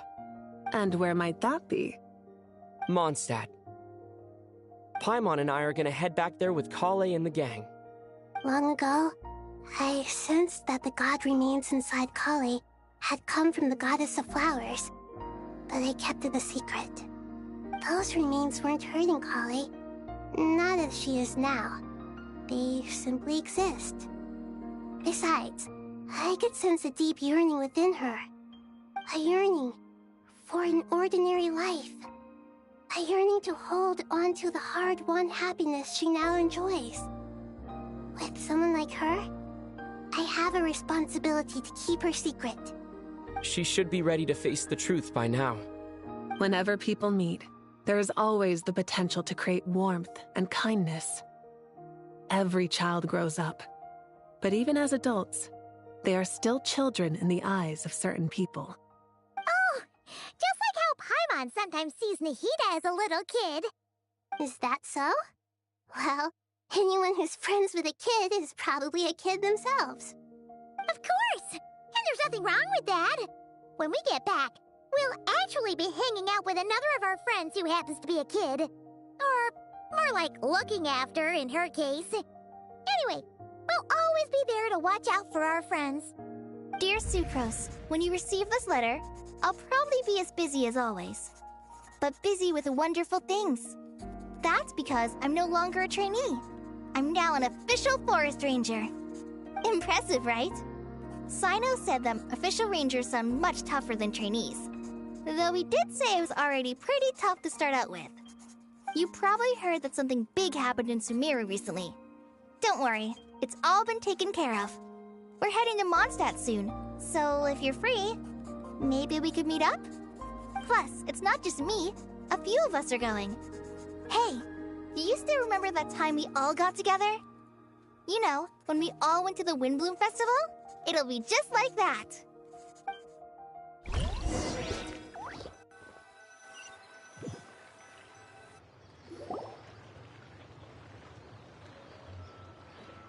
Dainari, is that... Don't you say it! Is that the great VII Astra? Behold, the great VII Astra, General Mahamatra. How times have changed. I wasn't expecting you to beat me to the punchline. You've changed. You've really upped the aggression in your battle against Sino's jokes. Kale, how did you know what I was going to say? For the love of... Hey! Traveler! Paimon! You're right on time! I hope we haven't kept you waiting. Calais! Sucrose! It's been so long! How have you been? I've been well. Everything's going great. What about you? Are you still busy? Not at the moment. Oh, right! That juicer you gave us works amazing! Farzan loves it. Seriously? That's wonderful. I don't suppose you drew up a detailed test report. Oh, what fruits did you use? How's the texture of the final product? Sucrose, you might want to try asking your questions one at a time. Albedo! Paimon didn't see you there! It's been a while since all of us were together like this. How about we follow the same plan as last time? Good idea, my friend. You never disappoint. So, what are your identities this time? Don't remind him. First things first. Allow me to introduce our very own official Forest Ranger Calais. The rest of us are simply her humble travel companions. This sounds like one of those mushy stories that gets people hooked on some corny, heartwarming premise. Oh, is our story not heartwarming? If I recall correctly, there was even a scene like this in King of Invocations. Besides being heartwarming, our story's also about tough, impressive-sounding job titles. At least that's what I think.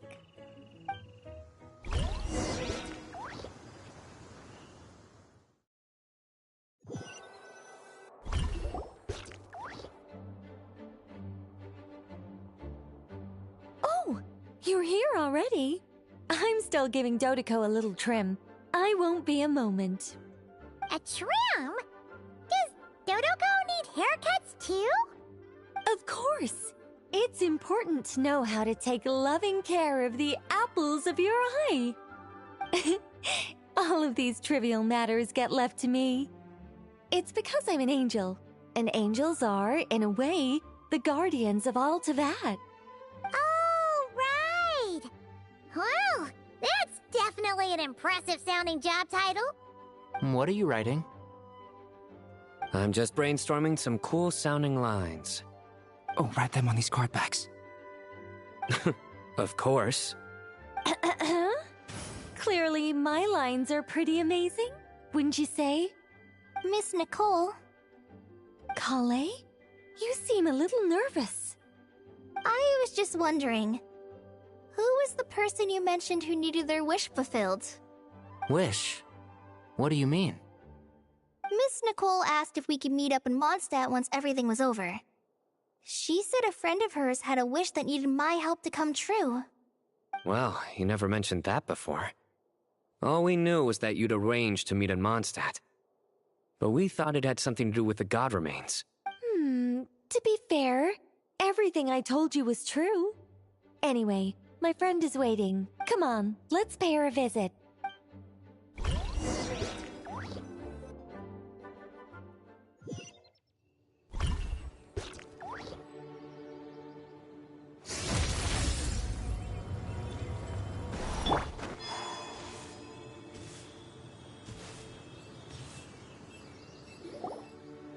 Huh? You're... Surprised? I bet you weren't expecting to meet a woman like me beneath this beautiful tree in a faraway land. An oasis will spring from the place where a djinn resides. That saying falls somewhat flat here in Mondstadt, given that everywhere is already so lush and green. Lilupar! What are you doing here? I made friends with Miss Nicole. I asked her to bring me here and then invite Calais to come. The prologue to this story is that I have a wish. It has stirred within my heart for centuries. Millennia, even. Originally, it was merely Al-Akhmar's lie, but now it has become reality. Could this be... Related to the goddess of flowers? My dear young lady, my mistress left her final trace in this world upon you. I can't tell you how glad I am to see you here. And now I have seen you, and peered into your heart. You have experienced hardships and suffered setbacks. The torment an ordinary person might expect to face has befallen you threefold. This is the source of your resilience, but beneath all this, I've witnessed the seeds of desire. You yearn to return to the simple life you once knew, do you not? I do. I want to throw away everything that isn't mine. But how do you decide what is yours? The scars that others carve into your flesh? The kindness and love they inscribe? Are these things not yours as well? They are. This is something I've talked about with Miss Nicole. Miss Nicole said I should learn how to adjust my standards. I just want to live as an ordinary human. Anything beyond that isn't mine. Don't you want anything from the remains of the goddess of flowers? She gave me a revelation once. I think that's already more than enough. In the past, you would not have possessed such a rich heart. Your brief life has taught you to hold on to everything good, to home in on kindness. How fascinating. You're nothing like Nabu Malikata, and you're certainly not her. Of course not. I'm not some great and powerful being, Miss Lilopar. Yet I am a Jinn.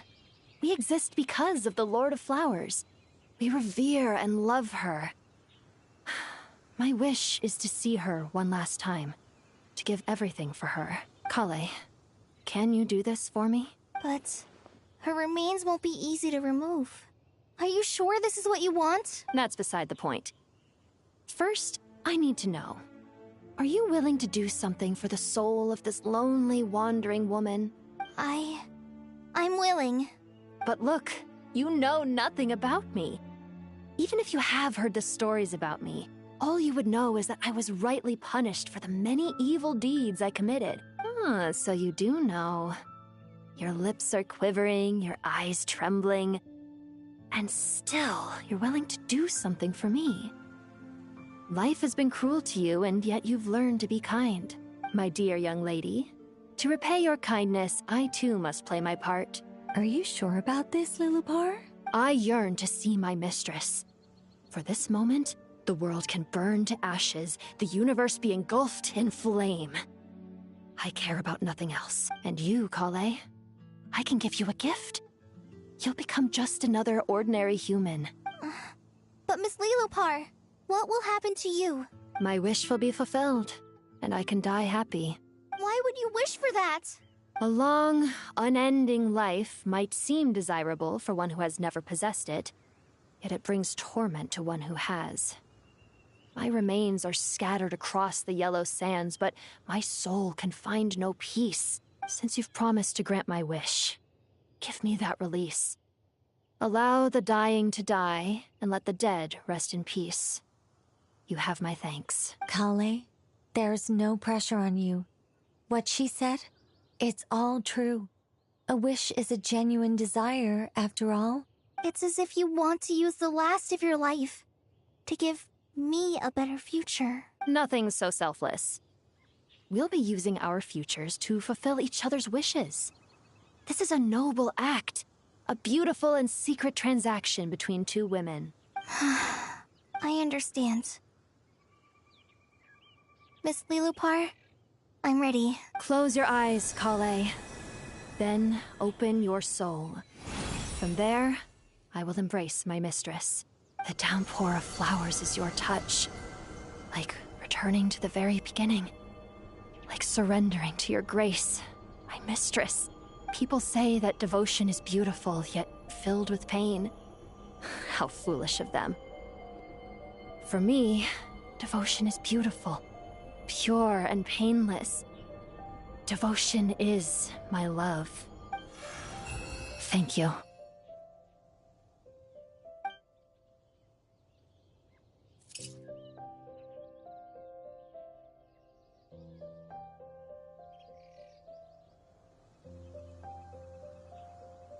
Lilopar! She disappeared? She left, carrying the blessing of flowers. Kale, are you alright? I'm fine. Now that the remains are gone, I don't actually feel any different at all. Those remains weren't hurting Kale. Not as she is now. They simply exist. Besides, I could sense a deep yearning within her. Kale must have already received what she was yearning for. I'm doing fine. I feel relaxed. There's really no need to worry. Then my wish has come true, too. To become ordinary? That's just one of my wishes. Actually, I have a few more. For instance, I want to protect the people I meet and help them find happiness. That sort of thing. So between Miss Lilopar and me, you've fulfilled 2 wishes already. And protected 2 people. Wonderful, isn't it? I feel so fantastically happy. I guess that settles things here. So what's next? What do you want to do when we get back to town? Clay, look who I've brought to see you. Hey, Kale! I heard you guys were holding some kind of secret event. How come you started without me? Huh? Oh no, it's nothing like that. We were just saying goodbye to an old friend. Really? Who? Me. The old me. So that's what this is all about. Did you come all the way to Mondstadt for that? Because we knew the old you so we could witness the change? Exactly. The old me is gone. I puffed her into the air, and she became a fluffy pink cloud, floating into the sky, before disappearing forever. Do you think, maybe up in the sky, she has friends waiting for her with test tubes, flasks, and bows? Oh, when you put it like that, it doesn't sound so bad after all. What do you think, Miss Nicole? I think maybe that's right. At least, if it were up to me, I'd consider that a happy ending. Dear Sucrose, even though my childhood ended long ago, these past few days have really felt like growing up again. I've become stronger, and I feel like I can finally accomplish things by myself. Surely someone as mysterious as you will find a friend like this fascinating? Always growing, always thriving like a plant. I came to say goodbye to my old self. I know that after this, she'll be gone. Thinking about it makes me feel a little lonely. I know the weakness that kept me company will one day leave me too. But somewhere in my heart, I feel a great sense of joy. It feels like I've always wanted to take this step. To walk towards the new me.